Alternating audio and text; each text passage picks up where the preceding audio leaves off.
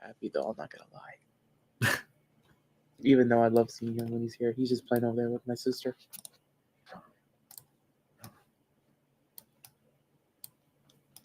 We're just in a slight lull here whilst I'm just trying to grab some stuff and go and get some more info on the storm hopefully soon from more recon passes. So sit tight, everyone. Next National Hurricane Center update in just over an hour. AF306 is heading in. Yeah, Nathan, I gotta go. I'll be back later. Yep. Following the NOAA plane, it's southwest to northeast. We should get some data from them soon. NOAA 3, more updates. They're just going through hurricane force winds in the northeast side. When was that drops on? That's an old drops on. So no new SOND data. But we're keeping it completely on top of this recon info. Do we think the eye will make a direct landfall on Jamaica or stay just south? It's looking increasingly as though it will stay to the south, which is obviously good news. We go to the slightly transparent view here, and even that's not very helpful, is it? Let me try and trace the coastline of Jamaica. Something like that. I think the island was actually a little bit further northwest. And you can see that some of the big bulk of the storm is now reaching the coast. And if we follow the eye, the last frame there was around here. There it is, perfect. And the direction it's been going this morning, it's been going that way. So if it keeps going like that, this is the northern eye wall. We'll miss Jamaica. But still, if we get some jogs northwards, or maybe even some further movement northwards, then the northeast eye wall could still easily impact the land area there, and then hurricane force winds on the north side of that, all along this area possible. So we're still looking at possible hurricane force winds in Kingston and a possible eye wall for some of the smaller places to the south, all the way down to Portland Point.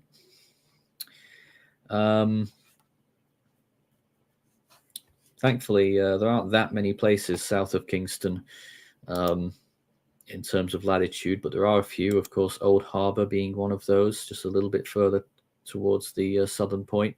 And then you've got Hayes, and then you've got much smaller communities all around those areas as well, which could get impacted by this. And then Alligator Pond later on, further to the west, which could get, of course, if the storm is gradually moving west-northwest, could actually get the strongest impacts as well. Shooting it back to these webcams as we watch the situation. Is it changing yet? Well, maybe visibility is just decreasing slightly there, but it's hard to tell without it zooming out. Oh, okay. This is the western side of the harbor, and looks like it's disappeared. This is looking at Portmore, and clearly they're getting a rain band right now. There's another viewpoint there, so they're definitely getting rained on in the western part of Kingston. I don't know how I missed that before, but there it is, a significant band moving through by the looks of things. So it doesn't look terribly windy, but we're certainly seeing a significant rain shower right now. Could Jamaica pull? If you could imagine your ideal way of working, what would it look like? Monday.com can make it your reality. With Monday.com, every business, no matter the industry or size, can simply work better. Monday.com adapts to every team's needs and connects departments in one unified workspace, giving the entire organization the ability to zoom out, track all moving parts, and make smarter decisions in real time. Get everyone aligned towards the same goals with built-in features, like Monday work forms that help you kick off projects and seamlessly collect data, and Monday work docs to co-edit and collaborate on ideas in real time. With over 180,000 customers across 200 industries, Monday.com empowers you to achieve whatever you do, however you do it. Go to Monday.com and start your free trial today.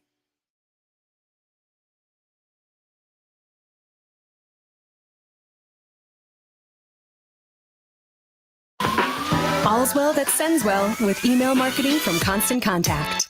Our drag and drop editor makes it easy to create branded emails that look great on any device. And with hundreds of professionally designed templates, it's easy to send beautiful emails that connect with customers.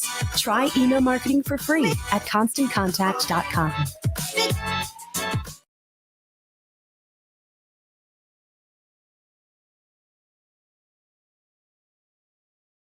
That the eye diameter might be something like 20 miles as well.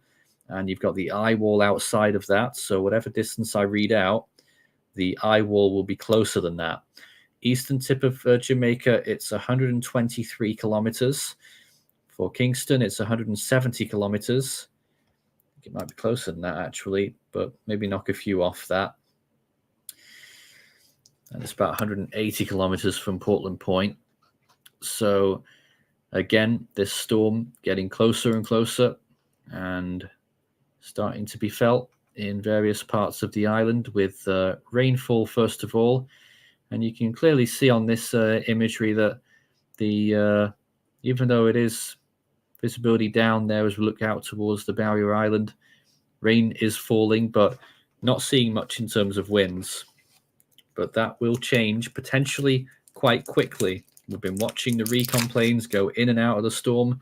They extend, winds extend probably to the eastern part of Jamaica. And we should be seeing some storm force winds happen here pretty soon.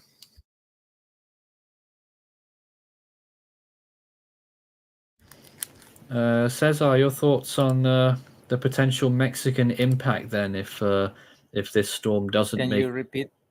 Potential thoughts on the Mexican impact then if this storm doesn't make a direct hit on Jamaica? I mean, I really hope that the storm gets weaker than we predicted last night. But of course, hoping the best for Jamaica, that storm will make landfall.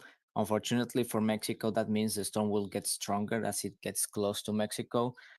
Well, people have been already in Mexico advised to take all the precautions and getting prepared for any case scenario about the approach of this tropical cyclone. So it's expected to make landfall in Yucatan Peninsula by Friday. So people has only less than 36 hours to prepare and to get already everything done for the arrival of this storm. So hopefully it won't be that it won't be a significant impact. Hopefully weaker than it's already is right now. Well, it's quite strong yet, but I don't know. weaker. Don't know about that. Yeah, I mean, I really want to hope that that the system will be much weaker than it is right now. But we yesterday predicted it will remain a major hurricane until it making landfall. And later on, of course, with you being in Nuevo Leon, very close, we're well inside the cone, aren't you?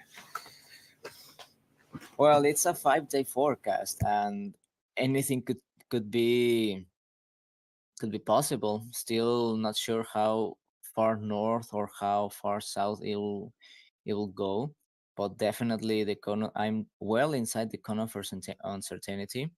And if it does, well, we are going to have another tropical cyclone here, in hopefully much weaker. And let's see how bad it goes, because with Alberto, we received a lot of rain and damage was done here in my HQ as well. So let's see. AF306 are in the eye right now. I don't know if if this part of the data has got the lowest pressure so far, but they're giving it 953.9. They may have squeaked in a slightly lower pressure after that data drop.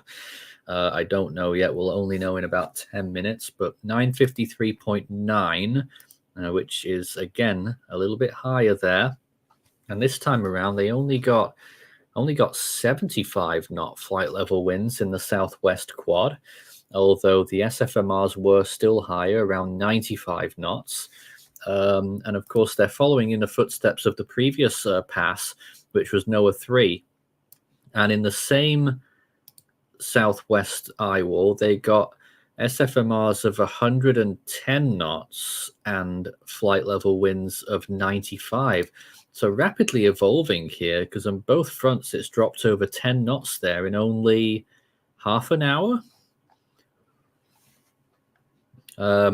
Really interested to see what they'll find in the northeastern quadrant, which is where they're heading to next for that next recon pass. So, but, well, very interesting there, and possibly a sign of weakening, but we won't get too excited about that yet.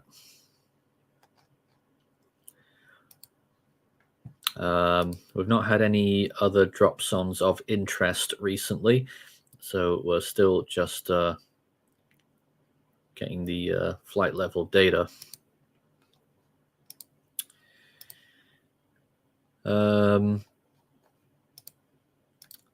So we're still watching this storm as it draws nearer to Jamaica, looking at those cameras every so often as well, and producing some rainfall. Another rain band that went through Kingston not long ago that we were watching.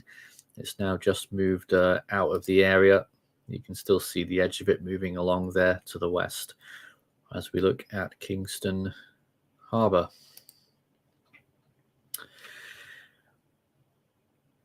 How many days until the storm behind it catches up? It won't catch up. It will always be a couple of days behind Beryl. 96L is what you're talking about there. That area of interest, which National Hurricane Center only gave a 20% chance earlier, and they are still at 20% now.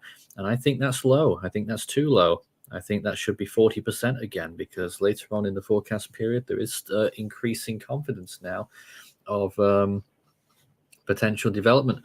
But that's another system that's going to keep us guessing all the way through. But the good thing that we can tell you about that is that it didn't become a tropical storm as it reached the Lesser Antilles, which is what the last thing that they would have wanted. The Windward Islands, which have obviously got devastated by Beryl just a couple of days ago. And now Beryl moving in towards Jamaica. Its next location ticked off on its itinerary, and still moving closer and closer to the island, with the latest estimate being 117 kilometers off the coast.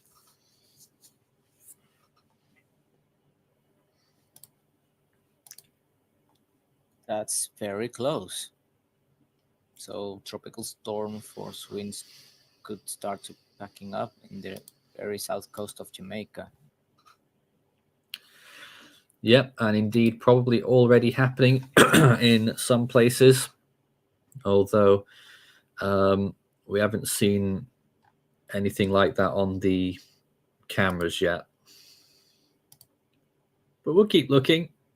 We'll keep watching these.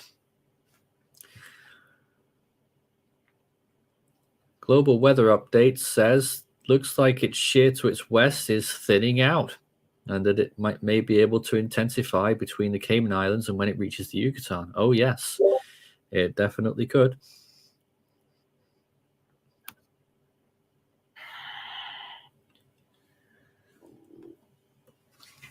But satellite imagery is still pretty inconclusive. You look into the eye of the storm there, and obviously the eye temperature is still greatly struggling, but every time it blows up just a little bit more on those cloud tops on the eastern side again, and keeps trying to wrap up, and it is succeeding every time. It's got a closed eye wall. It was probably open earlier on, and it looks like it's closed at this time. Look at those latest radar frames. It won't show you the whole eye there because it's near the edge of the radar. But once again, you're seeing a very powerful inner eye wall, and those bands which are really pushing through, and we're getting some really persistent heavy rain which will be reaching the eastern tip of Jamaica round about now. And a little good news though is that it increasingly looks like this motion vector will continue, it's almost certain now that Kingston will be spared the inner eye wall, but they could still get hurricane force winds. It is not certain yet that the southern parts of the island, from Portland Point westwards, will be spared the inner eye wall, but just a little bit further west, and it will. But all these places could still get hurricane force winds in the next few hours.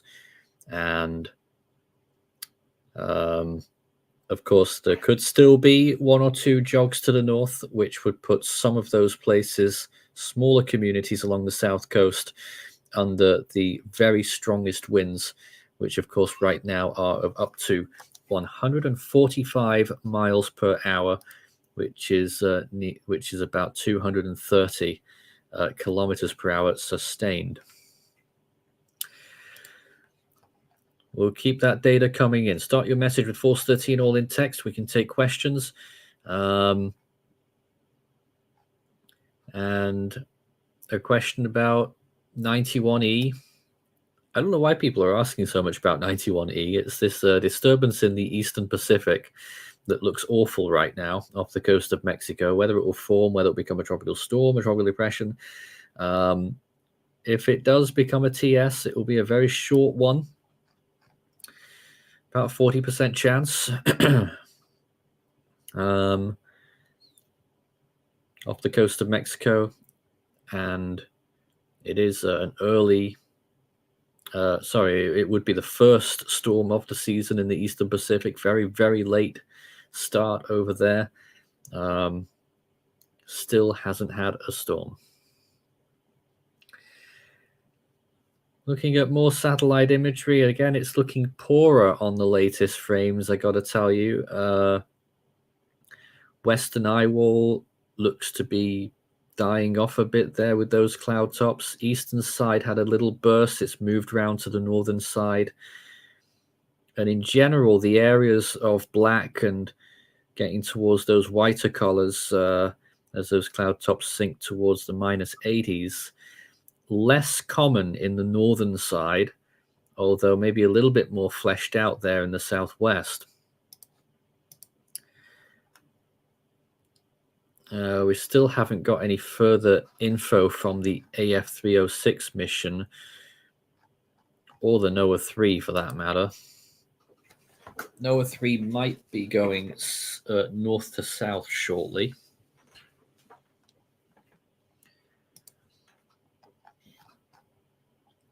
But we got no updates at the moment. Let me just double check some of the drops-ons. No, nothing of note recently. So if you've just joined us, Beryl is still a very powerful Category 4 storm. Estimated winds near 145 miles per hour. As we enter another hour of coverage here, it's now 9 a.m. in Jamaica and 10 a.m. for most of the rest of the region, as we watch this storm crawl towards the south coast of the country. Let's go back and take a look at the visible imagery again, looking better as we enter more daylight, with those high cloud tops reaching over the eastern part of the island.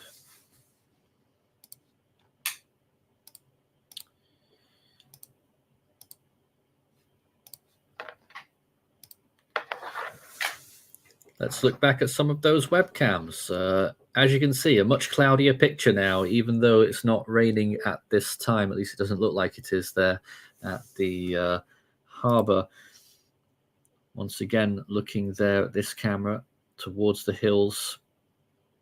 Looks like it's still rainy over there. And this is a close-up, another camera that's rotating a lot. One of the streets there. It still doesn't look particularly wet, actually. It may not have actually rained at that particular spot in the last bands that we got. I don't know how, though. It surely must have done.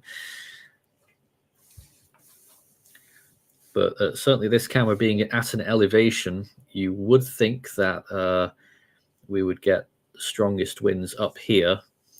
But still, it looks pretty calm, doesn't it? All the trees down there not really swaying very much at all. Every so often you can see one that's closer to the camera on this, which might give us a better indication. But still relatively calm in Kingston, and tropical storm force winds should be beginning somewhere around here very soon indeed. As we look back out to the harbour. AF306 has updated again, and it did get 953.9 in the eye. It didn't get any lower than that. So again, a pressure increase there, according to that extrapolation, really would only support probably 954. It had such low winds on the southwest quadrant, but in the northeast, it's just got 130 knot flight level winds, and it got just shy of 110 knot SFMRs. So again, painting the picture of a weakening storm here, a little bit more weakening by the looks of things. Personally, to me, that only sounds like it supports 130 miles per hour. Still, it would make it a Category 4, but it does sound like this storm has weakened some, and we'll see what the National Hurricane Center say in an hour. But some healthier signs that this storm might be starting to weaken. It won't be enough for Jamaica, though. Hurricane force winds expected all along the south coast of the island.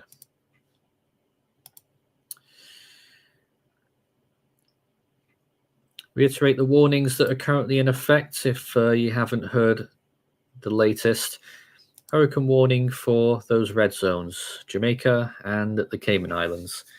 Hurricane watch is still in effect for the south coast of Haiti, from the border with the Dominican Republic to Anstahino, and the east coast of the Yucatan Peninsula, from Chetumal to Cabo Catoche. A tropical storm warning also still for the Dominican Republic, from Punta Palenque westward to the border with Haiti, and the south coast of Haiti from the border with the Dominican Republic to Anstahino. I would expect that the tropical storm warning will be lifted for the Dominican Republic at the next advisory, and the hurricane watch will also be lifted in Haiti. But that's just my expectation. A tropical storm watch for the coast of Belize from south of Chetumal to Belize City. And once again, expectations as we continue to watch these cameras today. Storm surge in Jamaica, possibly up to 9 feet.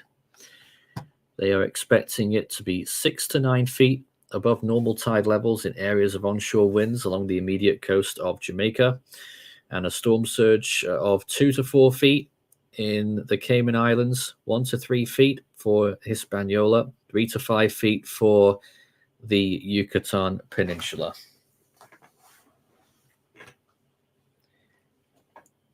We're still looking at this camera at Kingston, and I'm just going to leave this with you for a few seconds here whilst I do a little change around. I'll be just a sec.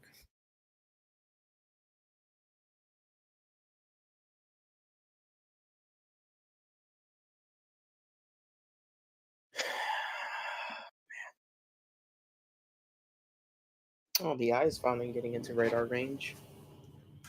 Certainly is.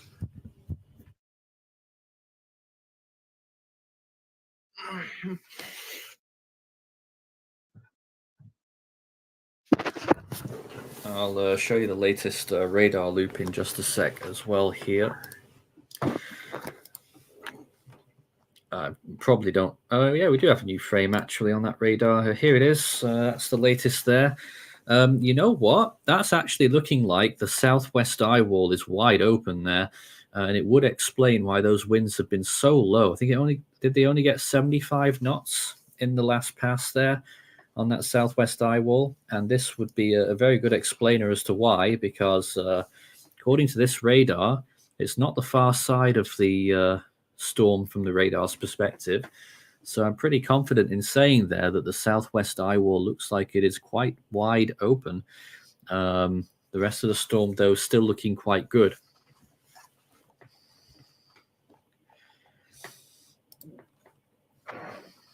That would certainly explain why it isn't strengthening.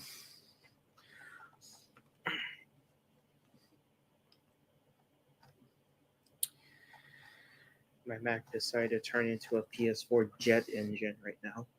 What? It decided to do full blast. Wow. A few comments thanking us for the coverage. No problem at all. This is what we're here for. We're usually best at early warning.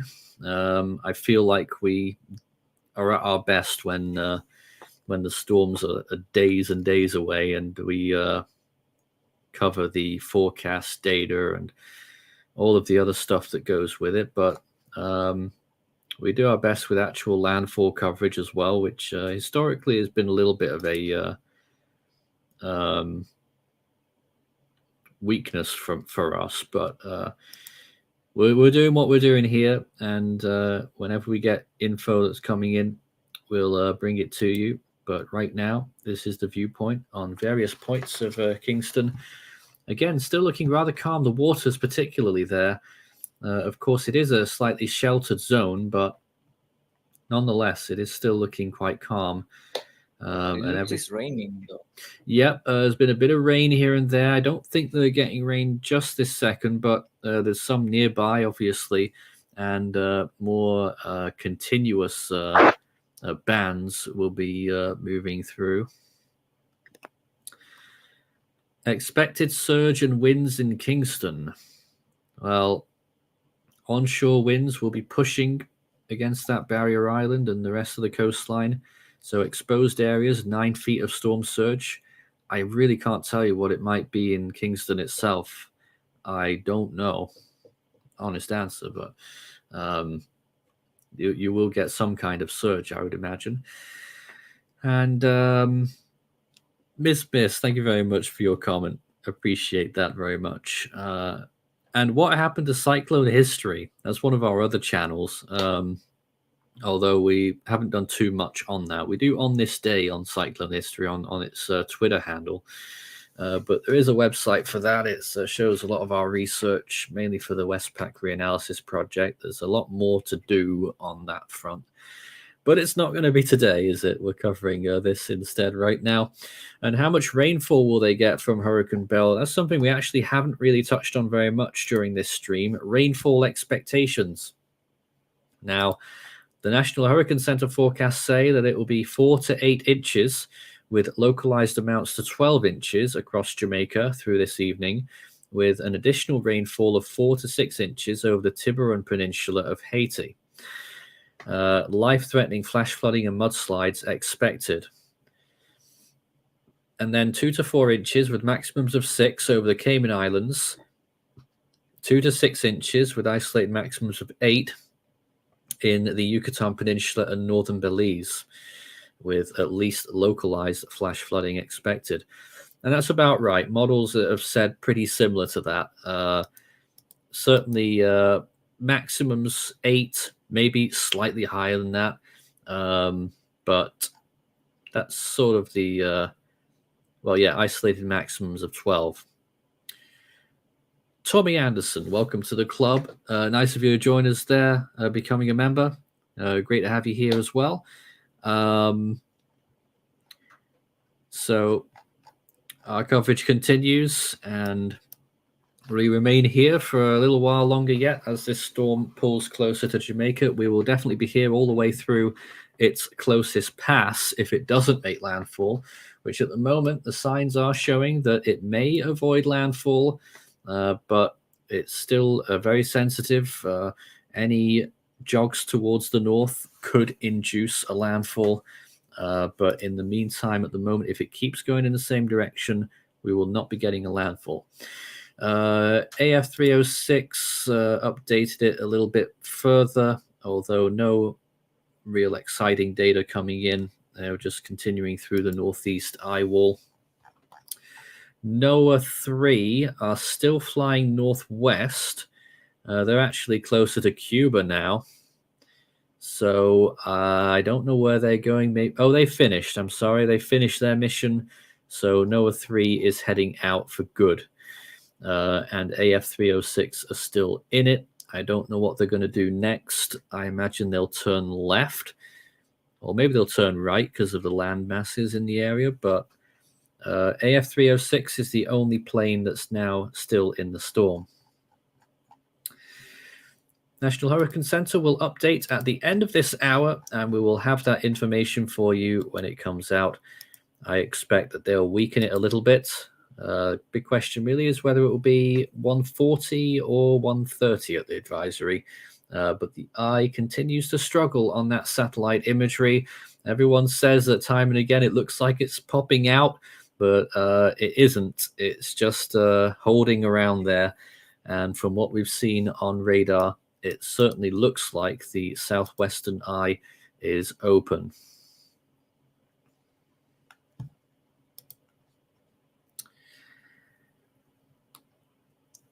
And just like that, yeah, saying that Beryl looks better in the last few frames.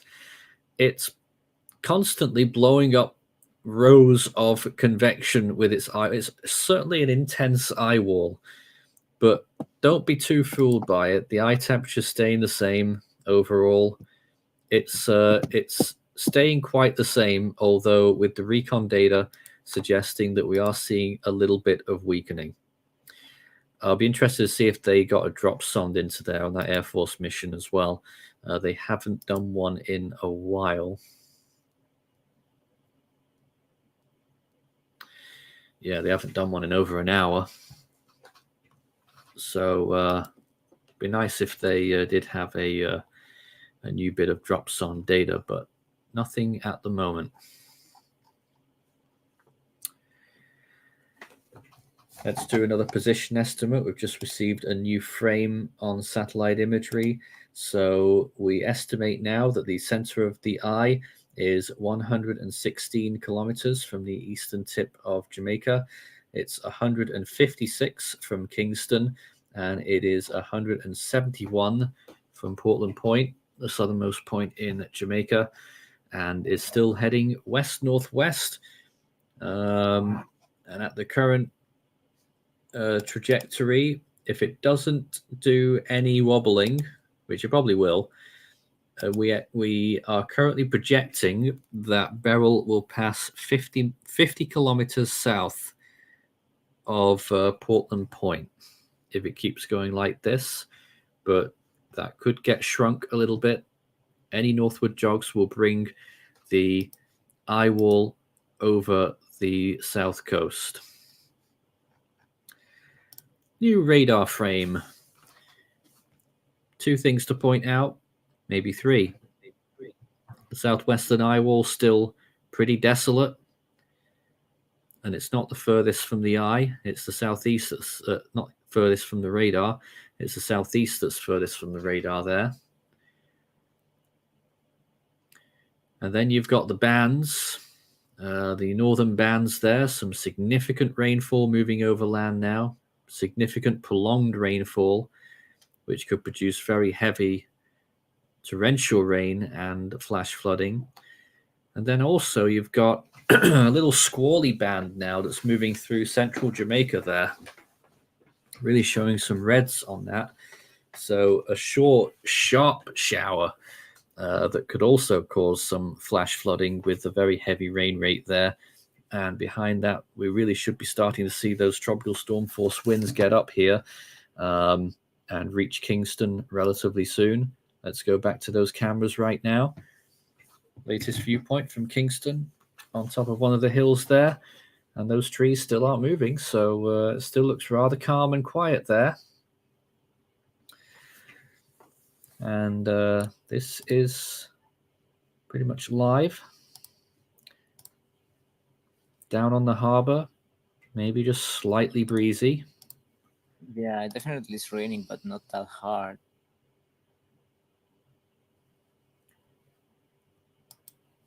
And again, looking at this little marina here, which gives us a better view of everything that's going on around us, because those two cameras zoom right in. But there's a lot of cloud cover there, quite a bit of rain in the distance there on the right. So we're getting quite a bit of this now, but Yeah, a bit of a breeze on those trees down the bottom, but really nothing special so far in Kingston. We don't really have any other viewpoints. But if it's safe to do so, please let us know where you are and what conditions you're seeing as you watch this stream right now. Erasmus says, will this hurricane get stronger as it passes Jamaica? Well, the further south it passes from a landfall, the better its chance is of maintaining or even strengthening as it moves on towards the Cayman Islands, of course. And maybe the Cayman Islands haven't had much love in this stream so far, but we are aware hurricane conditions likely on the Cayman Islands overnight tonight, and then on towards the Yucatan Peninsula, where we expect landfall tomorrow night, overnight into Friday. There is lots of lightning in the eye wall. Ah, Yeah, tons. are you showing us this? I mean, yeah. Oh, let's have a look at this just a sec. Jose's screen there showing, well, a few lightning flashes. I mean, it's not There was tremendous, like, but earlier. sorry? There was some like all around, but now it's just showing like these for now. I'm not sure why. It's not tremendous, but it's still, a fair bit of lightning. Always an indication that this eye wall could be strengthening a bit. But once again, look at that view there, and just that southwest side looking pretty appalling. There's hardly anything there. Yeah. I know it's near the radar edge still, but it shows a lot more on the southeast side, which is even further away. So I'm pretty sure that's quite legit there.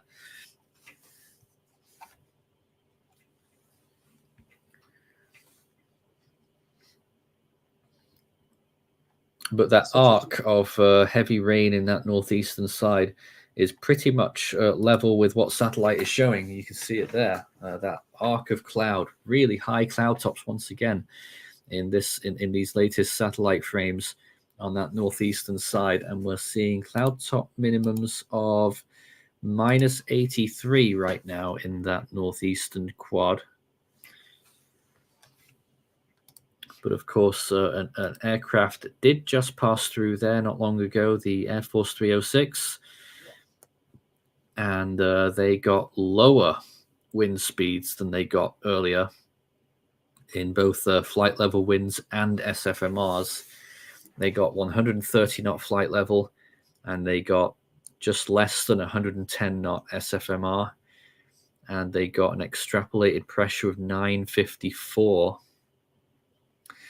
So if I was the National Hurricane Center, and I'm not, but if I was, I would probably give this storm 130 now and a pressure of 955. Unless we get some dropson data that adds a little bit more info.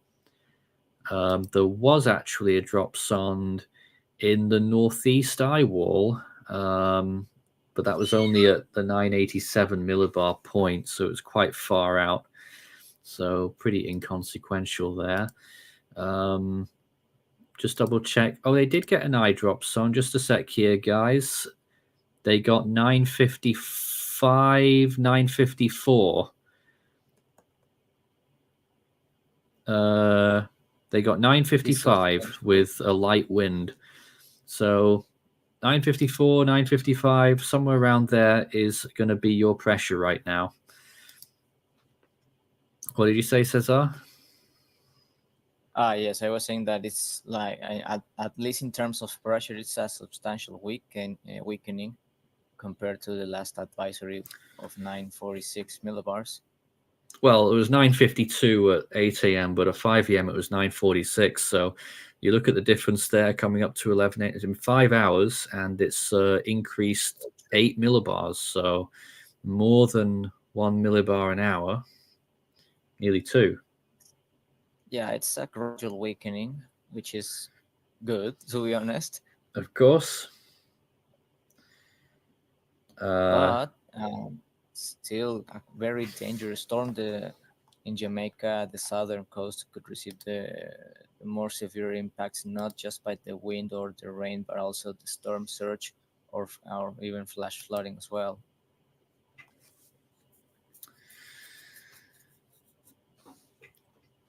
A little bit of a better visibility period there in Kingston right now. But again, plenty of clouds around and rain in the area. And this is going to continue throughout the day. Those winds are still going to increase. AF306 is now just off the coast of Haiti. They'll be turning one way or another shortly. I don't know if they're going to go west or south. But once they make their mind up, we'll be able to figure out where they might be going next, unless they're finishing, which NOAA 3 finished earlier. They're now flying over Cuba, heading out there back towards base.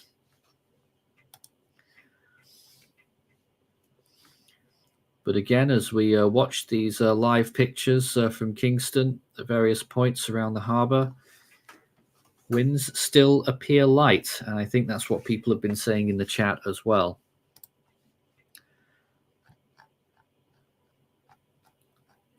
Start your message with Force 13 all in text, and we can take your comments live, especially at the moment, since it appears we're in a bit of a lull with just the one recon flight now, and it's nowhere near the center. So Mike says, how strong do we think Beryl will get in the Gulf? Come on then, Cesar, what are your thoughts on that? Well, based on the last night's updates, excuse me, we believe that it will re-emerge the Gulf of Mexico as a Cat 1 and intensify to a Category 2 hurricane before making landfall, possibly in the border between the state of Tamaulipas and United States, Texas. That was the Force 13 update last night, and this is the NHC. Exactly. They're still going for a brief Category 1 peak before Mexico, but with Beryl's track record, I just think this is too low.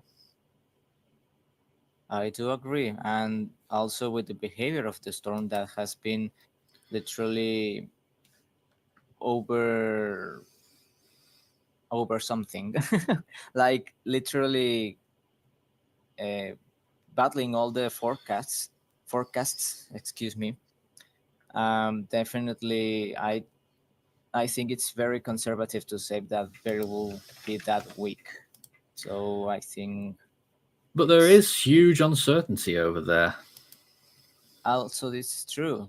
I mean, we don't know yet. The uncertainty of the conditions, it's there, but we've seen that the wind shear wasn't that high as expected initially, and could remain that way until it makes landfall in the Yucatan Peninsula. And then in Gulf of Mexico, the sea surface temperatures are extremely warm as well, and usually the conditions in the Gulf of Mexico are very favorable for additional intensification. So it will depend. It will depend a lot on how fast Beryl travels through the Yucatan Peninsula. It's moving quite fast, so maybe it won't get affected that much. But also, it won't have a lot of time to re-intensify if it keeps moving at the same pace as has been doing so far. Leo Moore says, how many days is Beryl going to last as a Category 4 hurricane? It's felt like Groundhog Day, hasn't it, the last few days? We've been waking up to a Category 4 for 4 days in a row, pretty much. We're hoping that it's going to come to an end soon. If it's going to continue to struggle here, and if we can get some wind shear to rip it apart a little bit more, then it may lose Category 4 status later today. But as it stands right now, it is still at that Category 4 intensity. The good news, it appears, is that it looks like it's going to miss landfall in Jamaica unless we see a pretty sharp turn now to the north. Although it could still get very close to the southern tip at Portland Point. But for Kingston, at least, and some of the other large population centers, it looks like you will be spared the strongest winds. Now, let's see what else we have here. A lot more questions came in there. What is Beryl's cloud top temperature? And it's still throwing up very high cloud tops. It's battling, producing a lot of energy. We're still seeing minus 83 degrees Celsius cloud tops there. And we keep talking about these temperatures for those who maybe the layperson. The colder those cloud top temperatures are usually an indication that they're higher up in the atmosphere. It usually means that there's a lot more energy inside them, and usually means that the winds are stronger, and is used as an indirect observation measuring stick, really, to determine how strong a storm is. Couple that with the rest of the cloud tops in general, whether there's any gaps in the eye. Recon data obviously is top. They get direct data. This is on satellite. It's indirect data, and then you've got the eye appearance and eye temperature on satellite as well, which all goes towards putting up an estimate. If you're wondering about satellite estimates, though, earlier on they fell to 120 miles per hour, and actually on satellite alone, the estimate has fallen to just 117 miles per hour. But we know that the winds inside the storm are stronger than that. However, the National Hurricane Center is still keeping it well within the Category 4 range. They will update within half an hour. I think they'll probably I don't know what they'll do, but personally, I would put it down to 130 miles per hour, which would still keep it just about a Category 4 for now. What's our forecasted landfall in the Yucatan? I think a Category 3 landfall is very possible now in the Yucatan, and I would personally forecast that. Also, we shouldn't rule out that Belize it's just south of the Yucatan Peninsula and could receive some storm effects as well. It could get very close there as well. They already had tropical storm watch, if I'm not mistaken. Tropical That's storm true. watch, and they're on the very edge of the cone. I mean, depending on how south or Beryl keeps moving, or well, not south, but if keeps the motion that has been doing so far, Belize may not see a direct hit, but maybe some rain could happen. Beryl is not a big storm as well, and the southern part of the storm is the weaker. It's the most weaker. The most weak part of the storm is the southern quadrants. Southwest by far, I think. Yeah. So if it keeps it on that way through the Caribbean to the Western Caribbean Sea until making landfall, then pretty much safe to say that Belize won't get affected that much by that storm, fortunately. But well, it's a 2-day period since today, so anything could happen. Daniel says that they've noticed that sometimes storms struggling with core structure when they approach a coastline, sometimes that helps them intensify and not a direct landfall. That can sometimes happen. Land friction can sometimes increase a storm's intensity briefly. What I always think about when I think about things like that are Hurricane Irma on its Cuban landfall, when it managed to reach Category 5 status again along its trek through the Greater Antilles, of course, historic storm. And also, when it made landfall in Cuba as a Cat 5, the eye wall was pretty much there nearby land and still managed to intensify as a Category 5 hurricane. Alexia says it's very windy in St. James. And Recon, the Air Force flight, is moving along the northern periphery of the storm now. So I think they'll be going in for another pass. And that will be, could be north to south, or they might try for the northwest side again. We'll find out soon enough.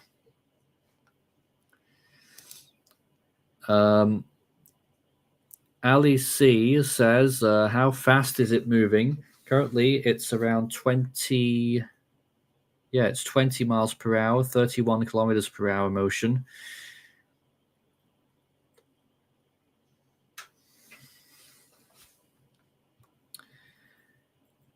And will it stay a Category 4 when it... I just lost that comment now. I think they said when it reaches Jamaica. Still could be. Shauna says that they're in St. Catherine, Jamaica. It's still, at the moment, no winds. Had a bit of rain in the early morning after 1, but nothing since then. Interesting.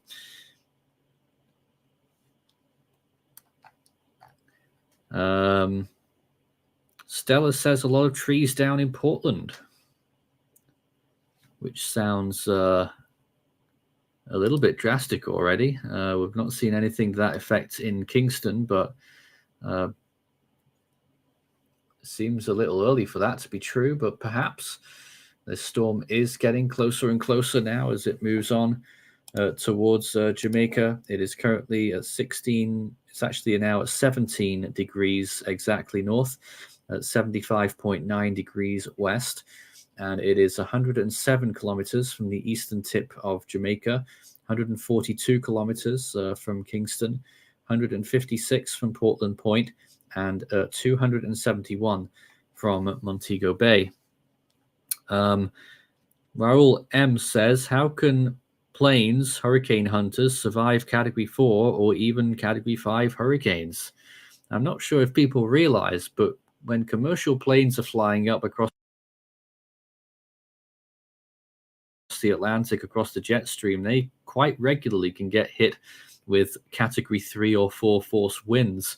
The difference is, though, those winds are a little bit more steady, which is why turbulence is quite rare. During hurricanes, turbulence can be pretty crazy. They all have, they strap themselves in when they enter these storms, and on occasion, they can get very dangerous. And there have been incidents in the past with Hurricane Hunter planes. It's always been the case. I think 4 missions in history have been lost, where the plane went down. So it can sometimes be a fatal undertaking to take on these hurricane missions. But thankfully, we haven't had such an accident in many decades. I think the last one was in the early 80s. So it is generally safe, but and the planes that they use as well, of course, are built for it. They have a few different types of planes. The C-130 Hercules, extremely rugged plane. The P-3 Orion, also very hardy aircraft. And we look out towards the coast there, off over the water again. A few waves moving in, but still not looking particularly dangerous, it has to be said.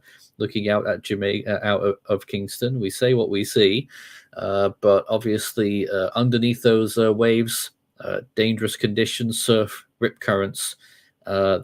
Obviously, you'd be crazy to be out in the water, and we are still expecting some strong winds to reach Kingston, which could still reach hurricane force, and you're still quite far from the closest pass of this storm. I expect that you'll get your closest pass in about 3 hours still.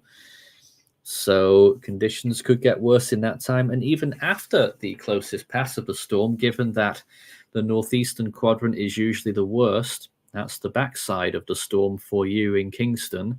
So it's something to watch for the whole duration as the storm goes by until we really get those winds down later on. But again, those are viewpoints from Kingston. showing various periods of rainfall, but we've really not seen heavy winds at all yet. I would only estimate that we've probably seen gusts of maybe 15, 20 miles per hour maximum so far, at least from what we've seen on these cameras. They haven't really had any squall lines. They've had a few rain showers, but there is one or two little squall lines moving across the central part of the island right now. And let's go back to the latest radar imagery. And fancy that. It looks like, again, I don't really know about that south side. It is now facing furthest away from the radar, but I reckon it's still a gap there. But also northwest, there's a gap there too. So we could now be looking at multiple gaps in the eye wall and possible signs of capitulation to at least some degree.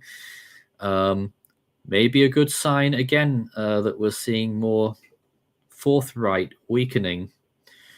But again, you're seeing some significant bands there moving along the southern coast of Jamaica, and Kingston is getting quite close to some of those yellows.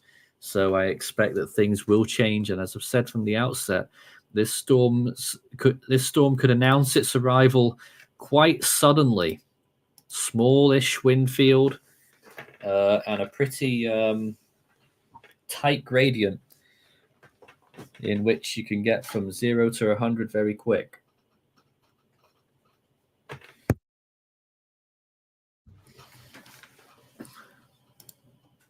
We're waiting for the National Hurricane Center's latest advisory.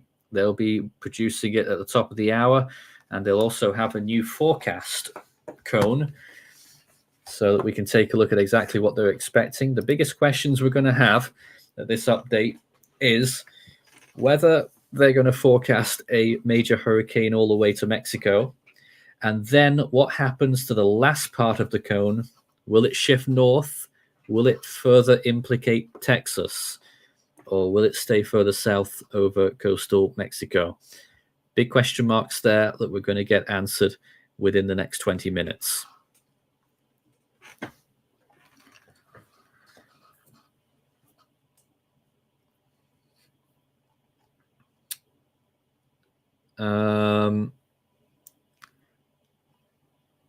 The Eastern Pacific is dead. Yes, that was a comment there as well. It is. It is quite dead. There's an area of interest, though, that could develop. About a 40% chance on that right now.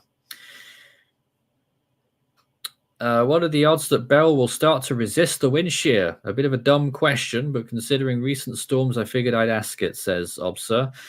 Wind shear has done a bit of a job on the storm. It's not done a full job on Beryl, though, and there's always a chance it could get better. But at the moment, it seems like it's got some serious problems with its eye wall, and so its strengthening is going to be limited until it can sort itself out. That's what we seem to be finding when it comes to the recon data and what we've seen on the radar and satellite. Let me see if I can get a sneak peek on what the forecast might say. Sometimes I get new data before it arrives. I think they may be calling. It doesn't look like they're calling for a major hurricane landfall in Mexico still, but they may be calling for a hurricane landfall in northern Mexico for that second landfall. But if what I'm looking at is correct, and I don't know yet, we'll find out for sure shortly. It doesn't look like there'll be much change in their forecast. We'll see if that holds true. We will find out in just a few minutes from the National Hurricane Center what they're running with for their 11 a.m. Eastern Daylight Time update, which of course is 10 a.m. in Jamaica. We'll keep switching these live cams all the time because we expect to see some pretty serious conditions reach the area soon.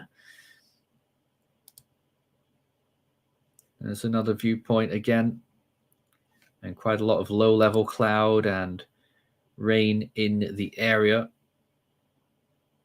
but really not very much happening on these cameras at the present time.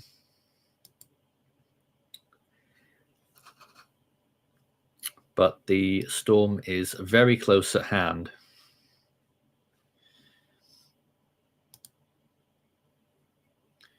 And there's Santo Domingo back in the Dominican Republic. There are still tropical storm warnings just west of there, although they may get lifted in just a few minutes.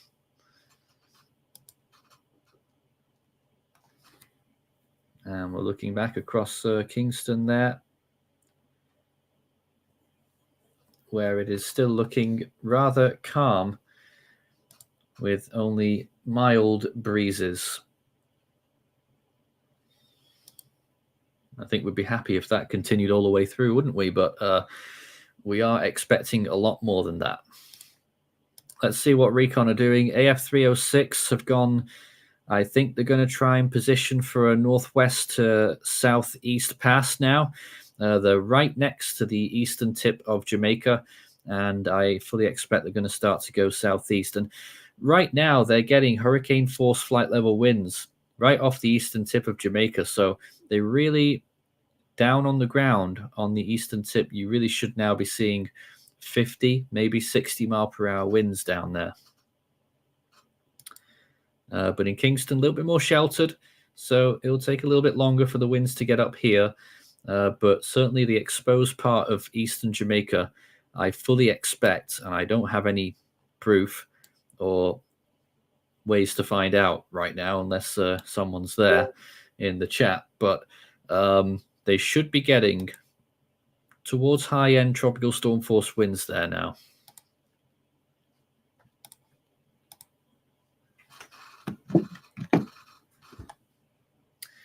Jose Cesar, any further thoughts on this storm whilst we wait for the advisory? What do you think they'll go with? I think they'll go with a low-end Cat 4. I was thinking the same thing. Yeah, this is. I think it's the right call for now. Yeah. And then we are just going to wait on how much it's going to lose strength after that. Has been really weakening very slowly, a very slow pace. I mean, sort of, but at 2 millibars an hour nearly. Well, yeah, now 2 millibars an hour. That's something. So possibly it's now starting there to be really getting affected by the adverse conditions in the atmosphere. But oh man, Beryl really held it very well during those past hours. Unfortunately, of course. Still a big westward element in that motion. If it holds that for a little bit longer, a couple of hours, 3 hours, the biggest population centers of Jamaica will avoid the eye wall. But some parts of the island may still get seriously stormy conditions with hurricane force winds that could reach up to 140 miles per hour. You know what? The update is out and they have still kept on to 145 miles per hour. I have no idea why, with a pressure estimate of 954 millibars. And they are still expecting the storm to make landfall in Mexico as a Category 2. And they are expecting a Category 1 landfall for northern Mexico later on. So the forecast that I saw before was correct, mostly. But somehow they are still running with 145 miles per hour, but I am not sure why. Recon data showing that the storm is much weaker. They've acknowledged the pressure there at 954, but still running with 145 mile per hour winds. Wow. I was expecting like 130 by now, but that's just wow.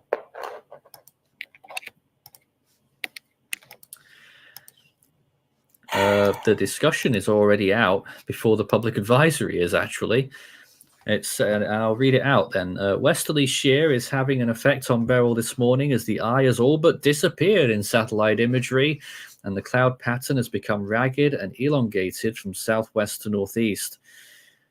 Hurricane Hunter aircraft indicate that the central pressure has risen to near 954 millibars.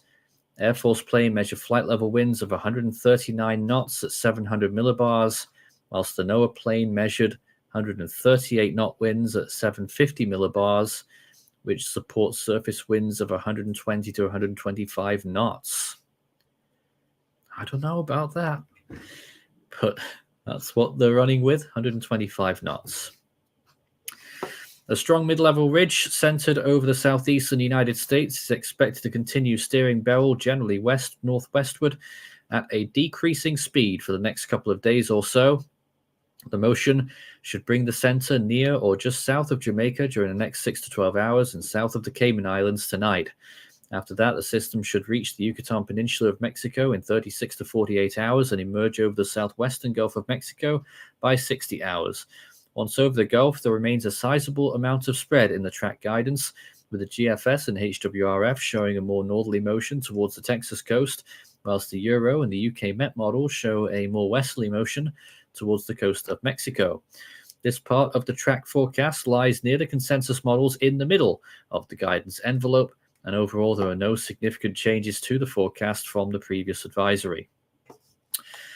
While there is some disagreement in how much shear Beryl will encounter before reaching the Yucatan, the intensity guidance expects enough shear that it agrees on steady weakening. The official forecast follows this and is at the high end of the guidance envelope. Beryl should weaken more whilst over the Yucatan, then slowly re-intensify over the Gulf in a somewhat more favorable environment. The intensity forecast again calls for the cyclone to reach hurricane strength before it reaches the western Gulf Coast, followed by weakening after landfall.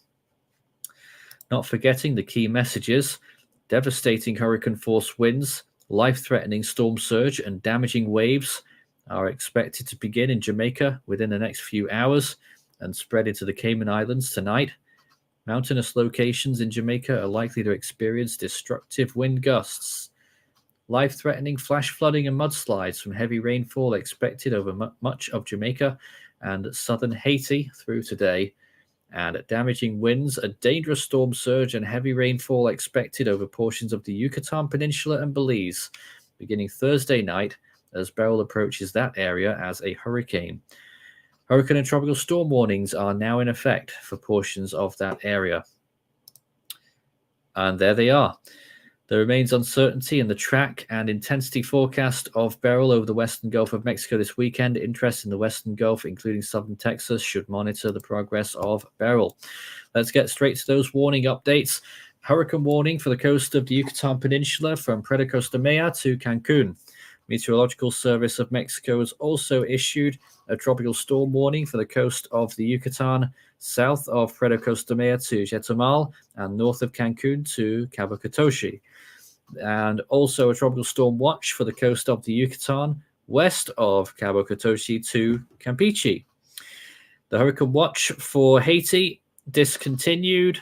Tropical storm warning for the Dominican Republic, discontinued. So another evolution in the watches and warnings in effect now then, with a hurricane warning now in effect for the Yucatan, and rightly so, because it's getting there pretty soon, overnight into the early hours of Friday morning. And still, somehow, they're giving it 145 mile per hour winds and a pressure estimate of 954. We'll update our graphics in a few moments on our bottom and left bars. It could take quite a while, though, so don't be expecting that to change too quickly. And it clearly has gotten a lot wetter in Kingston right now, as the visibility has gone way down. That's the bands of the storm reaching you now in Kingston, and they've completely gone out of focus. It's gotten so blustery. Just waiting for that camera to move so that we see something more close by, that we might be able to see if there's any strong winds. We'll come back to it. We'll go down to the harbour side and show you the viewpoint there again. Visibility way down with some significant rain here. But again, looking at these trees, only slightly breezy, really. But definitely getting quite a lot of rain there now in Kingston. Antho says the eye looks to be starting to try and clear up. At least the eye wall's convection looks to be wrapping around well. North side is looking good. How much rainfall will the Cayman Islands get from Hurricane Beryl? I can't remember what it said now. I think it's something like 6 inches or maybe 8 inches possible.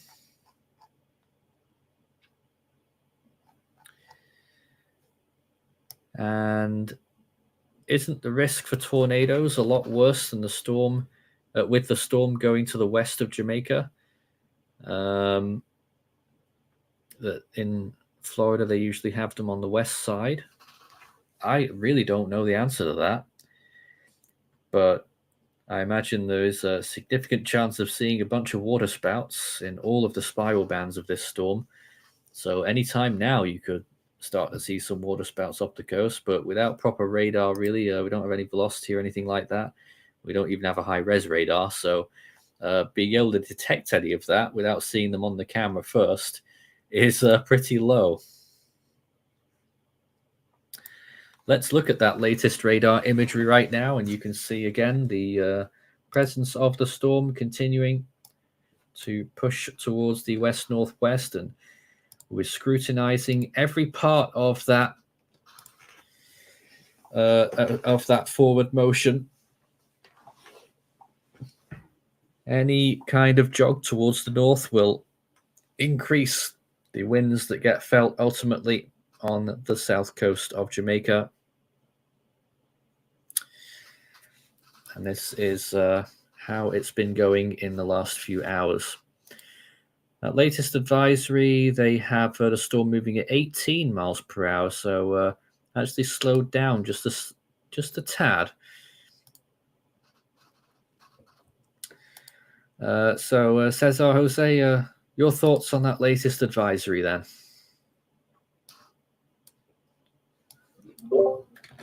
Surprising, to be honest.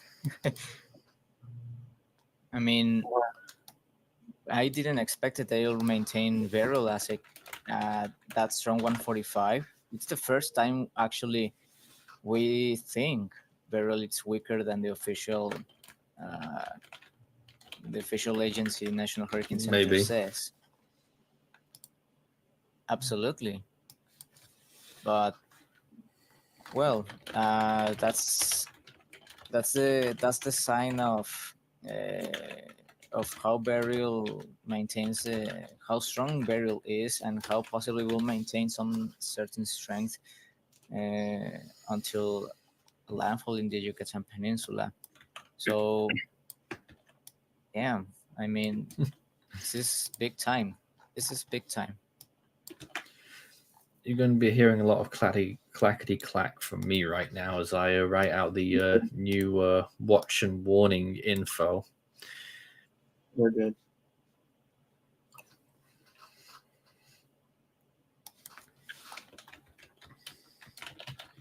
I'm just eating cereal right now because I'm hungry.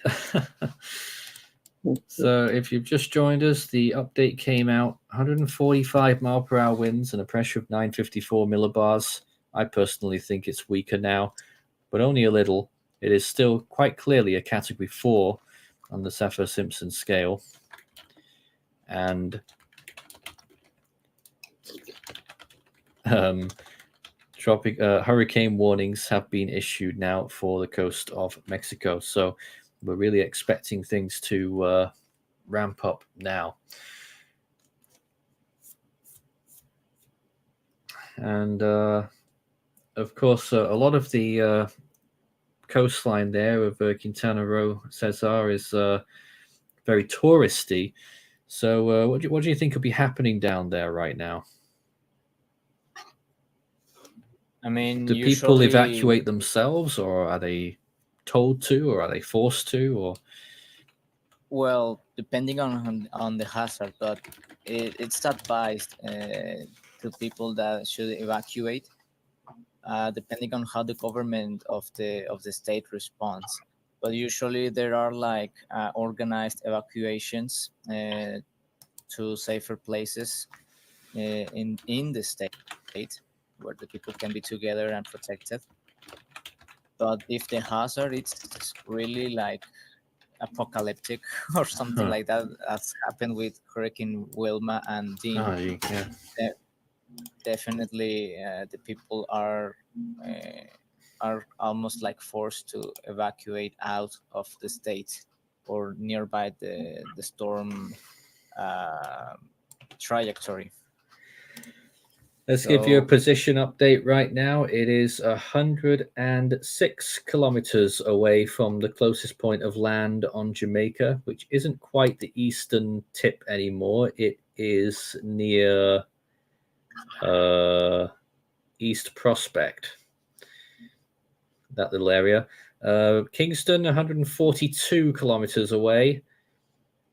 Montego Bay, 270. It is 609 kilometers. Ferocious fun for the whole family. African Lion Safari, Canada's original safari adventure. Book your adventure at lionsafari.com. So, what? There's a lawnmower in the back and next to my neighborhood. No, it wasn't that. But we're still watching Beryl. Live coverage here as it makes its closest pass to Jamaica. Some of our graphics there will be updated shortly. You'll have to bear with me here because I'm doing literally everything. But we're still watching this storm progressing west-northwestwards at a speed of near 18 miles per hour. You're going to hear some dinging now. That's the sound of my graphics starting to update. All right, let's take some more questions then if we can. Start your message with Force 13 all in text. Will the next storm form before the typhoon season wakes up? Well, 96L could do it, so no signs of life in the Western Pacific. So it could be that. The whole Pacific is asleep. Obser says it's Hurricane Dorian all over again, except y'all and Recon are the ones saying the storm is weaker while the NHC is saying it's stronger. Of course, remember when Dorian first got towards Category 5 status, that it looked nailed on a Category 5, and the NHC, one of the biggest shocks we've ever had during our coverage, really. They kept it at Category 4 on the build-up to that really monumental landfall in the Bahamas. Talking about wind shear there as well, it's currently around 20 knots of wind shear. And it's going to be variable right now in the next few hours. In fact, I can show you the GEFS ensembles for that. And they have all kinds of plots.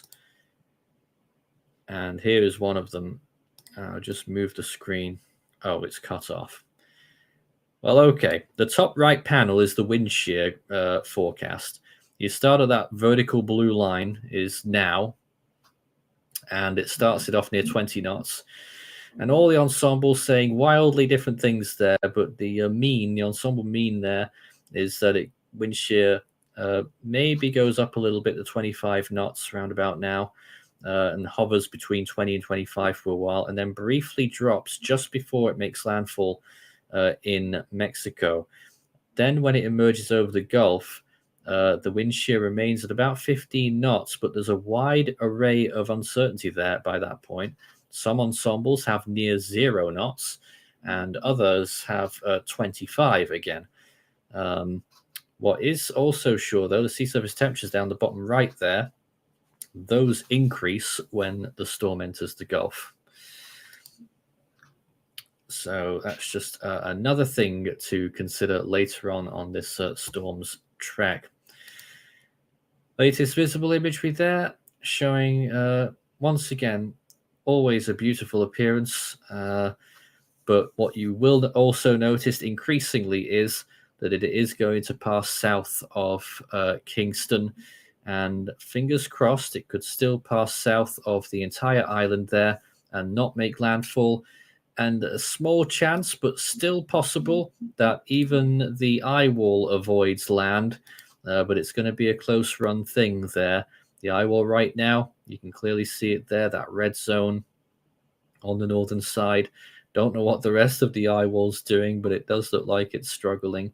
So that's where we're at right now.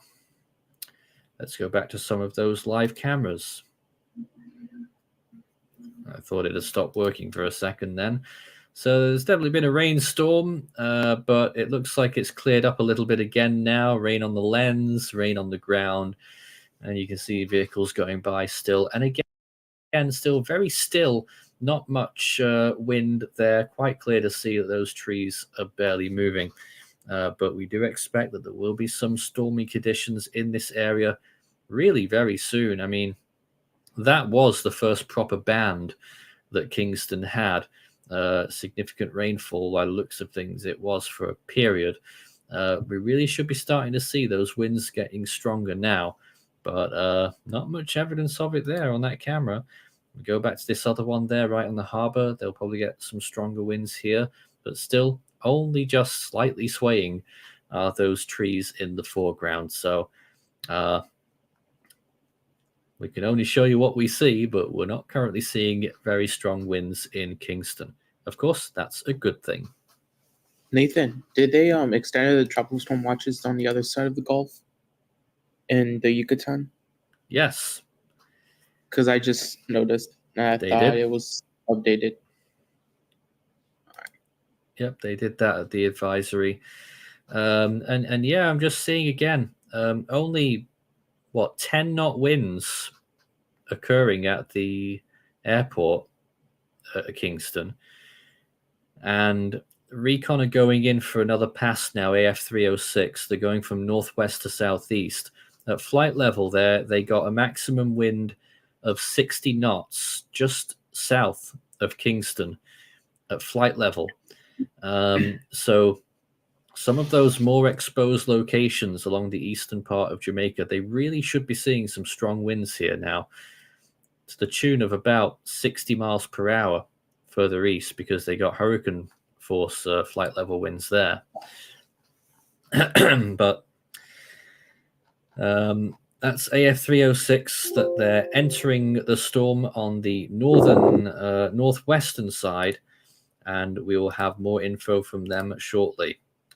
We can update our bottom bar now with the latest information and warnings, and they are running. Of course, we know the National Hurricane Center's update. Oh, there it is. Now with 145 mile per hour winds and a pressure estimate of 954, which is, of course, a significant increase in. I just can't see that being true. 145 miles an hour and 946, and still 145 miles per hour and 954. I just don't see it. I think it should have dropped just a little bit, but maybe they're erring on the side of caution. They don't want to let people. They don't want people to let their guard down. I can fully understand that if that's the reason, but I don't really see how it's still 145. But it's just 5 miles an hour here and there. It's not much of a difference. It is still a very powerful Category 4 storm moving in at a speed of 18 miles per hour is its current motion. It is just after 10 o'clock in Jamaica this July 3rd. Such an early time to see a hurricane impact anywhere in the Caribbean, really. Of course, it was an even bigger surprise for the Windward Islands, who were smacked with 150 mile per hour winds on the island of Kirikou, particularly, which has been devastated by the storm, as well as parts of Grenada and St. Vincent. I won't be surprised if Beryl actually breaks another record for becoming well, once it gets over the Gulf of Mexico, we don't know if it's going to strengthen even more.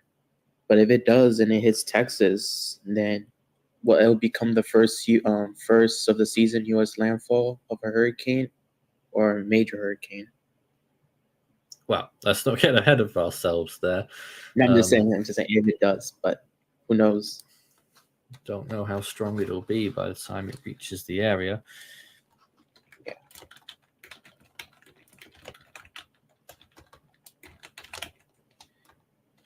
And you guessed it, I'm now typing a bunch of stuff out for our left-hand bar as well, which you'll see a little bit later on. But just to reiterate as I type it, hurricane warning now for Jamaica, Cayman Islands, and in Mexico, Puerto Costa Maya to Cancun. Hurricane watch was lifted in Haiti and is now in effect for Puerto Costa Maya to Chetumal, Mexico, and north of Cancun to Cabo Catoche, Mexico as well. Hurricane watch. Tropical storm warning still for the south coast of Haiti, westwards to Ansatahino, and also for the same areas as the hurricane watch, Puerto Costa Maya to Chetumal, Mexico, and Cancun to Cabo Catoche to the north.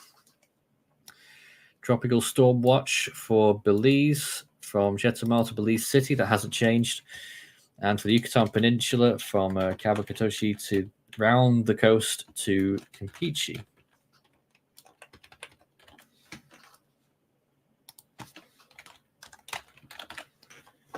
I'm just working on those boxes. So that's the latest from that last National Hurricane Center update. We will have a new iPass shortly from the Air Force recon plane that are in there right now. So we'll get some more info. But this storm is really closing down now, the miles before it gets to Jamaica.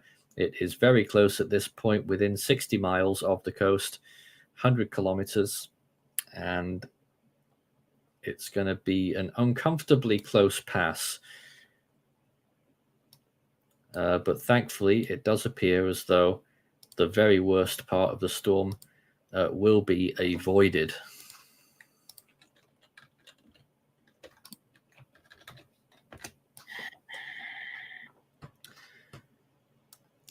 Again, I'm just working on some graphics here as we go along. So pardon us for being a little bit quiet here as we continue to put some stuff together, and then we'll be able to regroup and take some questions. So once again, I'm just going to go through some distances here. Distance from the closest point of land, now 101 kilometers away from the center of the eye. From Kingston, it is 136 kilometers. From Montego Bay, it is 261. From Grand Cayman, it is 596. From Cozumel, it is 1198.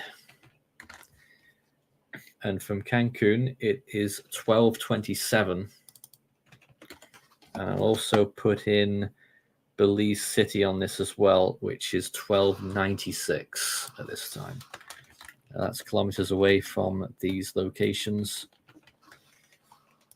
as Beryl continues on its way west-northwestwards. So I'm just going to export that now. Wow, you should look at this, Nathan. Okay, what? Look at those lightning strikes in the northern part of the I think the eye wall, because it's like the eye wall is like so messed up. It's hard. Oh, wow. I keep forgetting where it is. But look at those lightning strikes. That's insane. Tons of lightning. There's a couple on the east side, but mostly it's in the north. And I'm really not surprised by that. We're seeing huge cloud tops continuing there on that northern side right now. Let me just double check a temperature check on that. They're really cold. Into the minus 80s, definitely. It's minus 87 in the... There goes another lightning strikes. There they go.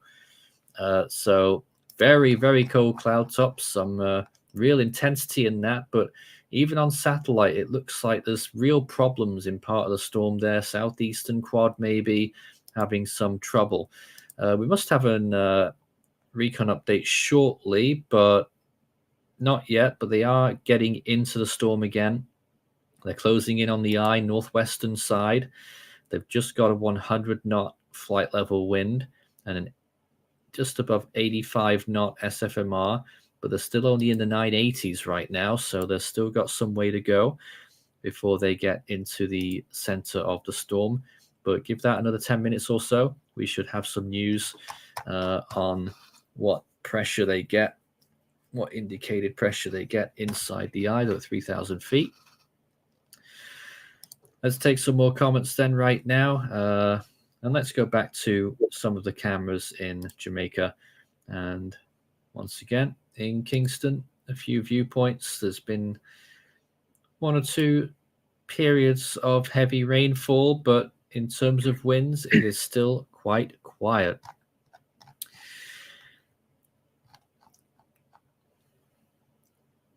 Galaxy says, what do the lightning strikes suggest? Usually, when we see lots of lightning concentrate around the eye wall, it can be a sign of rapid strengthening. But with an eye probably not closed, that won't be happening. And have we seen the amount of ace this has produced? Well, it's produced a lot, hasn't it? It's a big boom at the start of the season.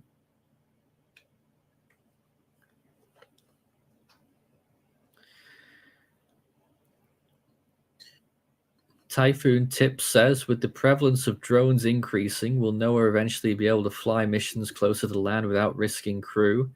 They have flown unmanned planes into the storms before. I think they started that a few years ago. They have the capacity. I don't know under what circumstances they send unmanned planes into the storm, but they have done it. Big Bees is worried about northern Mexico and southern Texas with the GFS model. It shows it might stall and produce a lot of rain. Well, that is also a possibility too. It would have to stall, though, to produce a lot of rain because overall, with this storm moving quite quickly so far, rainfall amounts have been pretty somewhat sedate.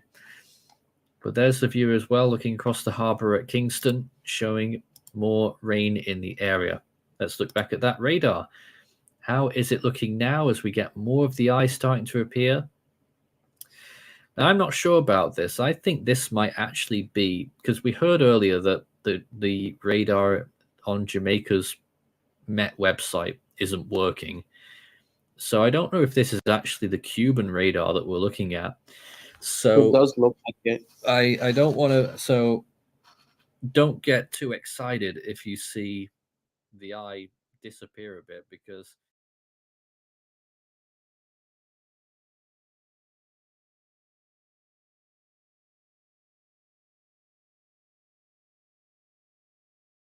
let me just picture that a little bit because this is something else with them here. I mean that at this me I talk about only myself anybody dead at Jamaica are only accountable for it because I don't know better. Me as a dead man you depend seeing I think we get something with you I talk about people and everybody safe and them things. Same way when you go to call people for go vote. All out people, everything we can so when you take them for vote, the same thing when you do with the people them.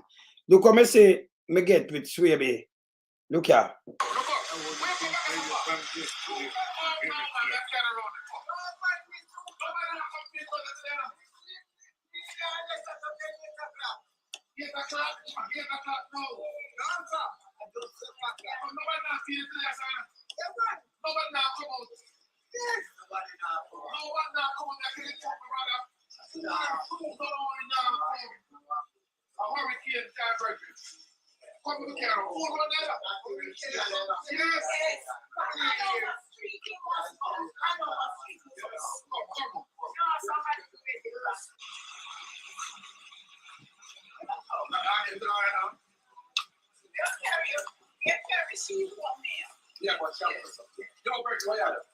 I didn't mean this now, people.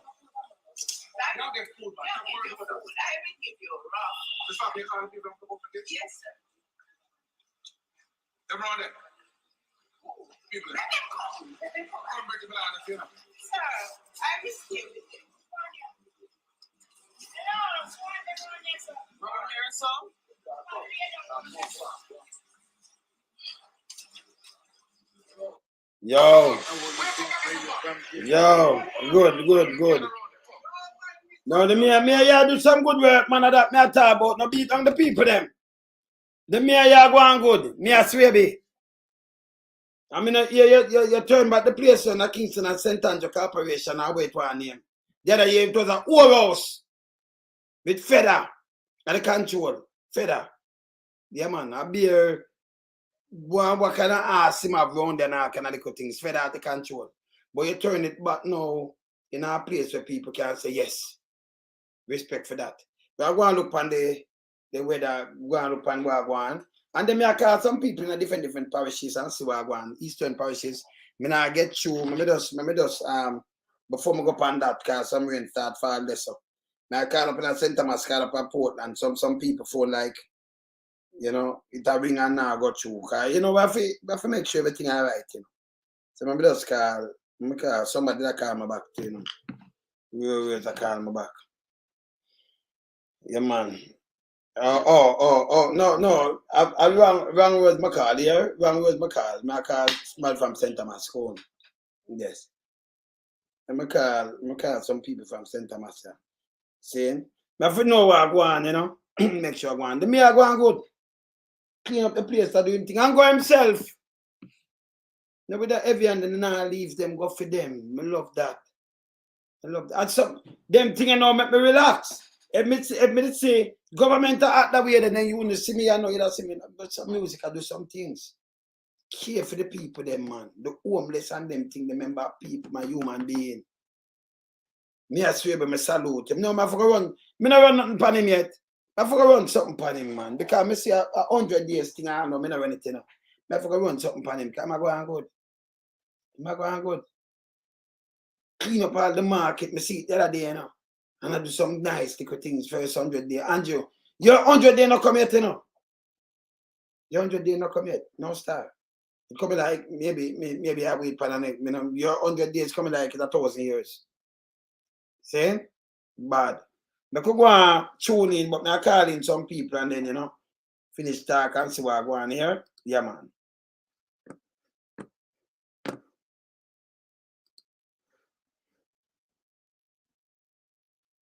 If we extrapolate that out, it will start to move away from even the westernmost part of Jamaica in about 10 hours, which would, of course, take us to 8 p.m.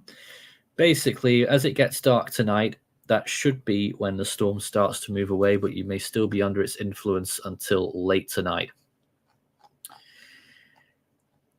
Not Mr. Popular was thinking of Emily 2005 as an analog for Beryl, and our thoughts on that. You can compare it to lots of things. We started out comparing it to the hurricane of 1933, then comparing it to Ivan, then comparing it to Maria, then comparing it to whatever else, and now Emily's coming up, and Matthew, and a bunch of other storms. So Emily became a Category 5 in the Caribbean as it was moving on towards the west in 2005, July. I don't think there's much of a comparison. Conditions won't be as good. And if I recall, this storm will be a bit further south. And Obser says, are we going to go with 130 miles per hour or stick to 145? Well, NHC still going with that 145 mile per hour tag, pressure 954. We'll wait and see what they find with this next recon pass. It might give us some more info. And speaking of which, they have just made that pass, and the pressure is still rising. They just got a extrapolation of 955. Otter AI summarizes the key points of what we talked about and all of our action items. It captures everything, even the slides that were shown. And then it packages it up neatly so that nothing falls through the cracks. By the way, everything I'm showing you is free. It goes to another level. It's like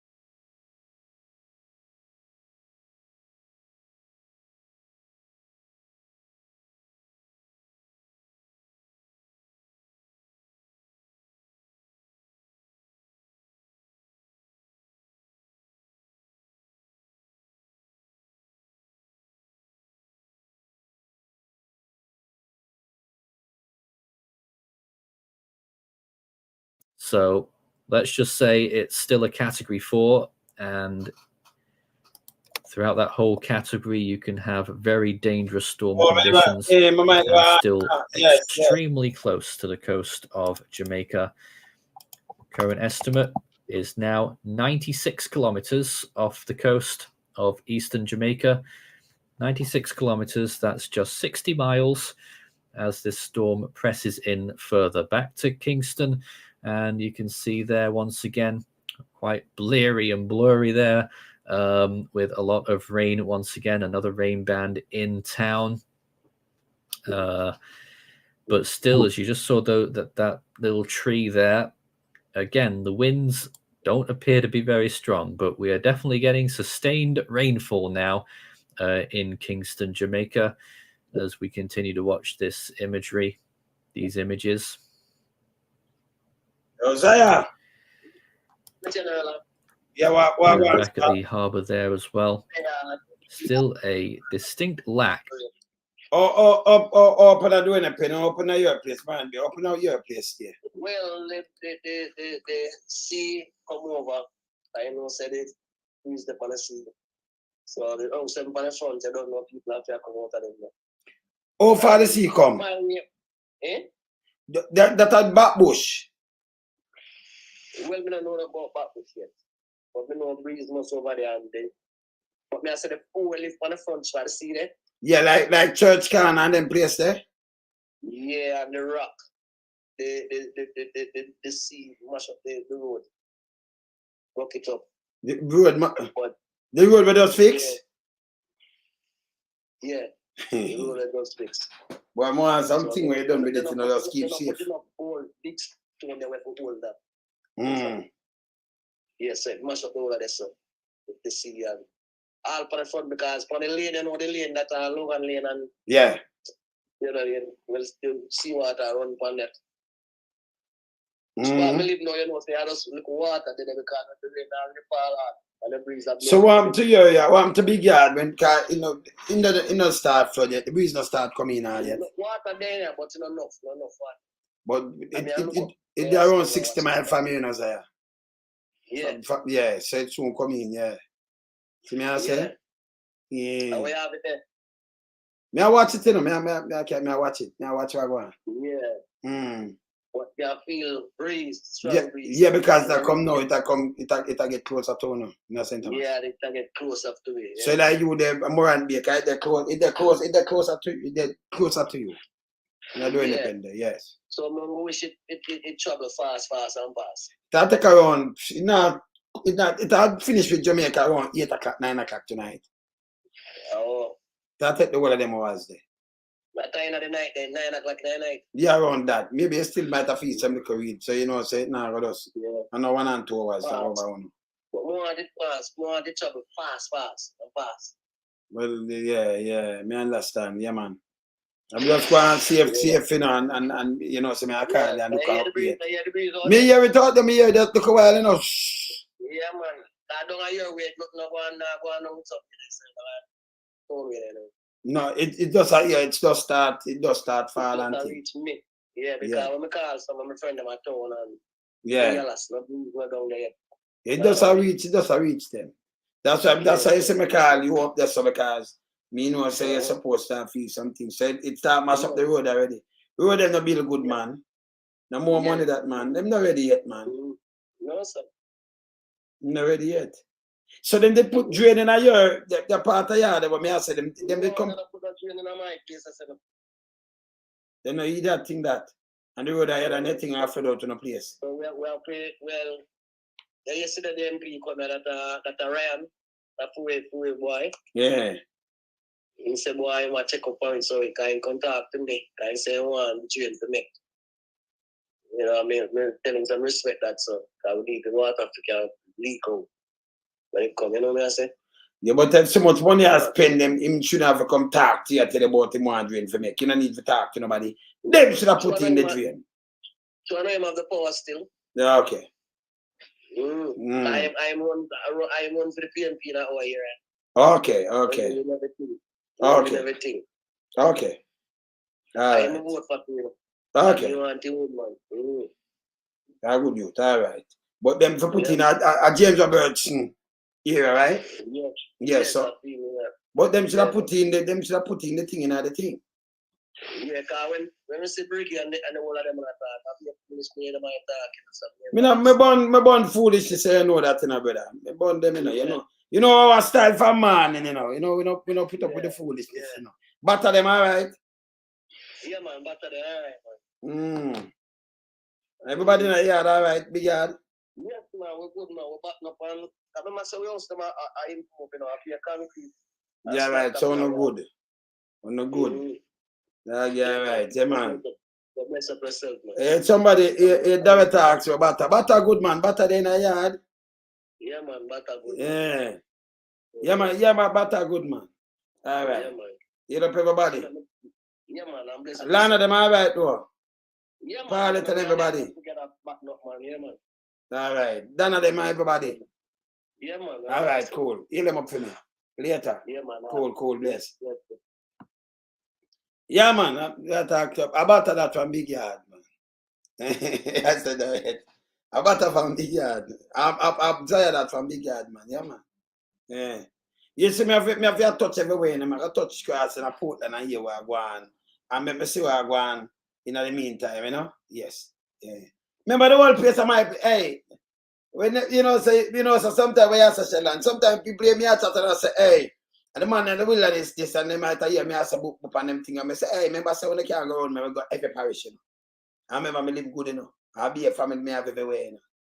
They might have think so I joke, oh the man sometimes them go and call me name and me ear too, you know. Me and them different, you know, because I live different, you know. Saying? And them not carry my influence. None at all. Yeah, man, so. You know my things that already? Yes. If you have correspondent all about, me talk to who me I talk to this, I talk to who me I talk to and call all over the place. I'm good. Saying? So I'm going to tune in all over the place. I'm going to go and watch this and then I tune in to the next place again, you know. Yeah? All right, there. I call Port Antonio, man. I call over there, man. Yeah, man. Watch me. So me just tune in some places. Yes, and then call over there. This is like Kingston now. Let me see where I go on here. So increased runoff and the potential for flash flooding. But NHC said it themselves in their forecast discussion earlier. The unsatellite imagery, the eye has all but disappeared. Well, that's pretty true. It's sort of there, but we're not really looking at the eye. We're more looking at all of the cloud tops that are surrounding it as we look at this imagery.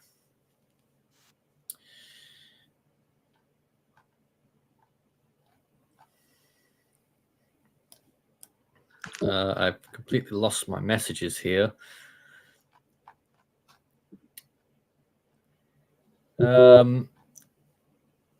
Again, a question about how long will Beryl, how long until it leaves Jamaica? Like I was saying, it will be after dark tonight is when the storm will start. Darren?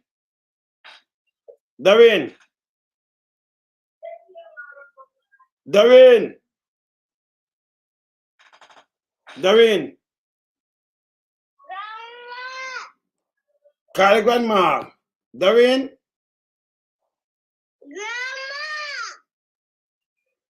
He helped. Darren, answer your Never have got phone. You make your granddaughter answer the phone. Answer your phone. Darren. Come, Darren. Darren, answer the phone. You are gonna call her there. When you hear her, don't. Darren. Hello. Darren, answer the phone, man. Oh yeah, but oh me I call in answer your phone. I want to tell you because might never come for you. Eh?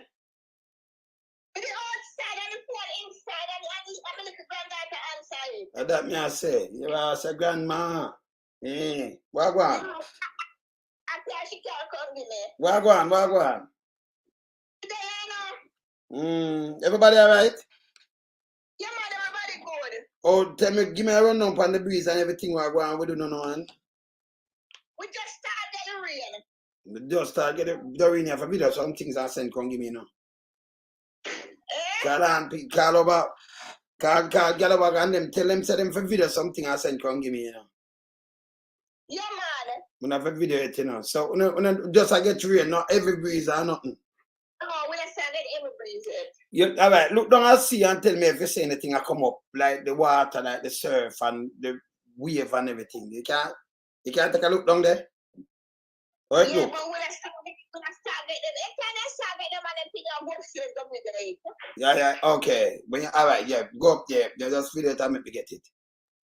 Yeah? Yeah, man, we do everything I want to send come here. But I get Kwame in there. Doreen. Me don't know nothing about Kwame, you know, Kwame like idiot. Tell him to me, say me double that. I'm gonna call him. Make sure him come out of the thing. Yeah? Because be there. Show over there? Show over us?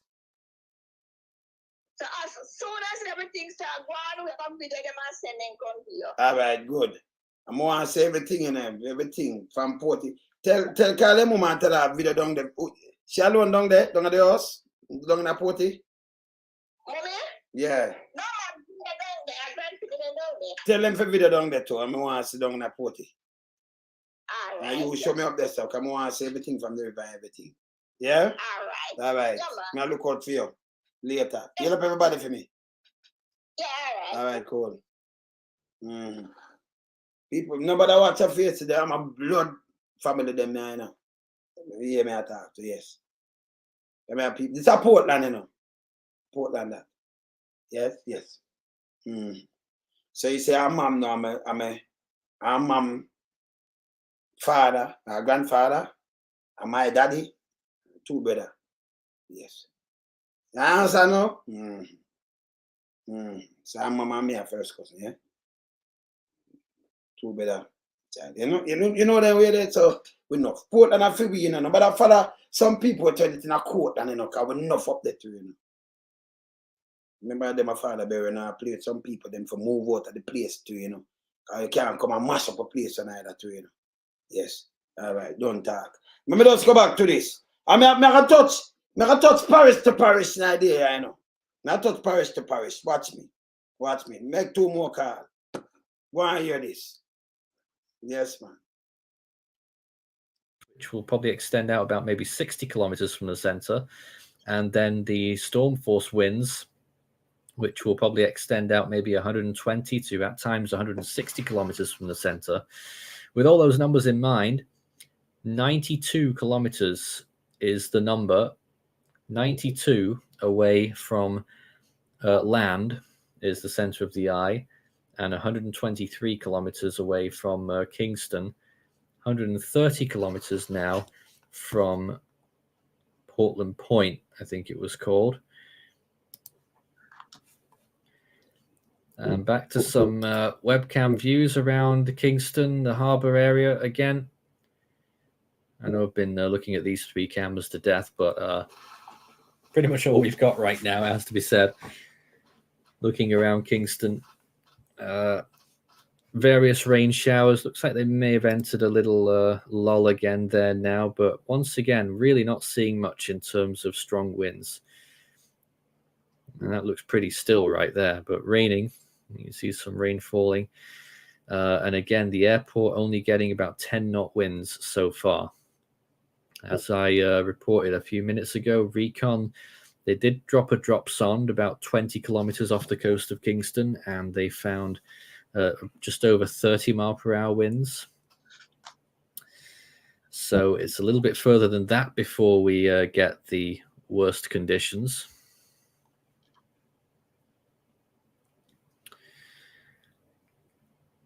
Brady says, is it just me, or does the worst of the wind shear continue to outrun Beryl? Well, Beryl, to an extent, is probably pushing it along. Eba says, after it leaves Jamaica, does it have potential to organize more? A little bit. Big question is, how much intensity will it have left? Yo, Marvelous. Hello? Hi. How you doing? Can I speak to Marvelous? Wrong number, please. Okay, cool. Yeah. Number change. All right. Black that one, yeah. Black this.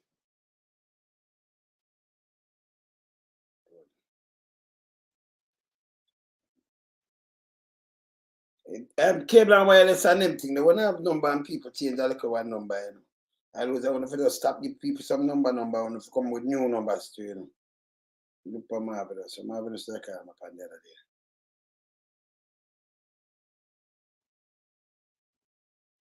day. Marvelous. Yeah. And I could go and watch this. It's just looked the same every time. I really don't think I'm never really convinced that it's getting much, unless I see some more convincing radar or recon data.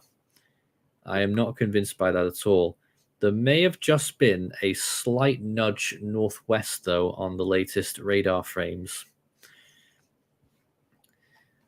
I'll let you make your own mind up looking at this imagery here, but perhaps a slight northwest jog there.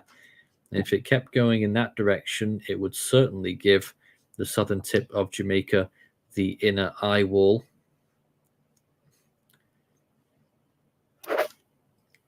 Like we've been saying all along, it's going to be a close one. Oh, man. Yes, Jose, you are still on the air. I don't think you want to be, do you? No, I want to be here. Just being tired.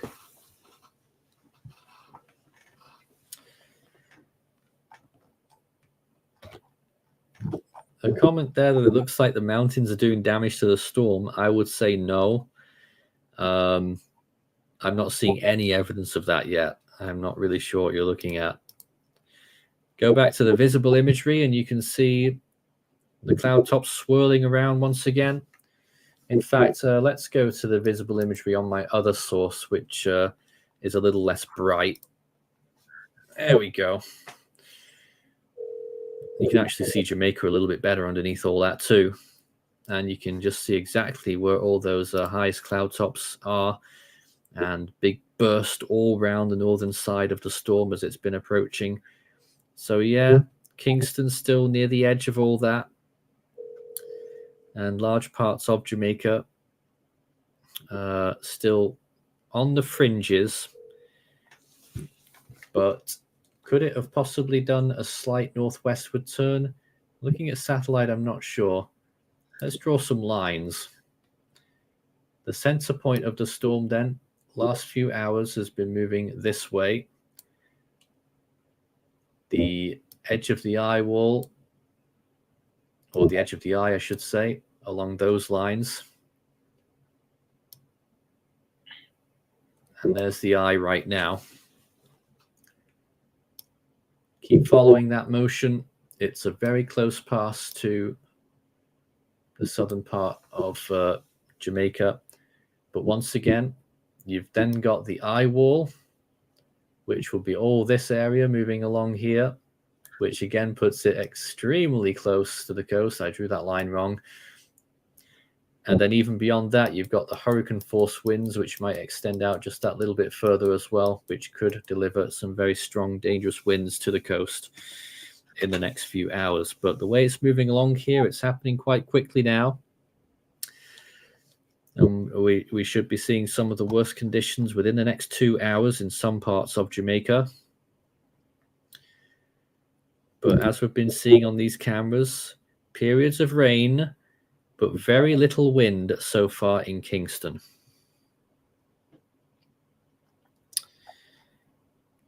Feel free to share the stream whilst we're going along here. We're doing our best with this coverage today, and it's absolutely necessary. And how is Beryl's moisture bubble doing? Are there any signs of dry air intrusion? It's looking fine. I'm just wondering if there may still be weaknesses on the eastern side or not, but I'm not sure right now. I would say probably not. Aidan says, is it just me, or does it look like there's a possibility for TS force winds on southern Cuba, like the extreme outer edges? Chances of that are still around 25%, so it can't be fully ruled out. And more comments and questions about lightning there as well. Jose, are you seeing any more lightning? Let me take a look. And yep, there is a lot. Still quite a bit. There goes another flash. There we go. Much better. Yeah, look at that view. Also showing off those extremely high cloud tops again, which is still very impressive. We briefly had a maximum. Crime suspect. You can hear me? Yeah, hear me? Yeah. All right. What? Me just a call you. I want to ask you how down there. You damn your pen?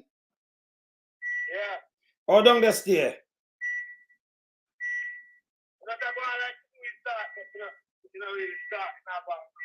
So you not get nothing yet? You know, no rain, no start or nothing?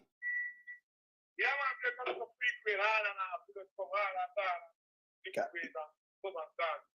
Oh, so you're on and off. All right. Yeah. I know you're not just carrying and I've got a couple more places down there, you know. Now I run back and come check. You're good though? All right, good no. Good. Oh, you mean, man? Go and keep up the thing now, man. Go and knock up now, man. You seeing, brother? Yeah, man. I'm not cool no better, man. You're good, man. Not say nothing, man. I want to, man. 1, 2, 3. Not say nothing. Now I call the back. I'm have to keep update for one, yeah? All right, fam. Cool. Yeah, man. Anything. I make sure you video some of them things there for me, you know, because I remember more everything from down the Clarendon area, yeah? All right, cool, fam. Yeah, man. Yeah. So I do a thing named parish to parish, you know? Yes. I do a thing named parish to parish. So, you know, yes. I follow it, you know, so I see where I go on, you know. So I want to go Manchester, you know. I have so much people, you know, but there's a car people, one, just run through and then run through, you know, where I go on. Me where I go on, yes, sir. Live near to have some coast and the town, them and them thing, but the scar, you know. See? Yes, man. Yeah, man. So if you knock it up and know where I go on all over the place, how them I feel. I run going to Manchester now, you know. Answer your phone, Spanner. Fast. Yeah, man. Wow, what's it? So I'm phone off. Phone the off. Alright. Call the next man from down there. So we just go and call up some place now, go and watch the thing and go and call it. So I call this already, I call this. So I call Portland already, call this. But I call St. Mary too. Oh, I call St. Mary at the same time. Mm-hmm.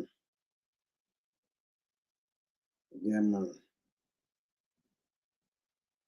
You have to call one of them kind of look up place there. See me I say? Okay, I know who I call. When I said St. Mary, you want to see them look now, so I pay man, I call, man. What's this? So, on a fenugrees.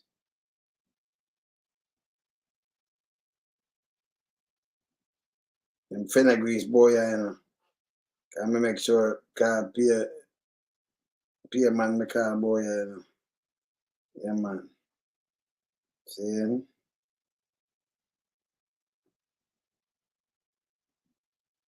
Yo, waiter, call me now, call me, give me a rundown, call me. Can I look for your number? Should I look for so much number different tastes? Just call me now. Give me a rundown from down there, sir, yeah? Yes. So I call all over the place, you know. And then I knock sentence and knock the place. I want to see what I go on all over the place. You know, then I knock Trelawney and knock the whole place. Knock on a Senti. Saying, knock over Portmore, knocking on Spanish Town. So I call all over the place, you know. Yes. Saying, I could go and see what I go on the club.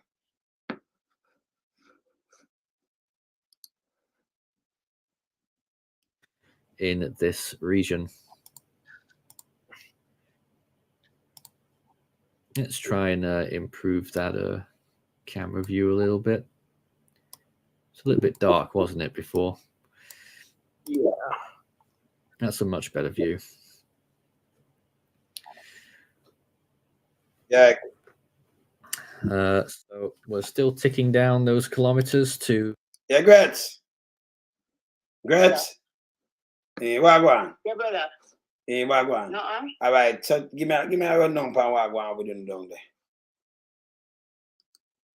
Oh, Daniel said just to really I get so far. It not falls so hard, it just barely coming down. Barely come down. East Kingston. All right. Yeah, not no breeze or nothing so far. I'm not getting a breeze or nothing at all. Not tree not drop yet. No. All right. Just the career and trickle. All right. Remember you have to video the thing there, man. Yeah? Yeah. All right. Yeah. So we just a touch right on. Soon touch it back. Say anything important video sometime. Yeah, man. Cool. Yeah, man. All right. Cool. Yeah. Yeah, man. So let me just go and touch. I just touch the place and make sure, you know, I say everything all over the place, you know. You see me I say? Yeah, man. No, you live on for a car. I say me can't car. I met you live near to Bob Marley Beach there, so let me just can't met you. I can't make up that thing. Let me say met your phone up. Phone up. My car,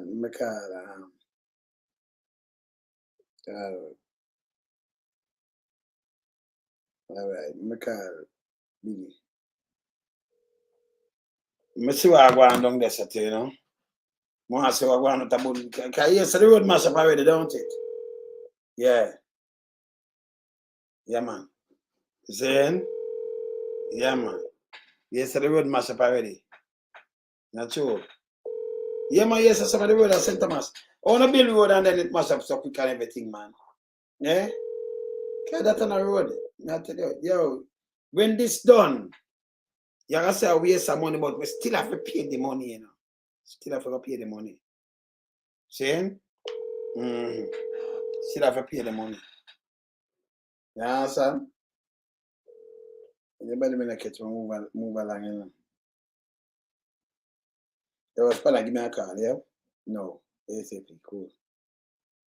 You understand?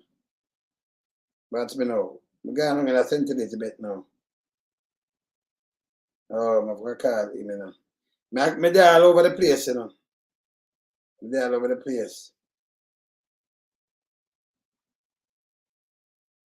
Me there all over the place. I call all over every parish me I call, you know. I want to see what I go on. See? Who me get? Who for phone not dead? You see? Yeah. It's good when you can do them things, don't it? With these, don't. Great, man. Well, Paula, you know, so I have a pass you for know what I'm going down there, you know. Call big man thing, but before I call them, I have to call you first because you down there. So me soon call you. Me not go around you. Me cannot call down at your place and not call you. So me have to call you. See? Now, yeah, move on to somebody else down there. Yeah.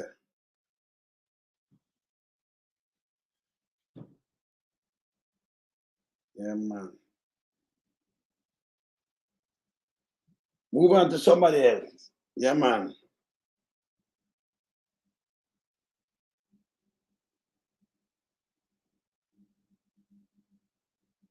Somebody else down this.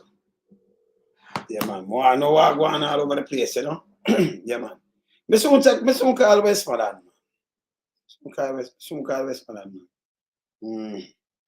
Soon call Westmoreland, I call right on the place, man. See? Yeah, have a lot of people like they don't have no current neither. Like when you call, they can't see the phone number. I'm not gonna show you the name, but you see the number, it a ring, but you know, see it come on. So you know, you just call the next man from down in the place. Let them phone off. Cause public service, I check up the thing from yesterday. By the way, them have a fire truck or drop in one of them road. I don't know how it drop in the road and it mash up, you know. I have to show it, you know. I have to show it because it's unbelievable. I mean, I want them blame it on the storm, because the storm not reach it. You know what? Well, I'm showing you the fire truck. And then we can talk about this. Because yes, after the storm now, it dropped down. But dropped down from yesterday. See? I'm showing it from now because I don't want them to the storm on the road, but that even worse because I mean the road it does fix. You say you just build road and when you look things that drop down the road, man, it's bad, man. Look here. And I'm saying, look here. Are the wheel them that road, you know? The road give way. Down in a mobile side, look here.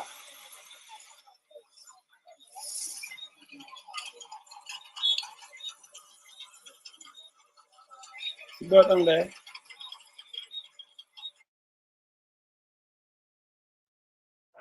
Fire truck. We go to the next view. Sit down. Possible fraud. How would this call me? Hello? Hello? Who is the person?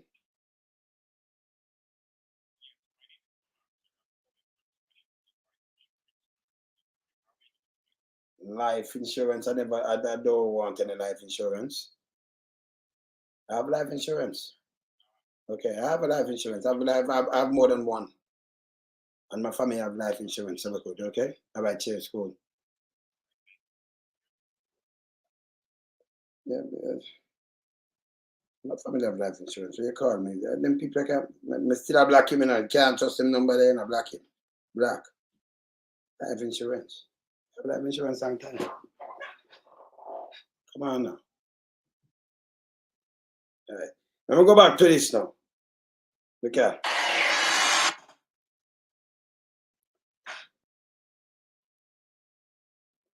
Upon the truck. Look on the hole. Look at. Look for the wheel there. Now the road that popped down, people. Look at.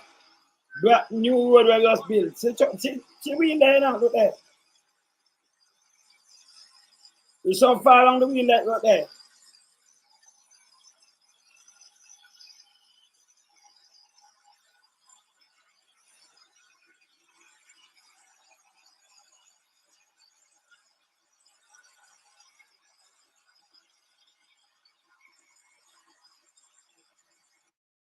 Nothing to do with the rain.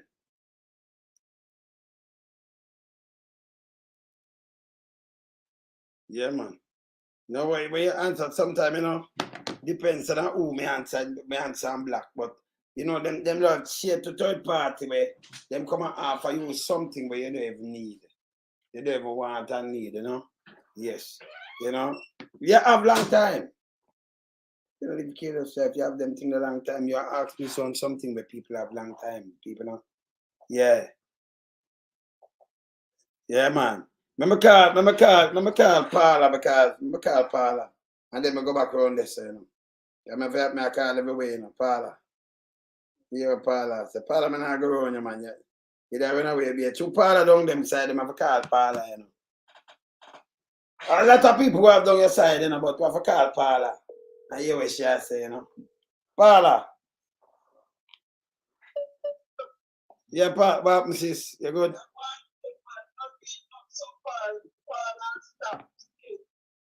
Oh, so no good. Yeah. So, all right. Literally, on, off, on, off. Not hard. All right, cool, sis. All right, respect, cool. I'll go on every parish, you know. This is I'm sentenced to, you know. Someone virgin does say if I'm sentenced. Can you imagine yesterday they were cleaning Candy Gully? See it? And checking the structure of the bridges. Is there a government in charge or a country is running an autopilot? They wait until the storm is almost there before they start to work. Not good enough. See, that's coming. So, you know, them depend the defense now when storm come, then you clean a gully in a storm and you have a clean good. Me not understand all these things. I continue with this. Soon forward again. More west than anything. And I'm really struggling to get a proper eye position on this now on satellite. But it's slowly closing in, and stormier conditions are expected soon. Once again, looking at Kingston there in the rain, but still only very light winds.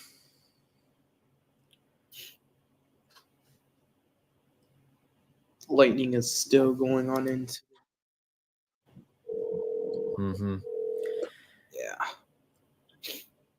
Hey, little cuz, how you doing? Not bad. Oh, your mom, she good? Yeah, man, I spoke to her earlier from this and she's okay so far. So, you're in St. Elizabeth right now? No, man, I'm in Kingston. I'm at work. Oh, you're at work. Oh, you move up. You know, down that side.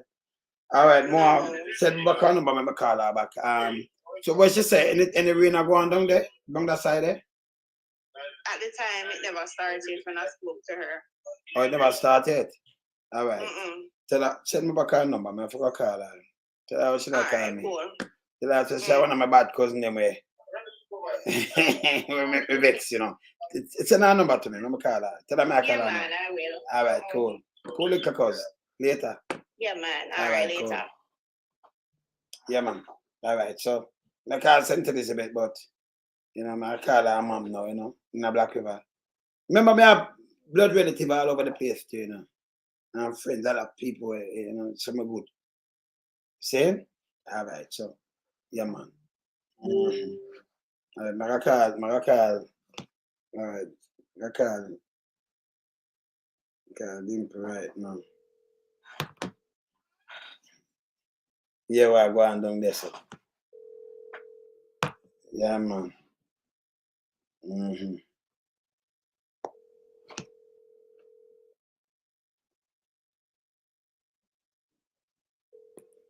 Call and you were sharp and we down there, no?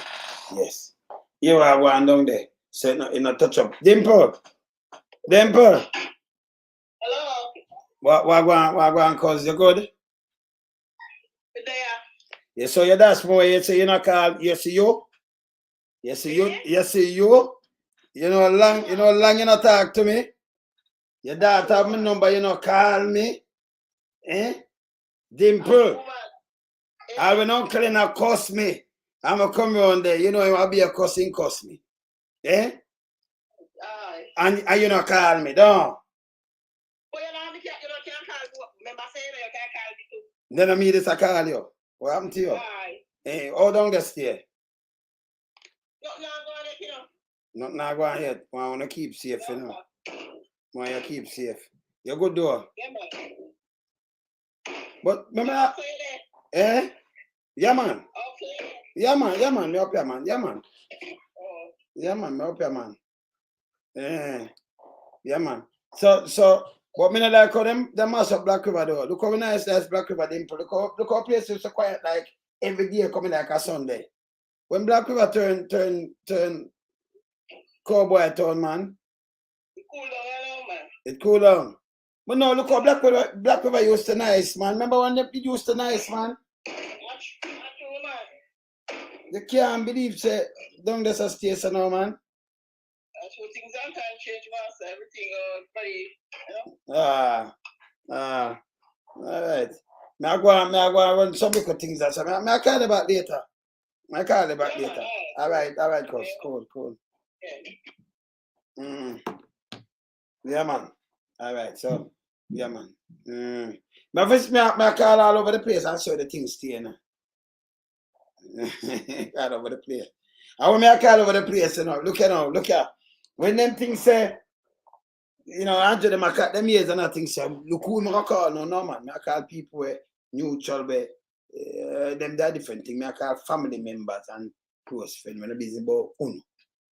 Saying, when your voice when I can't recognize, now I work for no. Smarter than uno, man. So I call family and close, you know, family.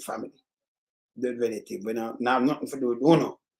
Saying, but today all over the place. You can't hide from me, you know. So when I itch up in some place, I tell them, say, hey, remember, you know. The bad slave descendant, this, you know, when I take talk, you know, we're there everywhere, you know. Can't hide from me. Good. You saying? All right, I could continue with this. Yeah, man. Oh, and a tiny tropical storm through the Cayman Islands there on Sunday night. We're waiting for more frames to come out on that, but that's the latest GFS run. So I'd be happier if the storm could make landfall further south at the end, because not biased against Mexico, Cesar, but it would mean that the storm has less opportunity to strengthen. Wait, they let me crack people. I mean, any possibility of Beryl not strengthening that much is good news. Unfortunately for Mexico, that means a second direct hit, of course.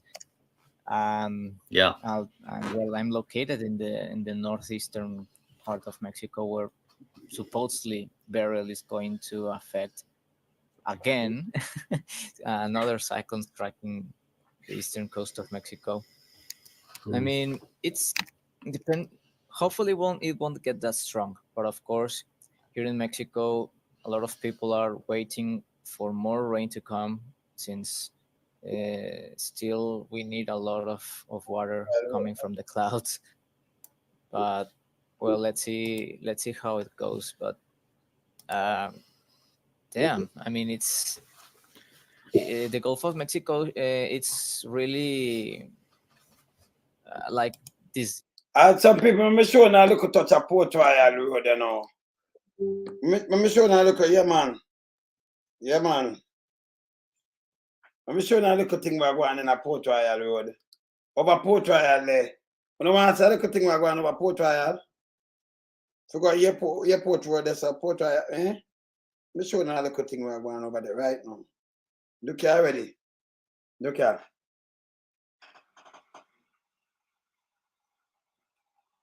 See the rock them with them build up, look there. See the airport there now. Look here.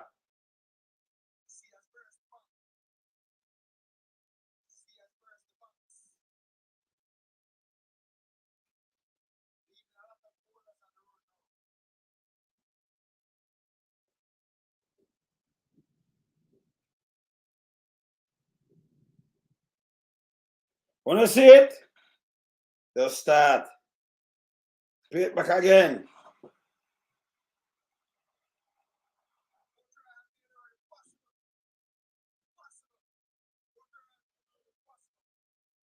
See one way over there, saying people.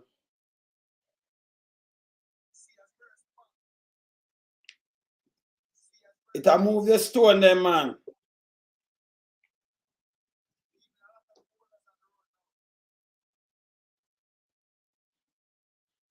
And it not it yet, you know.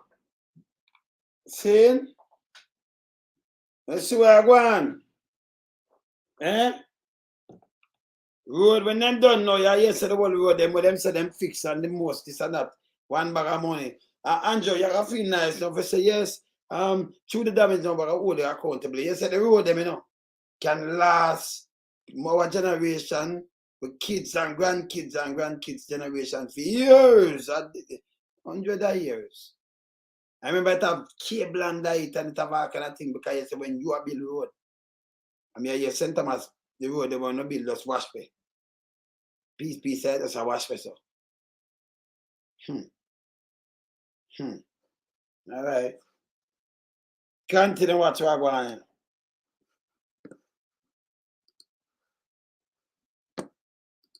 Bad door. That's 955, 956. Pressure higher again. Then they got the southeast eye wall, 988, 71 knots. So again, the drop son's pretty much in line with the data that we were getting from flight level, that the pressure is still going up at a rate of about 2 millibars per hour. And I just can't see it. I just can't see it being anywhere near 145 miles per hour anymore. When you've got a pressure creeping up still, it's been 145 miles per hour since the pressure was 946, or was it even 943? I can't remember if they dropped it by then or not, but you know, it's gone up well over 10 millibars or 10 millibars since it's been the same intensity. It just doesn't really tally.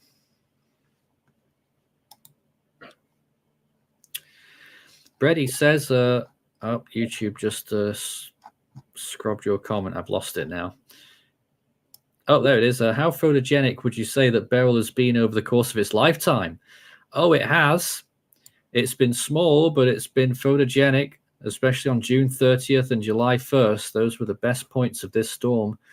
And early on the 2nd.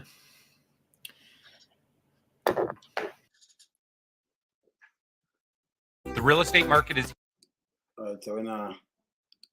Yeah, man. All right, yeah, man. All right. Yeah, man. So this hold it, you know. Yeah, say, man. I hold it, go and call some people, go and watch what go on. Yeah. Once it's so kind of near, you know. They're very close. So we could just the real pressure of this when it starts. Knock up the place. Call all over the place, you know. Yes, man, call all over the place. Finish call over the place. We tell the input number. From one end to the other, you know. So I said set, you know. Yeah, man. Call all over the place, man. Call. And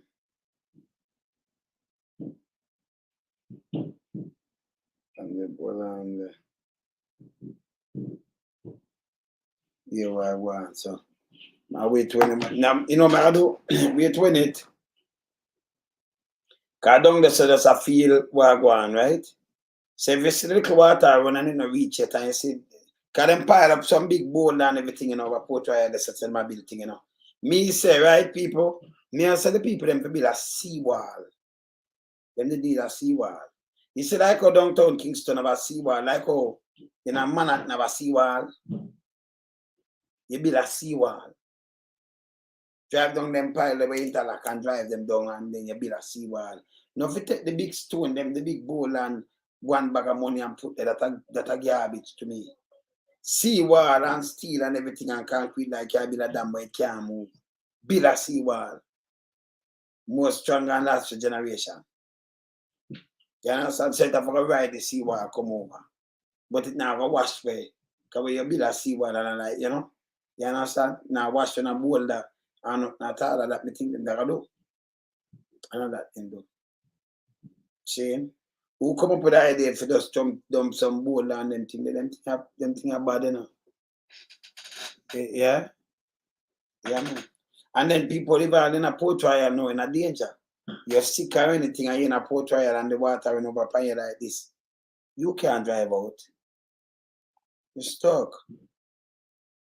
Yeah, man, you're stuck, man. So this bad. Get back to work, man.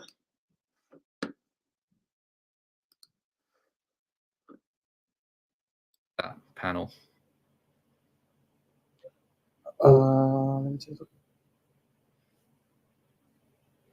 Cause my computer is so slow at loading everything up. Well, it's little and large, that's for sure. I mean, it looks quite good though on its own there, 96L. I'm not seeing lightning. Yeah, that's the reason why I'm going to buy a new Mac soon. So,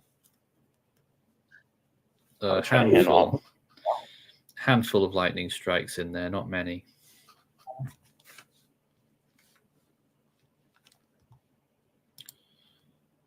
Oh, the camera's back up. The one that Mystique. It was the Well, the way things were there, I reckon they just got power outage, and the camera probably did just fine.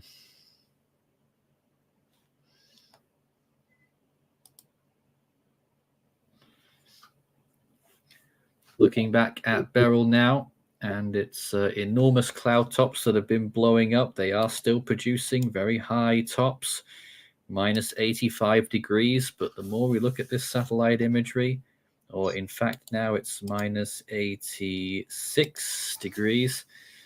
But the more we look at this imagery, the more the more trouble I'm having distinguishing where this eye is. It's getting to be a real problem now. Best estimate now is that the center of the eye is probably around 84 kilometers off the coast of eastern Jamaica, 112 from Kingston, 70 miles, and 120 from was it Portland Point, I think, was that southern point of Jamaica? Portland Point.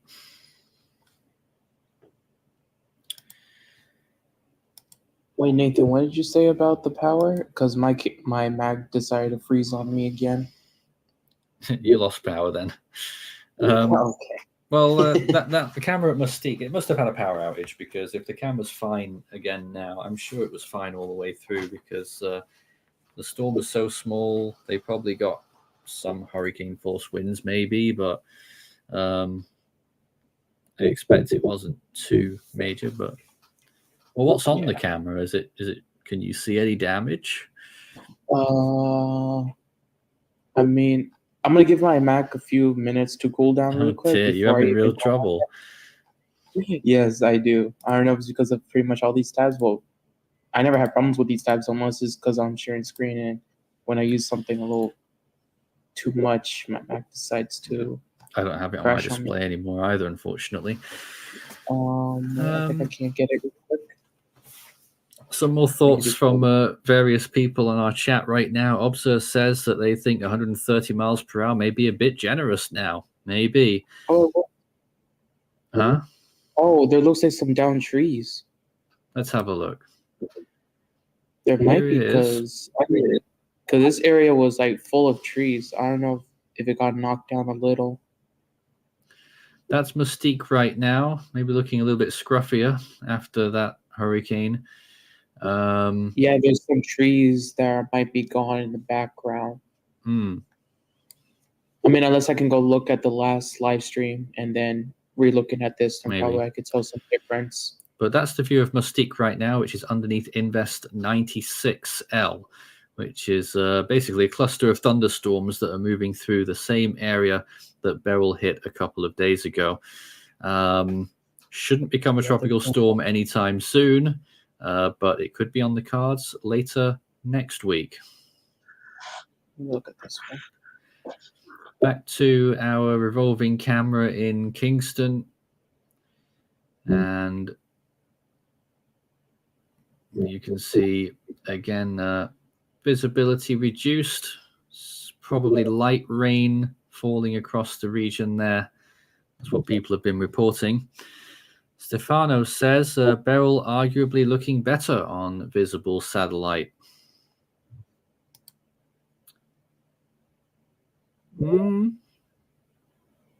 Well, it's still hanging in there on visible. I don't know what to say about that. But what I will note there again is it is... Let me try and enhance this image here. Because it's just very white, isn't it? There's not much that you can make out on there.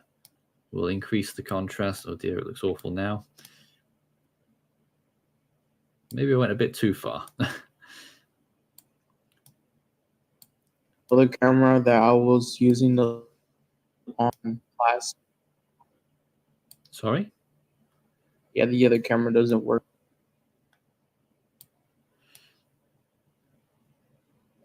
A little bit more helpful, that imagery there.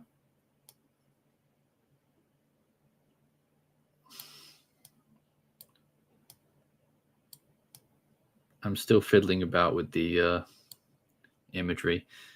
So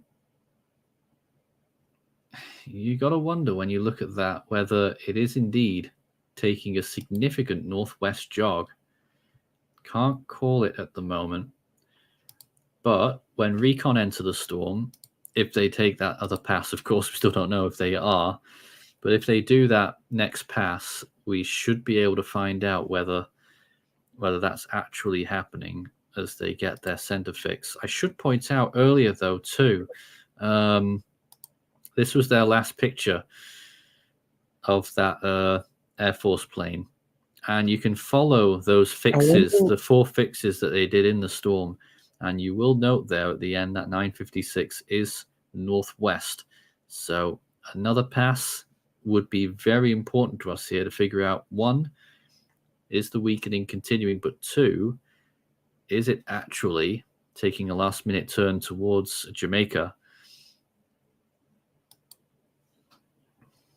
You wanted to say something there? I wonder what that boat is for. Because, yeah, the boat that in the camera, forgot the name of it, is bringing out cars. I don't know what's the reason for it. Probably because bringing out cars? Power outages in the area. Yeah, this boat right here is I saw like 2 cars coming out of it. What, driving out? Yeah, driving out of the boat. I think that's called a ferry.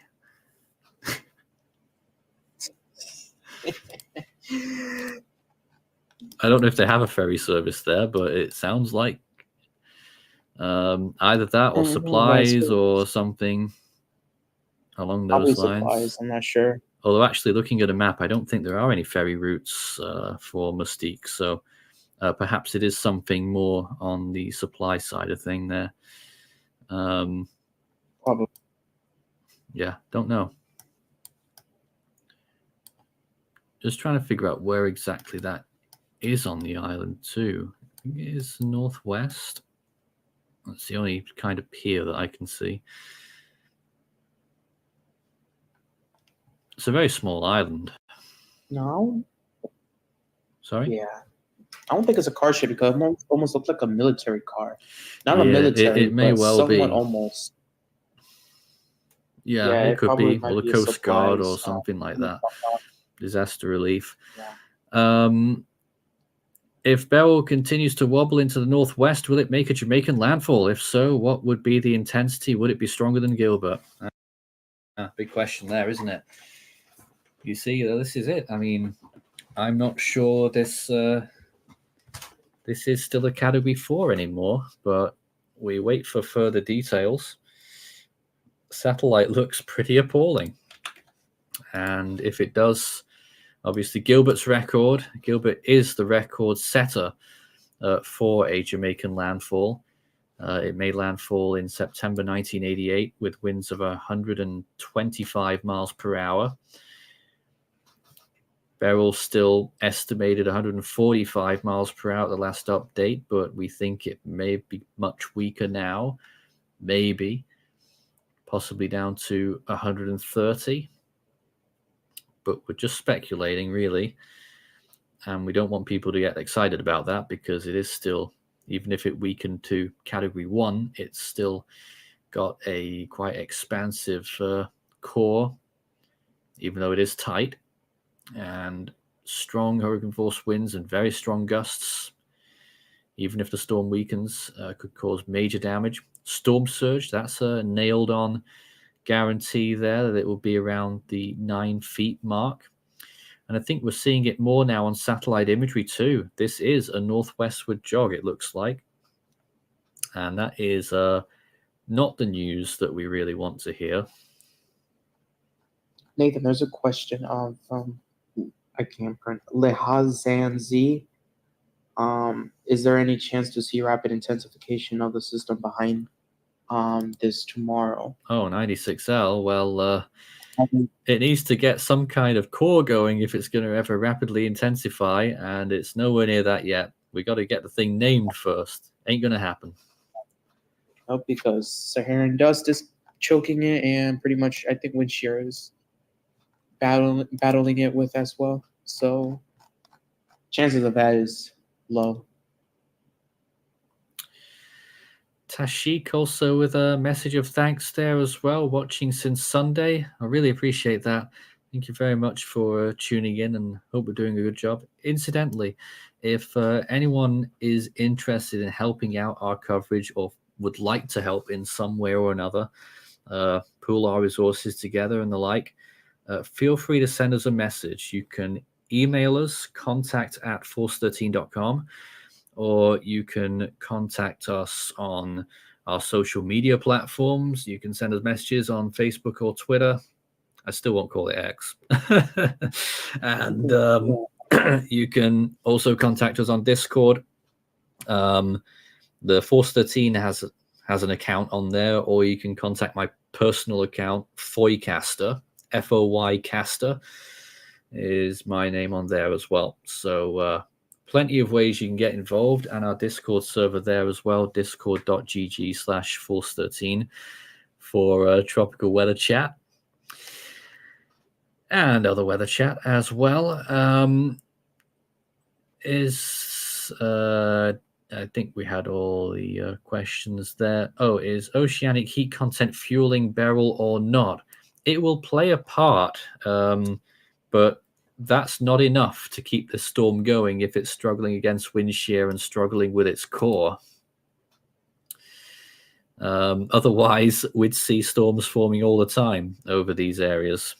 Would have probably had 6 by now. So I'm going to try and get a position estimate here based on radar for the first time. And I think we can place it approximately 70 kilometers off the coast of eastern Jamaica. And that would be 90 from Kingston. So getting closer and closer to you, Kingston. And 95 from Portland Point. And again, you can see that car going down there, pushing up a bit of spray. It certainly looks like they're getting much more rainfall down there now.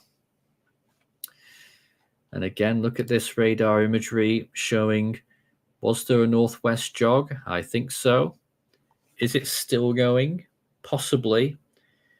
But I think this little update here will push the northern eye wall over the southern part. That little bit that sticks out there, that's Portland Point, could get the eye wall. And if it does get the eye wall, then looking further west as well, Alligator Pond may also get it if Portland Point does. So keep watching very closely on that, but it still looks like very clearly that Kingston and almost all other major populated areas of Jamaica should avoid the worst winds, although they could still receive hurricane force winds. What do I mean in terms of the difference between that? The worst winds, we're talking 140 mile per hour sustained winds. Hurricane force winds are around 75 and higher as well. Does the core look like it partially recovered in the last few frames of Beryl? Just looking. I don't think so. I don't think it has. But don't forget, it's not just the satellite that we look at here. It's the other info that we get. Radar, half useful at the minute. Recon, we really want to see another pass from that Air Force plane, but we haven't had any updates for half an hour. I really don't know whether it was going to go for it or not. So we're really being kept hanging.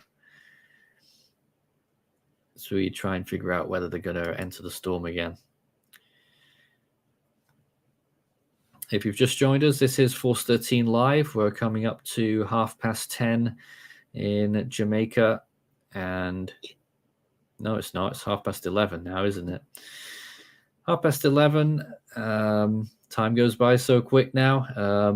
And we're watching Hurricane Beryl, which was given 145 miles per hour and a pressure of 954 millibars at the last National Hurricane Center update. Still extraordinarily strong, especially for the time of year, and is still likely to remain strong as it moves through the rest of the Caribbean Sea. The forecast predicts a Category 2 for the Yucatan, and hurricane warnings have been issued.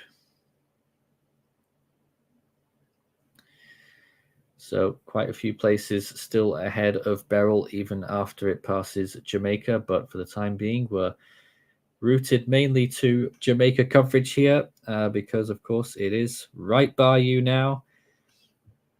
Of course, Jamaica has a sizable population of 2.7 million, and all of which could receive tropical storm force winds from this storm, which can be dangerous in themselves, with the stronger hurricane force winds affecting the southern half. Live view from Kingston, looking over the bay there. Still not getting particularly strong winds there, which is good news. But we do suspect that some of the more exposed areas out towards the southeast will be getting hurricane force winds by now. Magenta Skies says that when do we think Debbie will form? And what would happen if Beryl entered the Gulf of Mexico without hitting the Yucatan? Exclamation mark. Well, the next named storm, it could come from Invest 96L. Suggestions that it might form near the end of the next 5 days. And if Beryl does shoot the gap in the Yucatan Channel, then it's all bets are off. It's going to be a potentially very strong hurricane continuing on through over warm sea surface temperatures of the Gulf. And I think it would be potentially a big disaster in the making there if that happened. But it really, really shouldn't. Okay, it shouldn't happen. But we'll keep looking for it. Let's take a look then. Just catch the end of that GFS run that we were looking at earlier. Let's see what else happened in that run. The good news on this is that the storm stays further south, Beryl.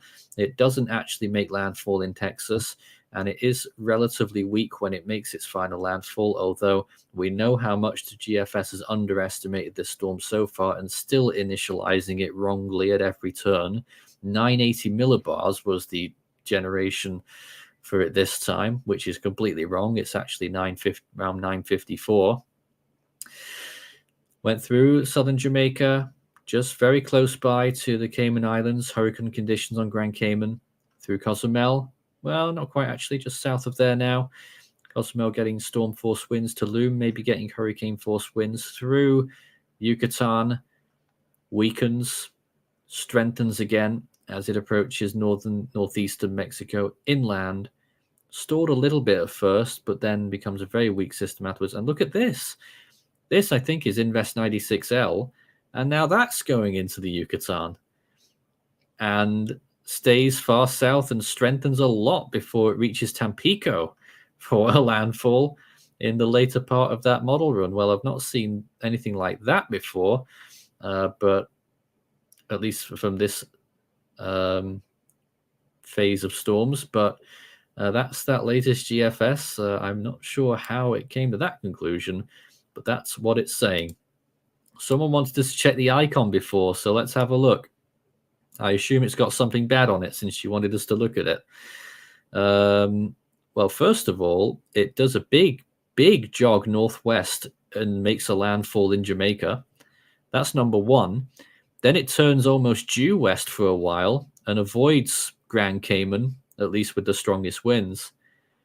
And then a little bit north of the GFS and National Hurricane Center cone, near Tulum, and then into the Gulf, and strengthens a lot before it gets to Texas. And that there is a major hurricane landfall. And then it's probably still a hurricane there when it goes through Houston. Great times. That's the icon model. I knew it would have something crazy on it. 96L behind it, tries to develop, struggles, but it is in tandem with Beryl the whole time. I mean, look at it there. It's right next to it by that point later on in the Gulf. Whilst we're here, let's look at some others then. The European model, ECMWF, that National Hurricane Center said that was a southern outlier. That actually has landfall in Jamaica quite clearly. And then through Yucatan, stays relatively far south. CMC, what does that one do? No landfall in Jamaica, landfall in the Yucatan. Very, very similar to GFS, actually, that one. Very, very similar. Almost identical, those two. So that's a little look at the crazy world of the forecast models. And we're still not getting any updates on the recon plane. So I don't know what they're doing or if they're even in the storm anymore. Our team aren't saying anything in the background either, so I don't think anyone really knows about that right now. So we're left with this latest satellite imagery. There'll be another update from the National Hurricane Center in an hour and a half. That's when we will get the latest advisory. But it's still increasingly difficult to try and find the center on this storm now, at least from a satellite top-down perspective. It's just getting very hard to find. Best estimate now is that it's probably about 65 kilometers away from land, which is just over 40 miles.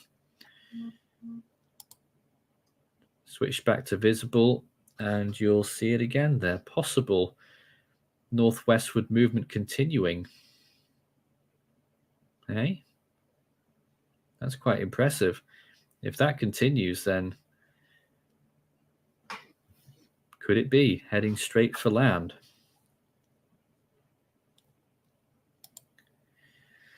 Back in Kingston, the rain continues to fall.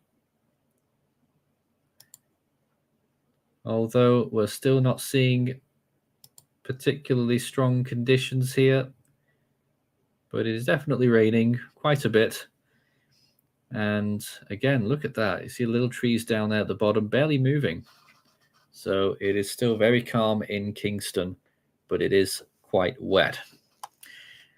And yeah, Ezra Smith said a minute ago, light rain in Kingston. Motive Lovely says that there is a curfew ongoing in Jamaica till 6 p.m. today. And that's why there's no one outside. Aidan wants to know when our live stream is ending. You want rid of us so quick? No, well, I don't know yet. We're probably covering... We're going to stay until at least it makes its closest pass and or landfall. And I don't know what we're going to do beyond that. Really, we're just here for as long as we need to be. Really. Where is Beryl located right now? How far from? Well, I just said before, about 65 kilometers from the coast of Jamaica. About 87 kilometers from Kingston, 96 from Portland Point. And some people reckon that you've been snoring, Jose. Some people reckon you've been so tired you've been snoring on air. I didn't hear it. No, I'm still here just looking at my phone at the same time. Just my eyes are been burning already. I don't know why I feel sleepy all of a sudden. All right. I guess coffee didn't work. It's going to be like that for a lot of people today, I think. Lots of time spent poring over all of this right now. Oh, man. So we're still tracking Beryl as it approaches the coast of southern Jamaica. This is Force 13 Live, and we will be here for as long as it is making that approach. Let's see if there's any new radar images right now. Here is the latest. And again, you'll see that it is actually looking pretty good there now on that eye. Certainly the northern side is well and truly present. Southern side, we just can't really tell. I think it's just because it's the far side of the radar. Maybe a gap in the southeast side, but it's hard to tell. It's hard to give any kind of intensity advice based on this radar, but direction, though, look at that. That is a pronounced northwest turn here. And that is curving straight towards the Kingston area if it keeps going like that. This is a bit of a turn up for the books right now because it is clearly going northwest. And that means it would be making a beeline for land. And if it kept going in that direction, we would have landfall near Kingston in about 2.5 hours. All right, that's enough time for me to sleep. Yep. Yeah, I'm joking. I'll be here until this. So that is a big, big wobble. We're going to be watching that super closely as to whether that movement continues. But it really looks like their radar and visible, what much we can see on visible there. We've enhanced that imagery, by the way, to try and give you a little bit of a clearer look at the eye. It is very hard to discern unenhanced because it's so clouded over. But it really looks like it's moving northwest at this point, and that takes it straight towards land. We'll keep watching these webcams.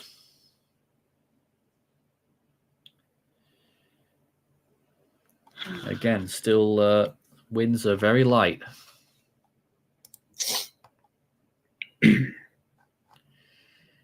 I can't even see the eye wall anymore on this visible satellite. It's there, all right.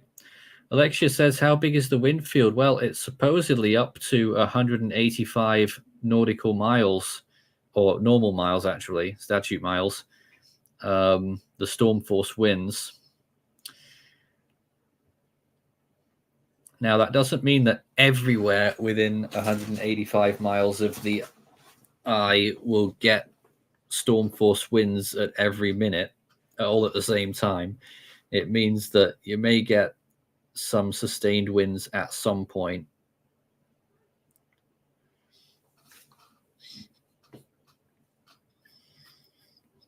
Or that it's possible in all of those areas. And the hurricane force wind field extending out, I think 40 or 45 miles, which, you know, with these latest position estimates, the southeastern part of Jamaica, southeast of Kingston, they should, if not now, very shortly, be in the hurricane force wind field. And that should spread to Kingston, theoretically, within an hour, if that northwestward movement continues. As you can see, visibility is down, rainfall is up, but still the winds are very light.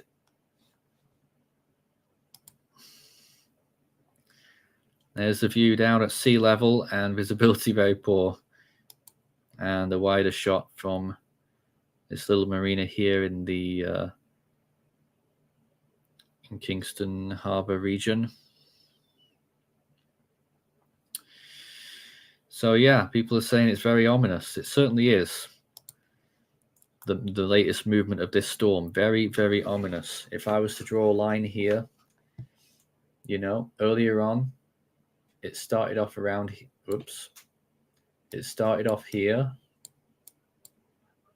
And then as we chart its movement, look at that. From that point there, it does that. It goes up that way. Is it temporary? Is it longer term? That's the big question. Will it go back westwards like that? And if we turn the satellite off or switch it to something else for a bit, oh, there it is, then that's still okay if it goes back westwards. Or is it something more permanent where it goes straight northwest and that would take it right there? Or a blend of the two, where it might just curve back and might just give a glancing landfall there to the very southern part of the island. Big question marks here, and we don't have the answers. I know that's frustrating, but we have to watch it as it happens to try and figure out how this is going to play out. But at the moment, it's looking very concerning that northwestward motion has happened all on its own just there.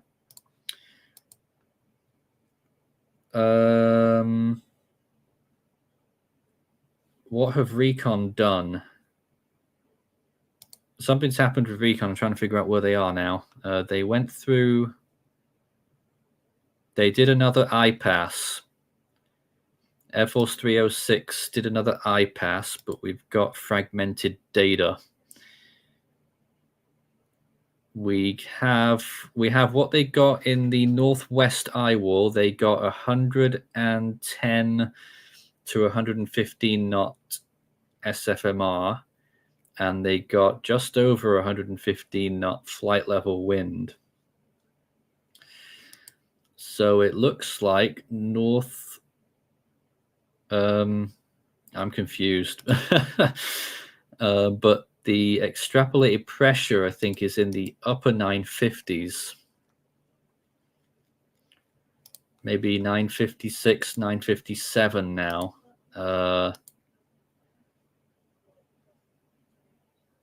I'm really confused by the whole thing. Been a loss of data.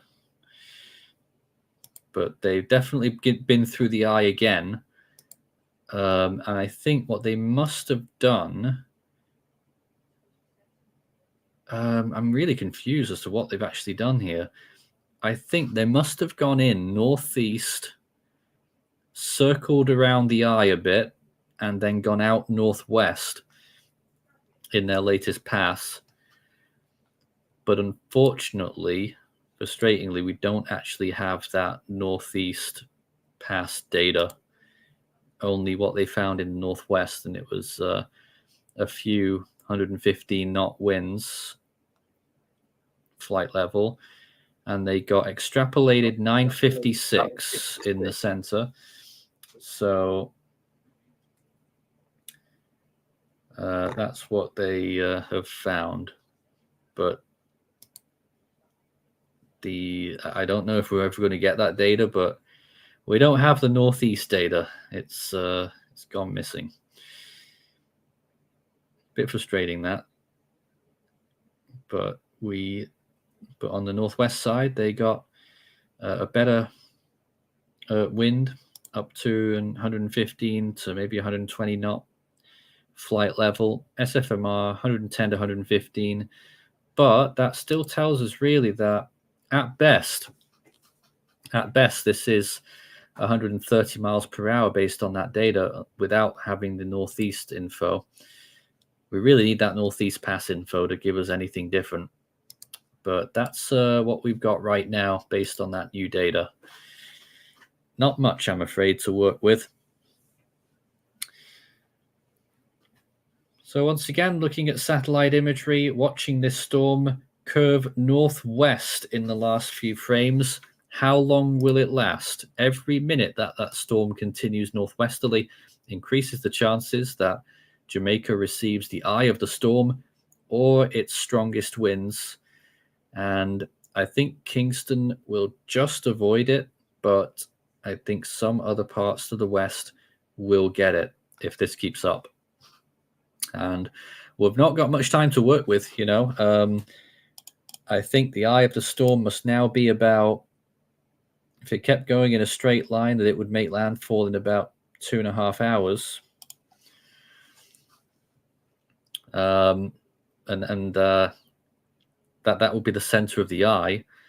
So really, you could be talking 1.5 to 1 3/4 hours for the strongest winds. So closer and closer, if that trend that's just started gets properly established and continues. So could be getting on to bigger impacts soon. Well, these have stopped working for the time being.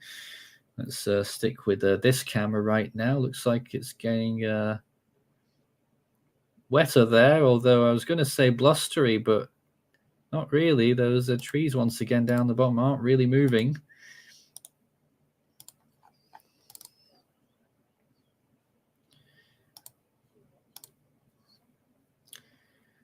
So again, a live view in Kingston where visibility is much reduced. You can barely see across the bay now.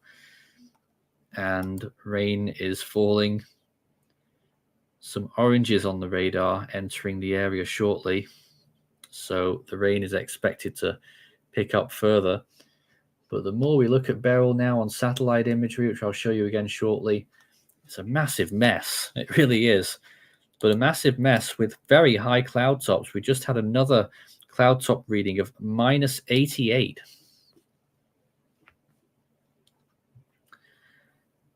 Which is very low.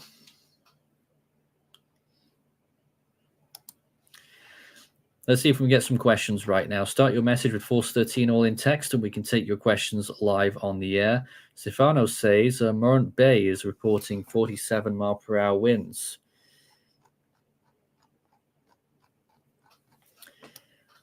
And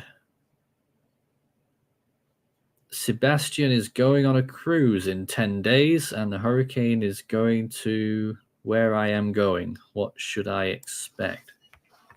I don't know. I imagine your cruise operator will be able to tell you anything you need to know about whatever's happening there. But you won't get a hurricane whilst you're out, because these two will be gone. Well, Beryl and 96L will be gone by then.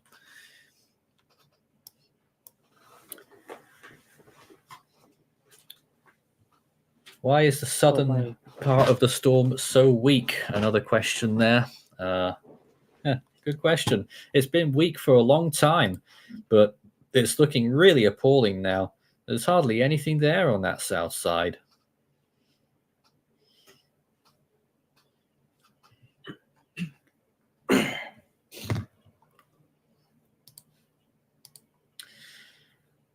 Oh no, false alarm. I thought we got the missing data from the recon plane, but we didn't. They've just updated with some more data, but obviously they're outside of the storm now. But they aren't heading home yet by the looks of it. They are flying along the western side of the storm again. So it looks like they might be gearing up for another. And maybe because that data wasn't, maybe they had data problems themselves and they might want to go through it again, perhaps. They might be going in for a southwest northeast pass soon, and that would be very useful if we could get that, because the whole thing right now hinging really on what's going on in that northeastern eye wall, because the best we've got right now is 115 knot flight level winds and 110 to 115 knot SFMRs, which I 130 mile per hour category 4 at best if that turns out to be our OBS. And that extrapolated pressure that last time was 960. Is that right? I think it was a bit lower than that. It was lower. I heard 956 the last time. We do have some dropson data. Let's see if we got anything interesting here. They got the northeast eye wall, 986 millibars, so still quite far out, 90 knots. Then they got the eye, and they got 960. Oh, that'll be the dropson then. 960 millibars with winds of 12 knots, so probably 959. It sounds like this storm is collapsing. Oh, thank God. And northwest eye wall, though, 982 millibars, 100 knots. So the dropsons would suggest that the northeastern eye wall shouldn't be at least much stronger than the northwest. So this suggests to me that this storm is at best 130 miles per hour and probably less. And a pressure somewhere near 959. Latest ADT satellite estimates still hovering around the 115 mile per hour range, which obviously is much lower too. So fingers crossed, this storm is substantially weakening. But one big caveat to that is that looks like it is moving and has curved northwest and could be about to make landfall in Jamaica. You heard Maury just then. Welcome aboard. Obviously, hearing that information, a little bit of good news, but still looking as though it will be a very powerful landfall. This camera isn't working at the minute, I don't think. I'm not sure if those cameras have stopped already. We have 3. 2 of them are struggling right now, but we've still got this one, which is running out in the marina area. But still, once again, of course, they're getting lots of rain. It's hard to tell how much when you're looking at this, but they're getting lots of rain. But in terms of wind, very little still at this point, with the hurricane pretty much right on top of you there in Kingston. Still very calm winds. Start your message with Force 13 all in text, and we can take your comments live on the air. Thoughts on 91E's appearance? Last time I looked at it a few hours ago, it looked dreadful, and I'm not going to entertain it. Could Beryl be fighting the wind shear to keep Category 4 intensity? That's what it is fighting. It's starting to lose that battle, I think, at the minute. When will it make landfall? If it keeps going straight towards land right now, which it might be, northwest, it will be 2 to 2.5 hours.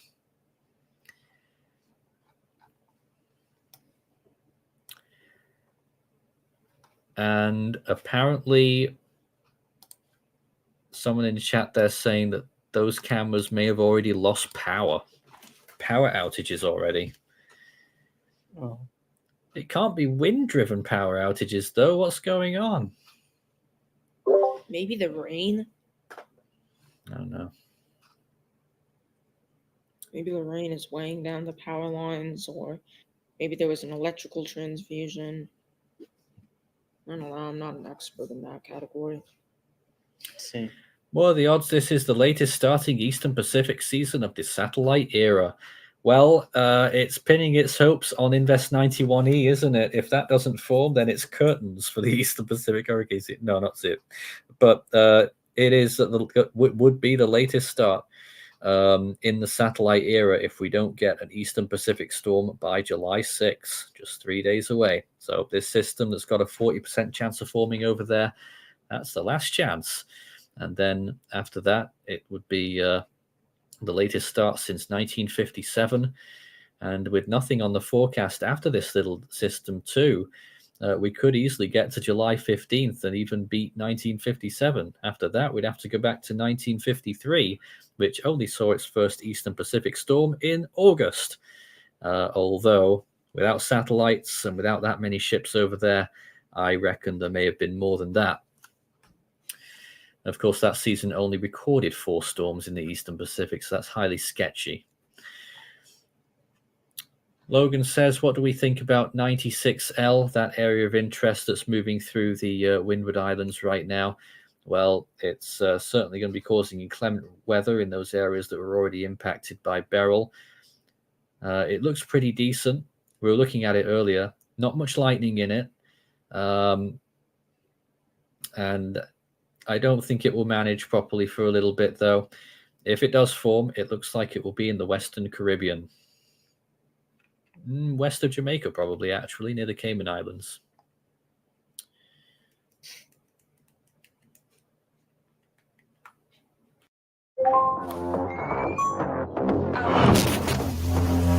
Let's go, I'm unstoppable. I got money flowing in case you didn't know.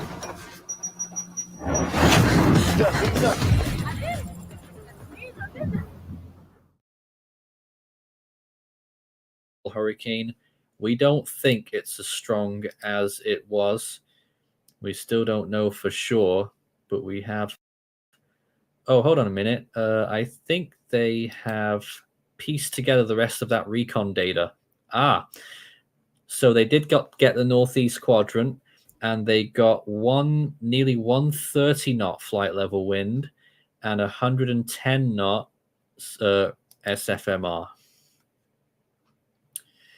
So still quite high flight level winds. And I think based on that, it's probably a fair assessment to give it 130 miles per hour on that data.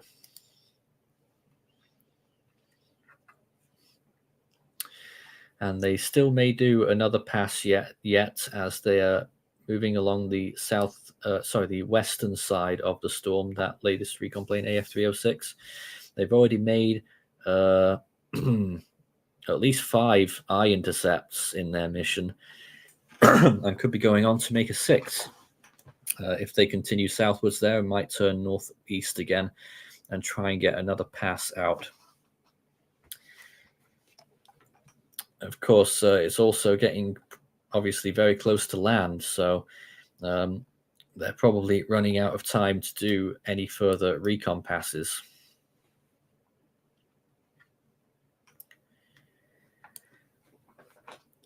So this is Force 13 Live. If you've just joined us, we are watching Hurricane Beryl, still a very powerful Category 4 storm, and is set to reach Jamaica very shortly.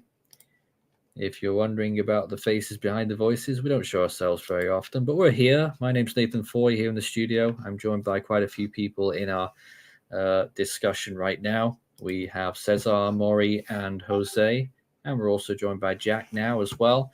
And we're all watching this storm as it piles into Jamaica as a powerful Category 4 still at this point. Obser is wondering whether we will diverge from the National Hurricane Center and call 125 or 130. I don't think so. It's an hour until the next advisory. I think we'll be waiting out for that to see what they say, and we'll just run with what they have. But definitely weakening. Pressure is going up about 2 millibars an hour. Latest estimate pressure there, somewhere near 959 millibars probably. I just cannot see it being a Category 4 with a pressure like that. And I can confirm that AF306 is going in for another pass. It's going from southwest to northeast, I expect. And they're just entering the southwestern eye wall again now.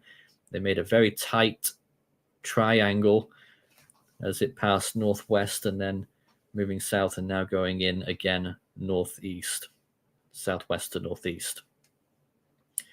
So we'll get some more data coming up very shortly, and that will be a very rapid turnaround, that's for sure, between eye passes. could be a very important pass coming up. And I'm sure it will be very important for the National Hurricane Center as they put together their data for their next advisory. I don't know what's happened to the satellite there, but it's disappeared in the last frame. Oh, I see what's happened. It's because they've moved the floater. So don't panic. You can see here what happens. What have they done? They've moved the floater to Louisiana. Why have they done that? They already lost interest. Apparently, they've moved the floater to Louisiana, everyone. So it's the rapid scan What imagery. floater? The mesoscale floater. Oh. Yeah, I guess they lost interest, or maybe they're setting up for maybe when it reaches the United States. I don't know. It might be a brief glitch. They might be switching to mesoscale too. We'll figure that out when we get to it here. But this is the latest satellite image of the storm. Let's hop on to. Can we see it on the CONUS imagery? Is it too far away? I think. Oh no, we can. We can see it on the 5-minute imagery here, at least for the time being, whilst we wait and see what they do with that rapid scan. And again, showing just how that storm is looking. The eye is invisible at this point. It's gone missing on a satellite perspective and really struggling. But from a visible perspective, though, it is still quite visible. No pun intended.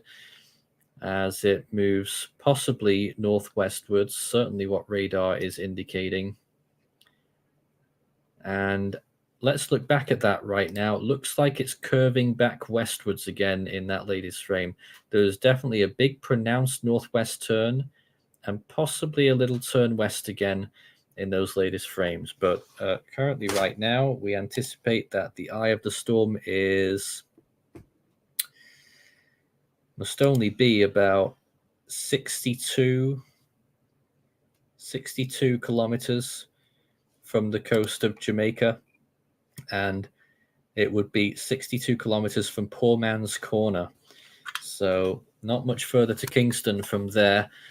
Distance from Kingston, 76 kilometers, and for forgot the name of that place now, Portland Point, it is 74 kilometers. So drawing ever nearer. And again, looking back at that video, live stream, showing the viewpoint there from the marina there. I think this is on the Port Royal side, somewhere around there. Someone hanging out in a boat, don't know why. But that's the live view. Heavy rain there, but still really very little in terms of wind. So it can only be a good thing, but we expect to see some kind of change to that soon with the strong winds getting very close to the region now. Let's see if we can get some more comments. Looks like the Atlantic is taking all the Western Pacific storm energy. You could say that, but where was it last month and the previous month? Well, apart from those two storms we had in the Westpac, I mean, pretty quiet all around until this. Blurry Cat says, what are the chances that it will re-intensify into a major in the Gulf? Well, latest model runs look like they may have backed off a bit, but I would still say there is a chance there.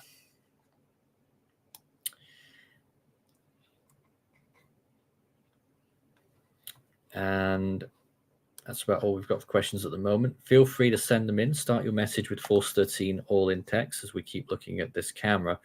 Obser says that they say the storm is 130 miles per hour based on the data from the recon. 130 is fairly safe, and I would agree with that. 130 is probably the best bet for this storm right now. National Hurricane Center will update at the end of this hour with any new information that they've got and their analysis. And whether there's any new watches or warnings that come into effect, well, probably not, because they did a big update a while ago. And don't forget, it's the national agencies that issue their own warnings. The National Hurricane Center takes that and puts it in their advisory. Reminder of where the warnings are now. Hurricane warnings still for Jamaica, of course, Cayman Islands, the coast of the Yucatan Peninsula now, from Puerto Costamea to Cancun. Hurricane watch for the Yucatan from south of Puerto Costamea to Chetumal, and from Cancun to Cabo Catoche. Tropical storm warning for the south coast of Haiti still, westwards to Anse de Haino, and the coast of the Yucatan in those same areas that have those hurricane watches. And a tropical storm watch for Belize from south of Chetumal to Belize City, and the coast of the Yucatan from Cabo Catoche to Campeche. Moving, swiveling round the coastline there. I'm going to be taking a couple of minutes out here because I've been pretty much non-stop for the last 6 hours. We've got a few people on our team in our presence right now, so I'll throw it over to you guys to talk about Beryl and whether you think it is weakening and by how much.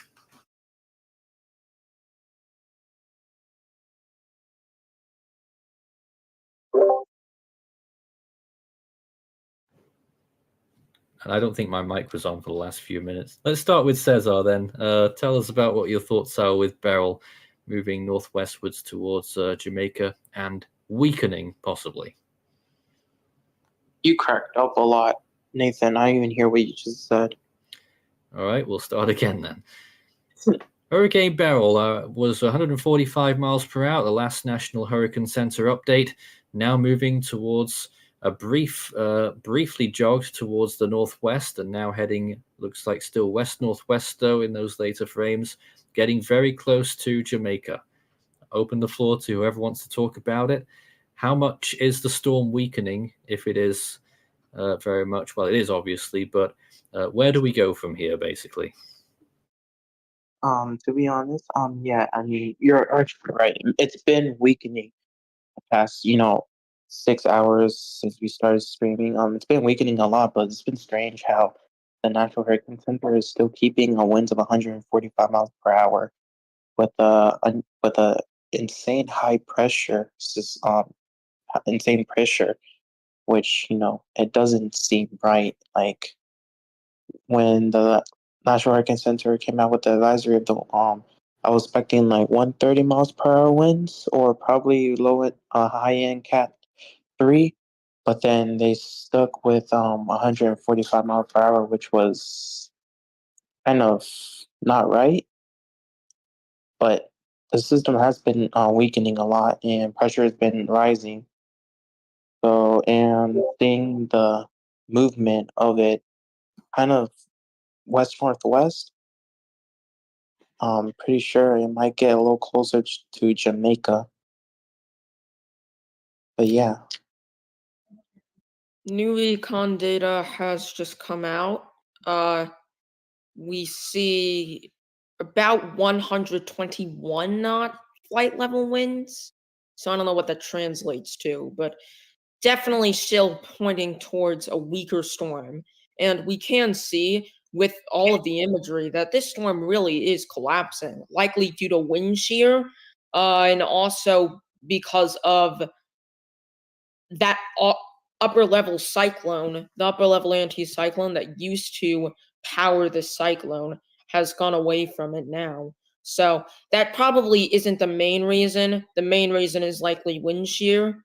However, we are still watching the system for any jogs towards land. But it does seem like we are experiencing a much weaker system, which was inevitable with this system being unable to persist for a long time, as no systems are able to. But yeah, we're just watching this system as it continues to weaken. Another iPass from AF306, 956.2 extrapolated. And maximum winds in the southwest, they got, this is a strange one. Maximum winds in the southwest, only 80 knots, but a 105 knot SFMR. And they've gone east now, not northeast. They've gone east, and they just got a 120 knot flight level, but only 90 knot SFMR. Sure. That's So weird. A I don't get proper mix up in observations right there. Yeah, I don't get the variation between SFMR and the flight level winds. That I is mean, strange. there should be some, but that's extreme. And the temperature in the eye of around 20 degrees there.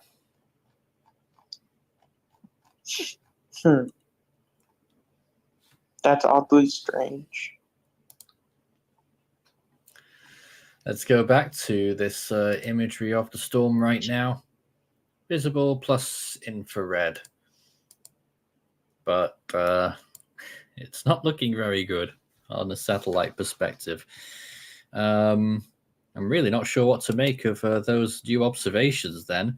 I expect that it would still support, I think I would still go with 130 miles per hour if I was going to be doing the NHC update, which I'm not.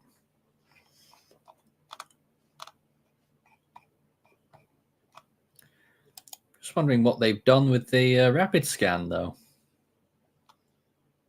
Where's the other one, Meso 2? I can't actually see where that even is. Oh, that's way up in the US. So they've put both meso floaters over the US, which I guess, but there is a major hurricane hitting Jamaica. Quite important. So we're left with the less impressive imagery that we get, the 5-minute imagery from the CONUS band. And I'm having to readjust my other files as well, try and give you more updates on the storm's position. Let's see if we can take a look at any new radar images. There it is, back towards its original movement by the looks of things. It gave us a bit of a scare with a big northwest jog. As it is right now, it still looks like the northern eye wall will miss Kingston, although it could still clip the southern tip of the island.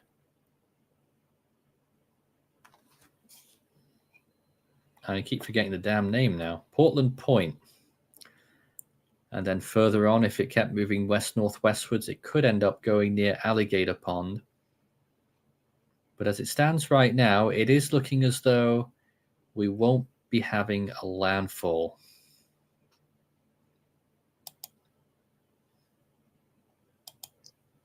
That's good that we won't see a landfall because, since with the strength of the storm, it can do more destruction if Jamaica's going to enter the eye. But mostly, it's going to be kind of bad since that means that there's nothing to weaken it more. Because the only way to break a weekend is if it hits Jamaica and comes over land, that can weaken it. I mean, the wind shear is doing its job. It's weakening the storm a lot. But it's not that much enough. So it might hold on to its strength for a little while before it starts to weaken and drop until, it reaches the Yucatan. Start your message with Force 13 all in text, and we can take your comments live here. Christopher says that this storm is giving us mixed signals, and I don't like it. Yeah, there's not much to like about it.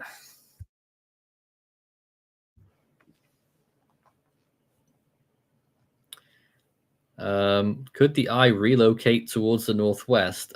No, eyes don't relocate.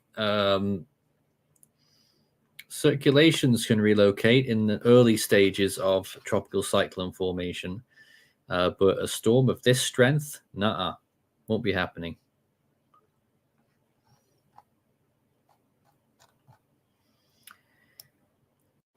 We're looking at the last webcam that's still up right now in Jamaica at the moment, because there have been some power outages, or I don't know if it's out or if it's been switched off, but power's out in part of Kingston right now. But we still have this camera point right now, and you can see a lot of rain still falling there here. But yet, despite that, still very little in terms of wind, which is pretty crazy given just how close it is to the center of the storm at this point.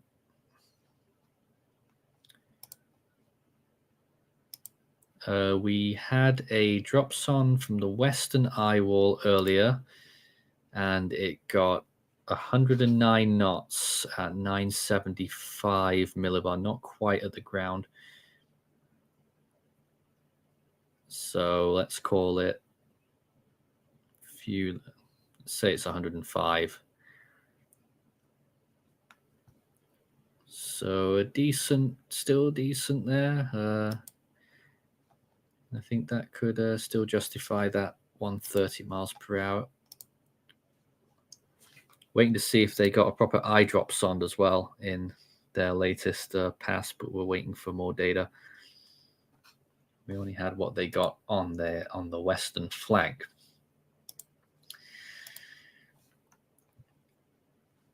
It is nearly 20 past 12 in Jamaica right now, and we are waiting for the National Hurricane Center's update, which will appear at the end of the hour. And they are probably waiting for more recon data, but surely at the next update, they will have to drop that intensity at least a little bit. The latest being 145 miles per hour, 954 millibars at the last update at 11 a.m. Eastern Daylight Time. And it's been a little while since we had anything supporting that from the aircraft data and the pressure now, all the way up probably to around 959 millibars, close to 960. And we've just received the eye drop sonde, just a second. 959 with a maximum of 6 knots, probably less. So sounds like a good bet there. 959.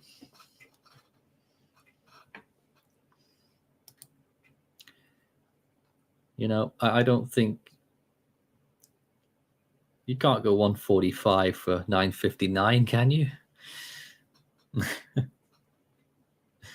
So I think they're going to be dropping that intensity, but it is still fairly strong. I'm sure they will keep Category 4 when they do their update at 2 p.m. Eastern Daylight Time. But it is thankfully a bit weaker.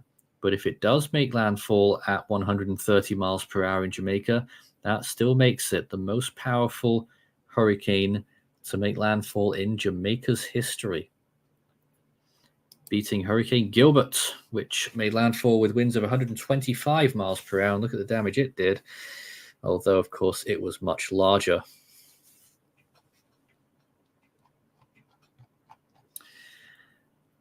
Jennifer says, what is the projection right now for how strong it will be when it hits the Yucatan Peninsula? We've been talking about that on and off, and there's the forecast track from the National Hurricane Center, Thursday night into Friday morning. As for its strength, though, there's still a lot of uncertainty surrounding it. Category 2 is the best bet right now, but it could be a bit higher.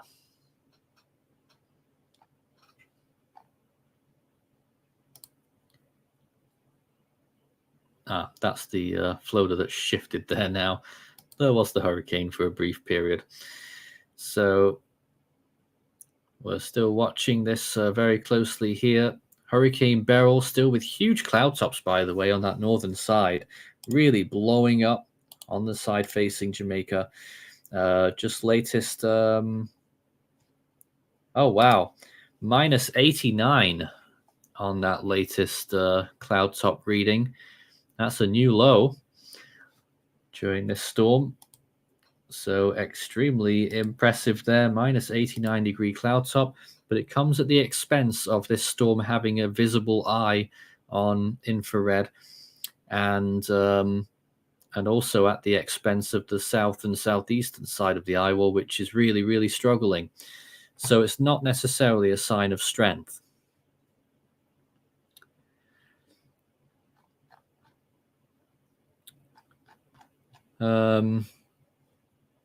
So pretty crazy storm, still continuing, drawing ever nearer to Jamaica. It feels like it's been going on forever.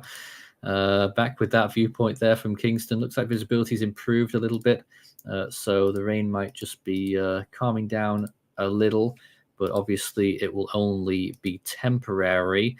And I'm just checking the radar again. It is definitely passing by to the south.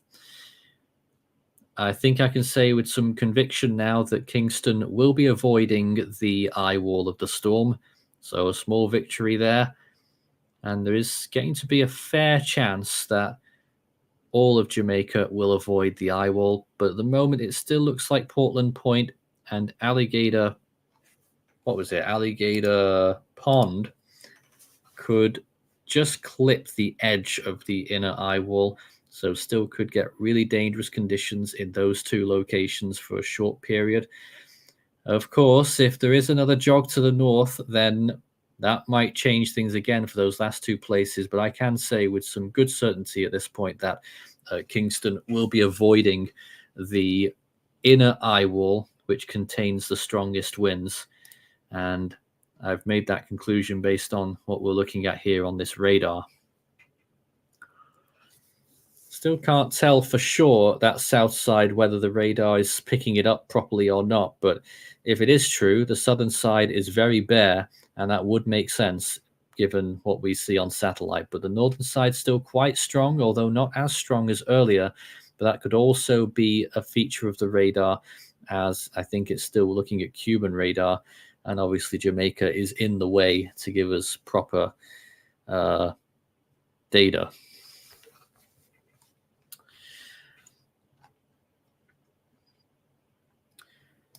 All right, let's switch back to this imagery once again, and I'll open up an opportunity here to the team. I don't know if anyone wants to say anything about the storm right now, but the floor's open. Well, like I said, the storm is I'd say that the storm is one of the most interesting and most powerful storms I have seen in my entire time of studying and understanding hurricanes. But yeah, like, it's just so shocking how it's managed to survive through the Caribbean Sea with those wind shears, and it's still holding on so well, but it's weakening, but holding at least. So now we're just gonna wonder if this thing will hold by the time it goes over to the Gulf, which is a question that I'm still thinking if it's gonna hold or not. Yeah, I really don't know where we go from here. Could it be the start of a complete capitulation of this storm and rapid weakening? Would be nice, but we know Beryl's history, and I don't think we can ever trust Beryl to behave normally. Do we believe Hurricane Beryl will be the strongest hurricane this season in terms of wind? Well, I mean, it is July, so we still got another 4 more months to go. There still might be another hurricane out there that could be more stronger than Beryl. It did get to 175 miles per hour. Yeah, but like something, I don't think it's going to be the strongest. There's probably going to be something that ties. Really? Because thing as this is so early in July. Obviously, everyone was crazing about how active this Atlantic hurricane season is. The sea surface temperatures are only going to get warmer, Yeah. and you also might get less of that dry air intrusion. So a system will have much more capability. Maybe it will be better forecasted than Beryl. Maybe we'll actually be forecasting a Category 5 this time with the next storm. But I do believe that we are. Even though if it hits land, that's the real question to be asking. Yeah. I mean, it's the same thing I said about the South Hemisphere in 2022 to 2023. It's like complete, and I mean that goes for 2023 worldwide as well. It's like it's quality over quantity, to be honest, because the activity in the Atlantic hurricane season has obviously, as we know, been late start, weak, and same goes for the Eastern Pacific and the Western Pacific actually as well. So there's definitely a chance for there to be another contender to tie with Beryl status or to beat it completely later in the season. A lot of people earlier were talking about Invest 91E, and now that we do have satellite daylight imagery of it, well, it does look better. It's getting some good rotation going there. Cloud tops aren't amazing, but certainly got a good structure starting up, and that may well become a tropical cyclone. Eastern Pacific desperately needs it because it's at real risk of becoming the latest start to a hurricane season in the Eastern Pacific in the satellite era.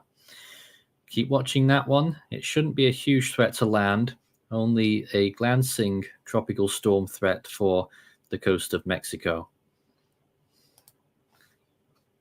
Out of curiosity, what is the latest start to an Eastern Pacific season? It depends how far you want to go back, because obviously records aren't very good at all when you go. But in the satellite era, it was 1964, which had its first storm on July 6th. Oh, wow. Yep. It's now or never for the Eastpac. Fast approaching. It sure is. But mainly, we're looking at Beryl and, of course, its approach to Jamaica, which is really happening right now.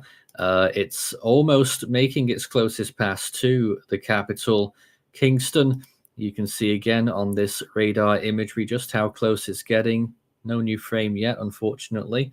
But if I was to just look, because we can't really see the eye on satellite anymore, so we're going to try and use radar to help us figure out where it is. And I would place it then, based on that info, probably about 52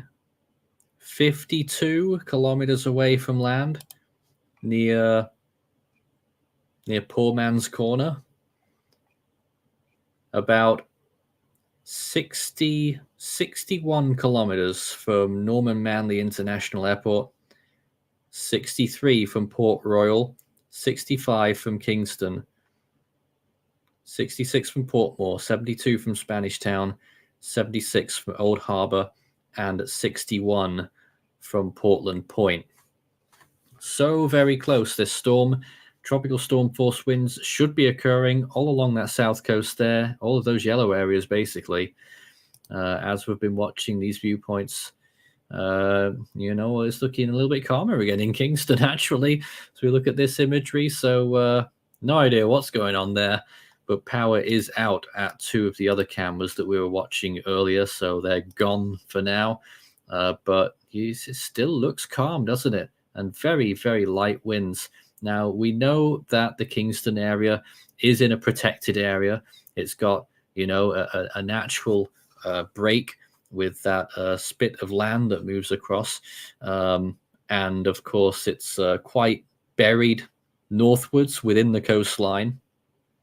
So if we're really looking for those strong winds, it's either the hills or more exposed places like the Hellshire area, Hellshire Hills, Poor Man's Corner, which I just mentioned, and points eastwards towards East Prospect and obviously towards the eastern tip of Jamaica. And then, of course, Portland Point. These places could all get sustained hurricane force winds and maybe higher.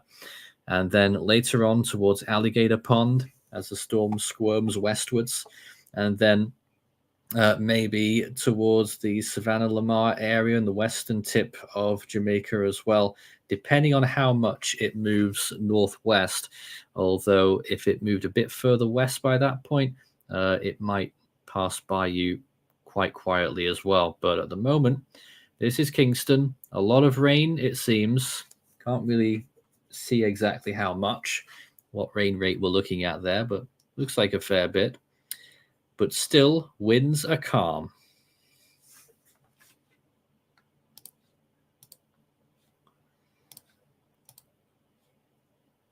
We should have a National Hurricane Center update soon. We have an just a second. We have had a second eye drop sonde, which got 959 as well. Are they identical? I think they're identical. And then there was a drop sonde in the eastern eye wall, which only got 991 millibars, so it must have been quite far out. 78 knots there.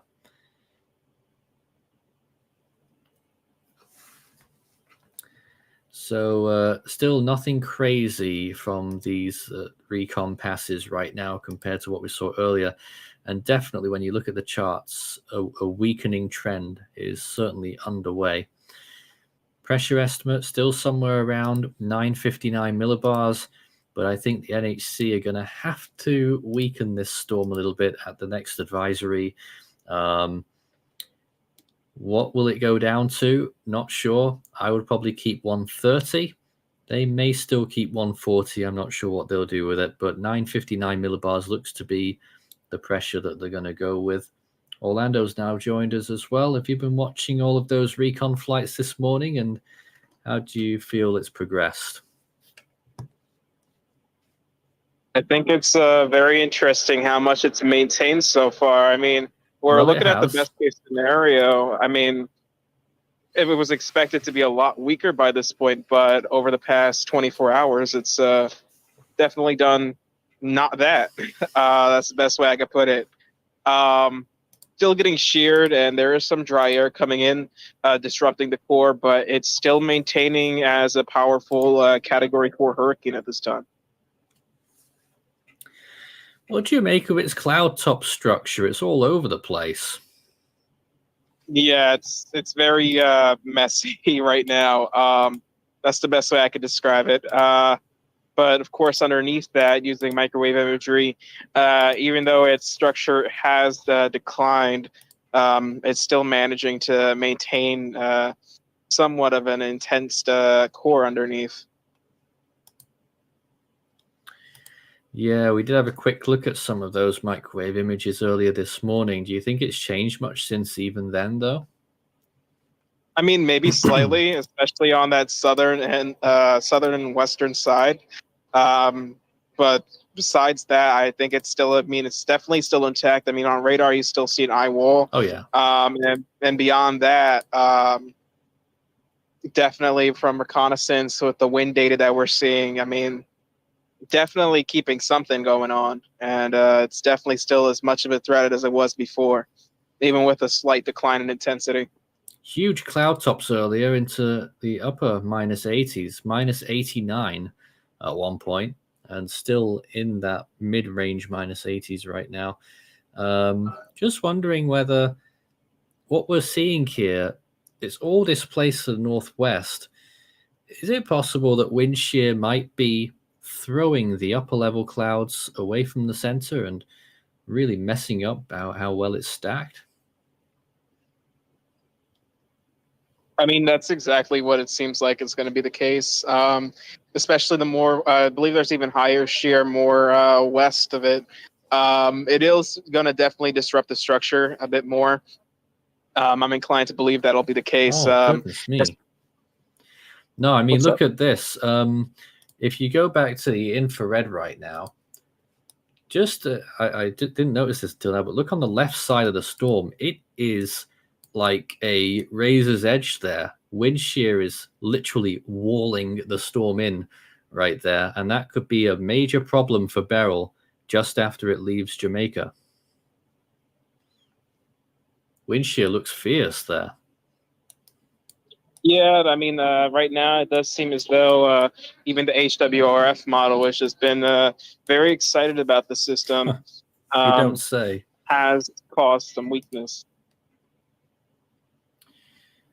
Watch that closely. Western side looking very beat up by wind shear, but it doesn't really affect the core at the moment properly, and it will still go by Jamaica near this intensity with a lot of power. There's that radar imagery again. Haven't got any new frames in a little while, so I'm hoping we get some soon.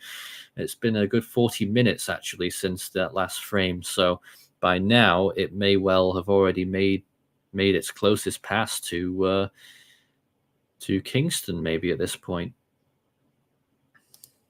It's either has or is doing at this point. So I'm very pleased to say that Kingston will be spared the worst conditions from this hurricane. It did look for a long time or a while that there could have been some, or even a landfall over the capital city of Jamaica. A very powerful landfall it would have been. I know Gilbert was a very devastating storm as well, and it made landfall very close to Kingston too, if I recall. Obviously it was bigger, and as a result it caused a lot more damage, but still in concentrated parts of the south coast of Jamaica we could still see some places receiving winds of up to 140 miles per hour during the course of this afternoon, as it's going to turn out to be. It would have been a morning strike if it ended up being further east and north, but it's going to be more afternoon for the worst conditions in parts of southern Jamaica. Always was that way, but we were just wondering if it would have been a morning landfall. It would have been if it landed further east. In any case, we're about to get the National Hurricane Center's next advisory. That should be out fairly soon. We'll see what they make of that. All of those aircraft readings. We've had tons of flights in there this morning, tons of I-passes. But in general, we've been watching this storm increase in its pressure estimates around 2 millibars per hour. And the latest is it's probably going to be 9:59 at the update. AF306 is still in there. It's just gone out east. I don't know what they're going to do next. And earlier on, NOAA 3 were in the storm. Do we know what they're going to do next? I mean, schedule for further recon flights?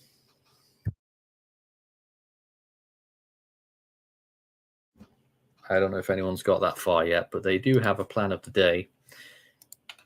I'll see if I can. Yeah, I mean, there is supposed to be more recon going on all day today. Of course, they are continuing their quarterly fixes that they'll be doing every 6 hours for the system.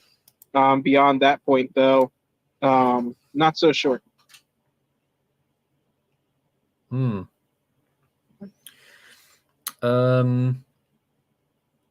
Yeah, just looking. They're going to be sending in a bunch of planes tonight, quite late on. Yeah, it wouldn't be surprising. I mean, they really want to sample the storm structure, especially once it starts begin facing that stronger bit of shear to the west of Jamaica, and seeing how well that structure holds up, because that'll matter on its intensity once it reaches the Yucatan Peninsula. Looks like AF306 is bending southeast. Oh, no, it's finished. They finished their mission there. So I think we're going to have a recon gap now till tonight. I assume they planned for this because they expected it would be just... Whoa, that's too noisy. Just came out. Are you okay? Yes, my lord. All right, we'll have to mute Jose for a little bit. The advisory is out, apparently. That was way too loud for my ears. They're giving 140 miles per hour and a pressure of 959 millibars at the latest advisory. So, yeah, 140 miles per hour, west-northwest at 18. Hurricane conditions about to spread into Jamaica as the eye of Beryl approaches. Expected to approach the Cayman Islands tonight into Thursday. We'll wait for their actual advisory text, but that's the raw info that we've got right now, that they are giving it 140 miles per hour, 959 millibars. Instant reaction from the team. I'm not surprised. expecting I mean, low. I think it's fair. They could have weakened it more, but I mean, it would have been kind of weird if they just dropped it by 15 miles per hour. So I get why they did it. Yeah, probably. I was expecting it like a little weaker, but I guess that kind of wind speed's all right. So still a powerful Category 4 storm, 140 miles per hour, 959 millibars. Hurricane Beryl continues to affect Jamaica this afternoon. And I wonder if that latest frame might be the eye trying to come back there. We'll have to wait for some more frames to figure that out.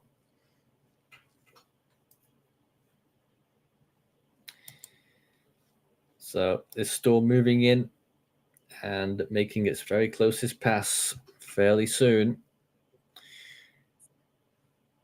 Is Beryl a Cat 1 right now? It doesn't look like a Cat 4, not even a Cat 2. Oh dear. Well, looks can be deceiving. It's got a long climb down if it's going to get the Category 1 status. Even on a satellite, it is still a Category 3 appearance. So it's still a powerful storm, but stronger winds. They did flight level.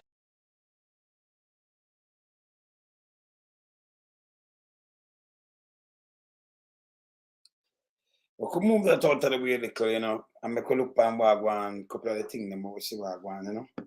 We want to see them right now, so I could show you some couple of things we're going. Yeah, I could show you a couple of things. See? Mm-hmm. Because them have enough things that go on, you know. Enough things that go on. I'm just showing a couple of them.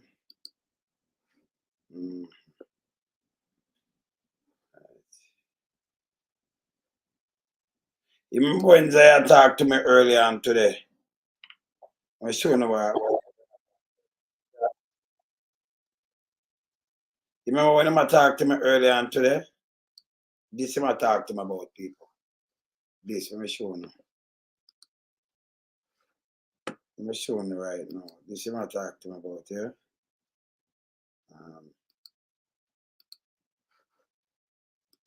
I'm showing you when I talked to me about. This. Try to talk back. I'm going to try to talk back. You remember when I tell you, say, over doing independence, a flood out and thing? Yes, I'm going to talk to you about this. And the whole place, you know, enough things are going on right now, you know. We should get something that we don't want to person go risk them life too much. For, you know, get them things. But let me get it after still. See? All right, so the question about going, yes or no? Show about going, yes or We are in Duenipen, which, as you can see, is already severely flooded. We were told at least 20 people live in this vicinity, and wow, this is deep. We have a fallen tree here. We have people here still trying to get their stuff out. We have a family seeking refuge in this truck. Wow, there's water in my water boot. This is deep.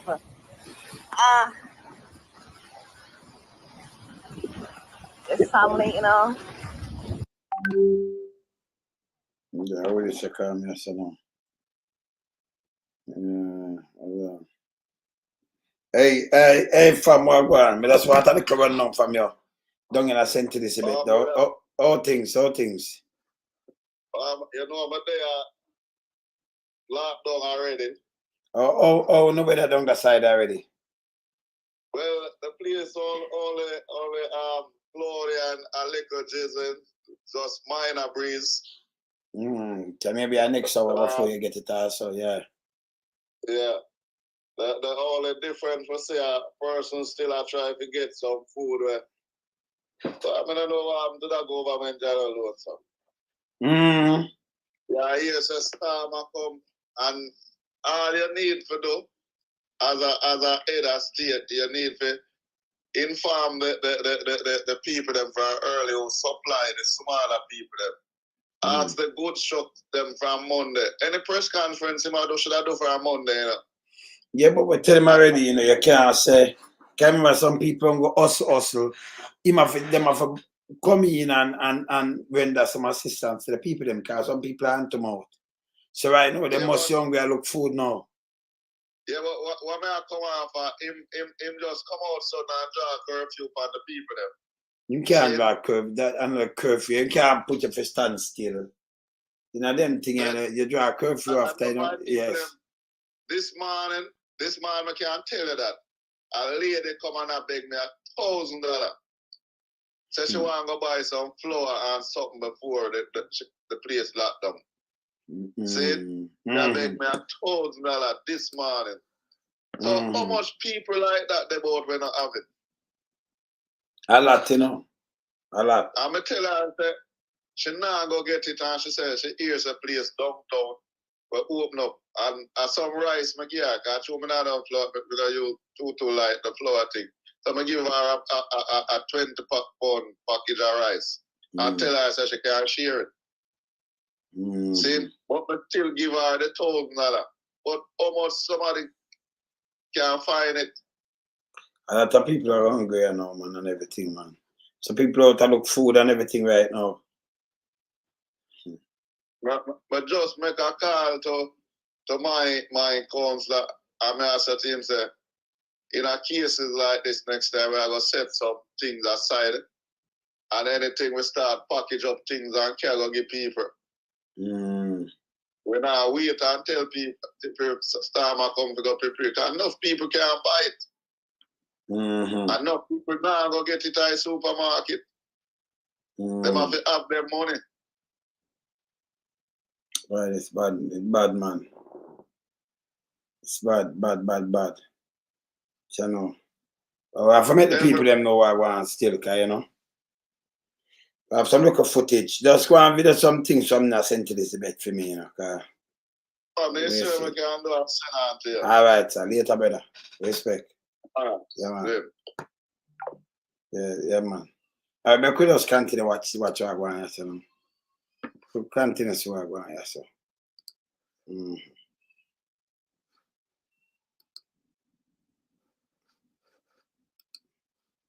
We'll go open back this. Not that this is doing anything. This house is completely inundated. Meters deep water. This is the sea.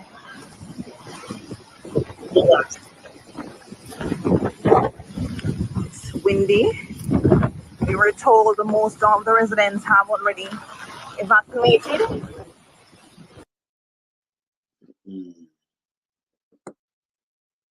Well, the camera, I'm going to say about cut this cut. Can't cut it cut. Can't do that then already. Then I'm going to show a longer one then. Move this. So that's piece of this. I'll show a longer one than the one here. Alright? Alright. Let me show a longer one than the one there. Alright. Call this.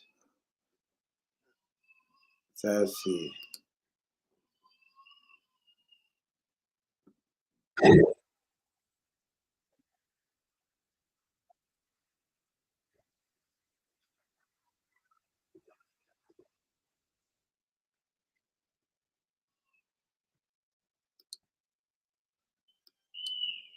Because St. Thomas are going, St. Thomas are chopping up people.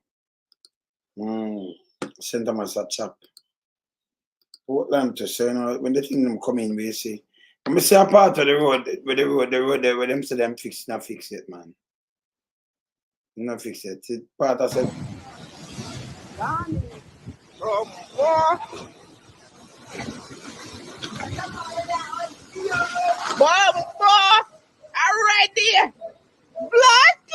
the early line. Already tree and tear down. Don't so clear now in that don't present Murphy that over so you know.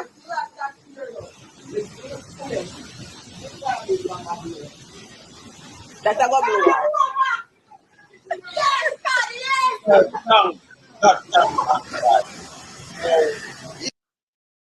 The same thing in a black tank to a missile now. Talking about them black tank there, you know.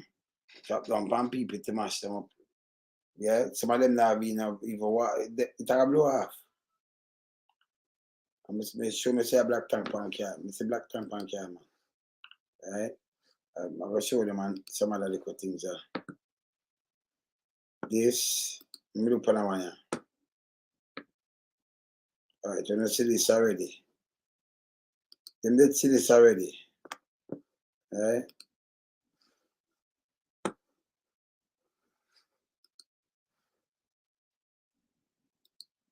Only let's see that one here already. So yeah, only let's see that one here already. So we not have to show them that one here again. So I'm gonna move this.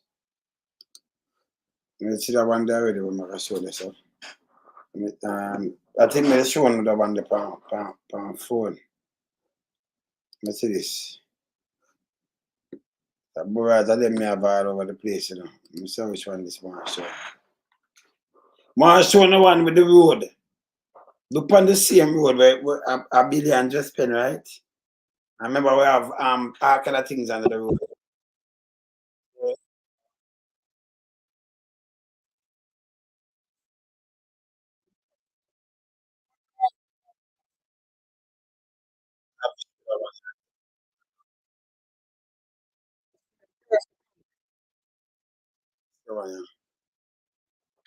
You know, want to show that one day. I want to show.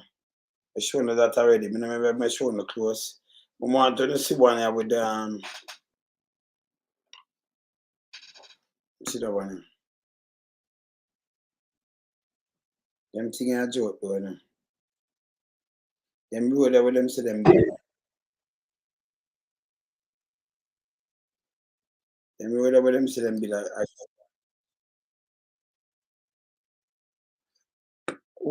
taxpayers are pay for them thing. Taxpayers. Impossible, man. What's this? Say for the road this. For the road this, I may show you. See? Them thing a joke though, you know.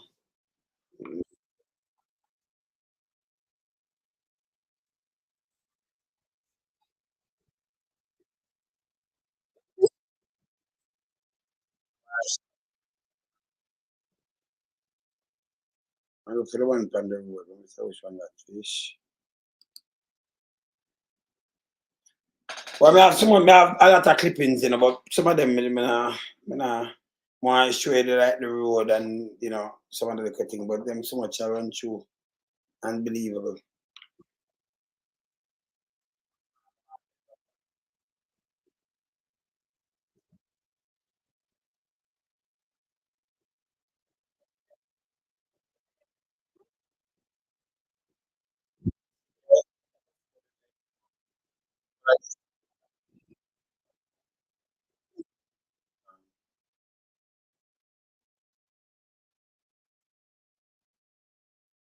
I feel looking for Jamaica this. I feel looking for Jamaica this. Let me show you how me attack. This.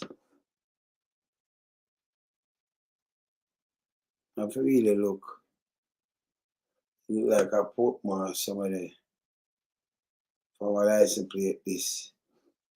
But them a black tank, yeah, you know.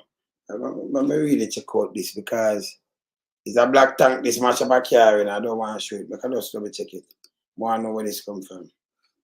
Yes, we want to know where it come from, so we're not show that. Alright. That a place to black. Let's see that one there.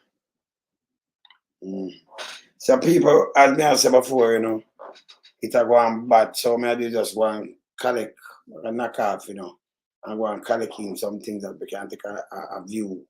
Like the road, you look on the road. The road door, terrible man.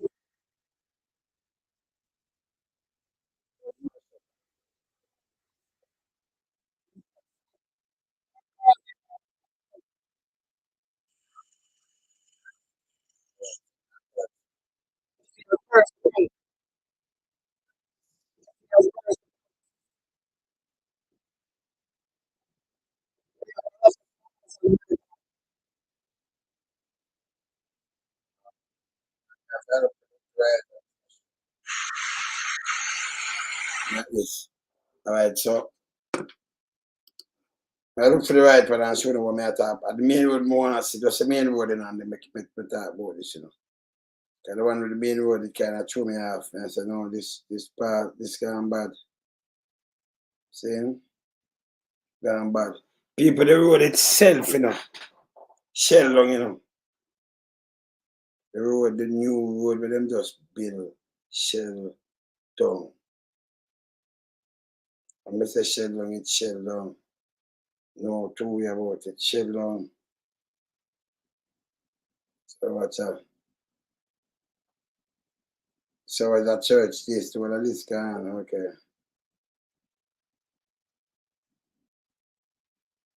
Hampton Court ST, when I'm Hampton Court. These are church people. Enough thing me having about me have to sift through them and make sure before me show, you know. You understand? ST Hampton Court, them say this. Okay. Hampton Court Tower. That's shell long to him. And this. I look Palm Beach.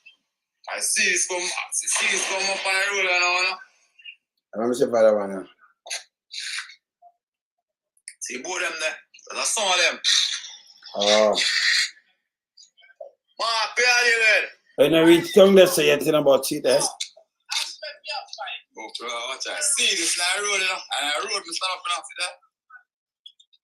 See that now road. And then we reach at this along the same. So my boat them there. See it? Some my boat them. Boat them gone like lake and some of them job. Some of them job on a boat. Watch it. I see that. Go see how one out there.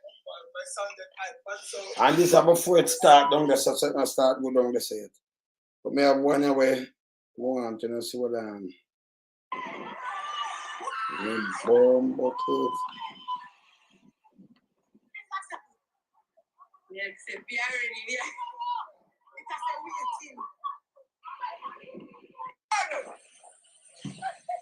It right.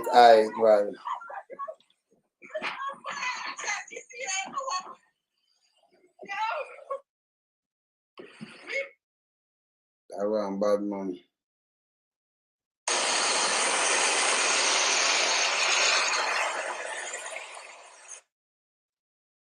And so man, I said here I want bad too. Well, please, it take time. It take time to step up, you know. Send me.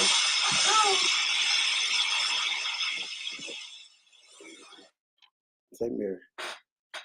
It take time to step up, man. May I say me see the road.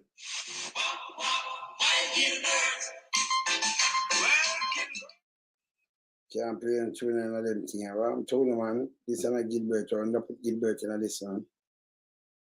Play the tune, just don't put another thing. This is the roadside fountain in St. Thomas. Alright, look here. This is the road, and by all indications, this stretch of the highway. Okay, so I'm showing you this now. So this moment, you don't see this. This is the highway, yeah? Alright, so we have to show this.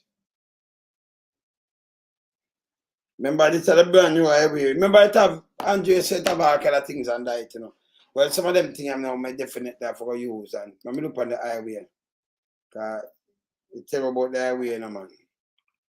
See, you know, from the highway, you know, so equipped, well, we're not supposed to have the problem. See? And tell about the highway, so I want to see the highway. See? Then we say next one, the highway. Remember, you know, enough billions of spending a better. But we have to pay back, you know.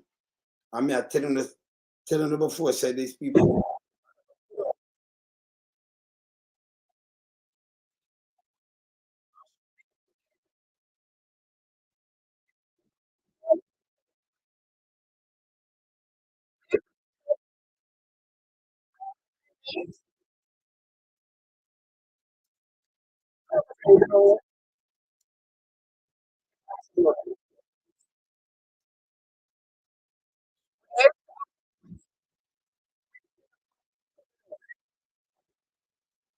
All right. You have some part of me see the word split, but me show them a little part of this. You know? I have to show you a part of this. Some part of what me see split, you know, and boy, I don't know. When this turn now, we can just run through it and see what go on. Like how much billions, yeah, no, a man can pocket money now. Do the thing good, we good, you know. And when it's not good, we bad. Play this. This is in the vicinity of the roadside fountain in St. Thomas. This is the road, and by all indications, this stretch of the highway probably will be impossible in a few hours. Waves are already reaching up to the road.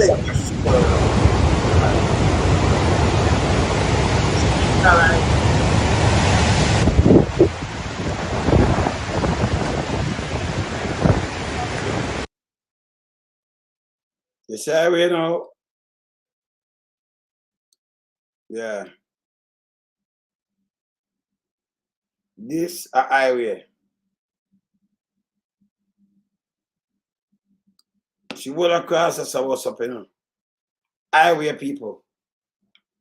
I remember under the road it have been cable and it built good and pipe and everything and built so strong and healthy, you know, that you know it had there and keep for a long time. That's what I say, you see, for the peer and talk foolishness, stop it. Get good worker, do the thing one time. So you know, say for the last 50 years or 50 years, more than you just spend billions. And then it turned out to be just a bag of garbage. See? Water could have flood on the road, but it run off. Not do the road. Not Jamaica road them. Man, tear up and all kind of things. You call it highway. They may a joke. Yeah, I have a lot of things where I sift through. So what I do is, you know, just sign off, sift through them, and then wait till down when at the evening, then we just come through. Because our people them come through, you know. You understand? I'm a phone full of a lot of things, I want to put them together. Yeah, and show them inside. But I want to ask what take place in Jamaica, you know? Yes, man. So if I talk about this, so much waste of money, man. You understand? So much waste of money. You understand? Bar Green, traitors at work. We don't understand your thing when you say traitors at work, you know. Because when you say traitors at work, you sound like a big piece of shit. We don't know you're still, but we know you sound like a big piece of shit. You understand? Yeah. So you have a matter of fact, we could just ban you because someone don't know what to talk, you know. Can you just start a bag of shit? Or you know you just man for just hold and just duck you with a bag of shit too, you know. Yes, man. If you know what you have to type, you know, in a business, you could have twin. He's a piece of shit. Yes, man. You have to just type and type right. Can we take you for a suspect? Right now, so you know, no, so I'm not play with nobody at all. Nobody. You understand? So if you know if you type, can we know if you type now, you know what to flush you. Because you're a big load of shit. Yes, man. See? Yeah, man. Damage, yeah, that's why I said the damage will be huge. See? Yes. Okay, if you're one of them, can we hear some black with that about traitor? And if you're one of them, I put up the traitor at work. When you mash up a country, all you, brother, become from East Kingston, make sure you know what pass there. He's a piece of shit. Yes. Cause me a different. I'm I tell you this, you know, me a different human being completely, you know. I was traumatized. Me not take that. You understand? Cause you know, whenever I treat it at work without me, cause you have to treat it at work when we are show people things. We are take you know for one of the invalid them, one of the big piece of shit. Yes. If you come and you know declare your hand just right like that, no, you know say straight out, we don't run put nastiness like you, you're just germs. You understand? Yeah man, you have to know where you are around here. We don't run put people, none of that. We don't even catch this bullet, none of them, we don't run put nobody. We don't can't mash up the place like this. And you have to be careful where you're right. We only have to play with people, yeah? Yes. All right. Just go run my file and you know. We don't play with people, we don't play with no kind of germs, nobody at all. Yeah? All right. I remember, you know, if I repeat, germs and things like what germs I say, no, so right away I get flushing. Yes. That's a good one we live in the wilderness because in front of you don't right. Some arts at some fuck because we not deal with it. Yeah. Yeah, man. Say? Yeah, I say Barrington. Yes, man. Yeah, man. So, you know, you see, when we see that the word when does right, the command a traitors at work. If you talk about the government, you just can't name, but you know, come up here and put traitors. When we road and mash up and people them at one, you just put up something where it give you one wrong indication and you just put up something like this. Let me tell you something, man. We don't play with people here. No follow none of them. No follow no sperm whale and nobody. We don't play with people. Me not play with nobody. You understand? Yes, man. Just go lay some egg and go hold your corner. Yes, man. Because you're about to take the biggest piece of shit. Then? Yes. So, go on here, so.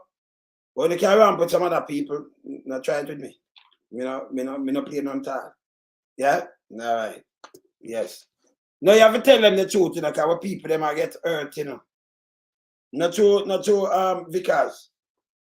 Eh? I have to tell them, man. See? Yeah, man. This is different, man, you know. When we attack, so the guy can use reverse psychology, all right? Anything when feel like, man, yeah, so that's why just be the one thing, all right, where you want, right? Don't listen. You understand? But don't come on here. Especially you see what people, and by the way, honest, we're only for every account. If one somebody did what Jamaica, you were all responsible for this. Yeah, your government. You understand? Yeah, you work this government. It's bad. Should I do better than this? No, so you go. Eh? Yeah. Yes, the trees are breaking. Yeah, man. We soon get, as I say, we have a lot of things when I run through. So I soon go run through them and then deal with the way I deal with it, you know? Yes. You understand? I think the government want people to clean up some criminal accounting. Because you have some little people, you have some little minions, you know. It's true them get money and them get a contract and them to cut things that them feel that them cannot go around hide under some name and put up something. Someone want to forget, hey, want to forget sentence. I mean, say 100 lashes, poor look at nastiness. Yes, can you sell out the country? Yes, just sell out the people them and mash up taxpayers' money and self-centered.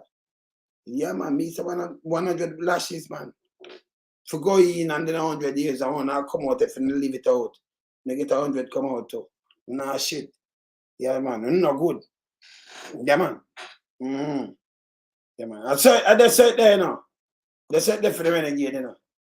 Yeah, man, I will understand this, man. You see? Yeah, man. So I go through some things with some people and I remember, you know, I talk about one of them things that we're looking at in our conference. I know I have to do what I do. Yes. Coming up on the 26th. See? And then I hear this though. Remember we have foundation. Right? So I tell the people them who have foundation, when I do things, and anybody who I do some things, some of our brothers and sisters and family and friends in Jamaica, we not give government no money, not even a cent. Don't give government no money. You understand? You have foundation live overseas, use the foundation and when you have a bill, if you buy a black and cement or buy back something for fix back house or anything, you make sure send go buy that, fix it and who you pay. Now say no give no government. Nah do it. You understand? them for go away. Play this.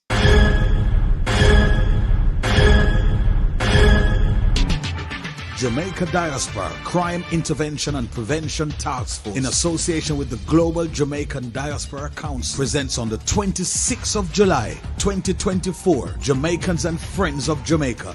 Join us in conference as we speak against corruption, crime, poverty, failed healthcare, poor education, and injustice in Jamaica. This takes place on the 26th of July at 1320 Ellesmere Road, Ontario, Canada. This conference starts 3 till 10 p.m. Guest speakers on the day: Wayne Lonesome, Will Rattigan, Mystic Sensation, Herb Nelson Jr., Aromatic, Sister Maria, Jamaican Carlos, Dr. Rupert Francis, Jeffrey Tavares, and more. This is going to be a very important event for all Jamaicans and friends of Jamaica. Don't miss this event if you care about our country. Jamaicans in the diaspora, we can make a difference.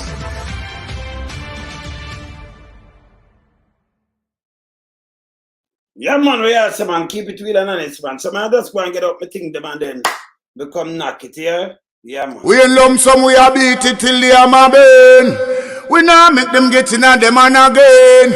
None of them boy, we none of them. We alone some rise up the bomber. Original 40 says no, we not take rough up the cock. From the other day, them face them a puff up that they three little pig and the old fire off up. If them flip like a fool and leave them get crushed up. Meta, shut your beat, no speak, you meta hush up. Street furniture, everything's a get dust up. Limbs and shove, everything's a get brush up. When you see original Eastman, you must not fuck away. Lyrically inclined, be a metaphor, so no listen.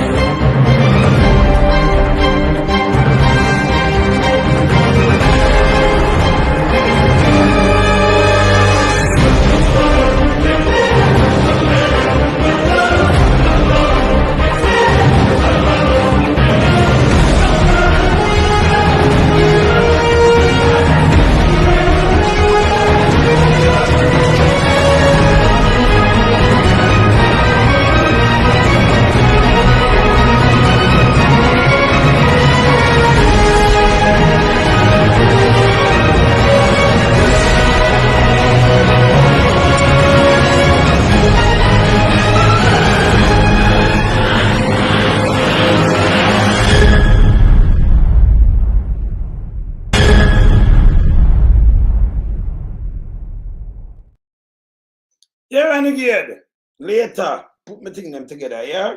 All right, me up. I'm out.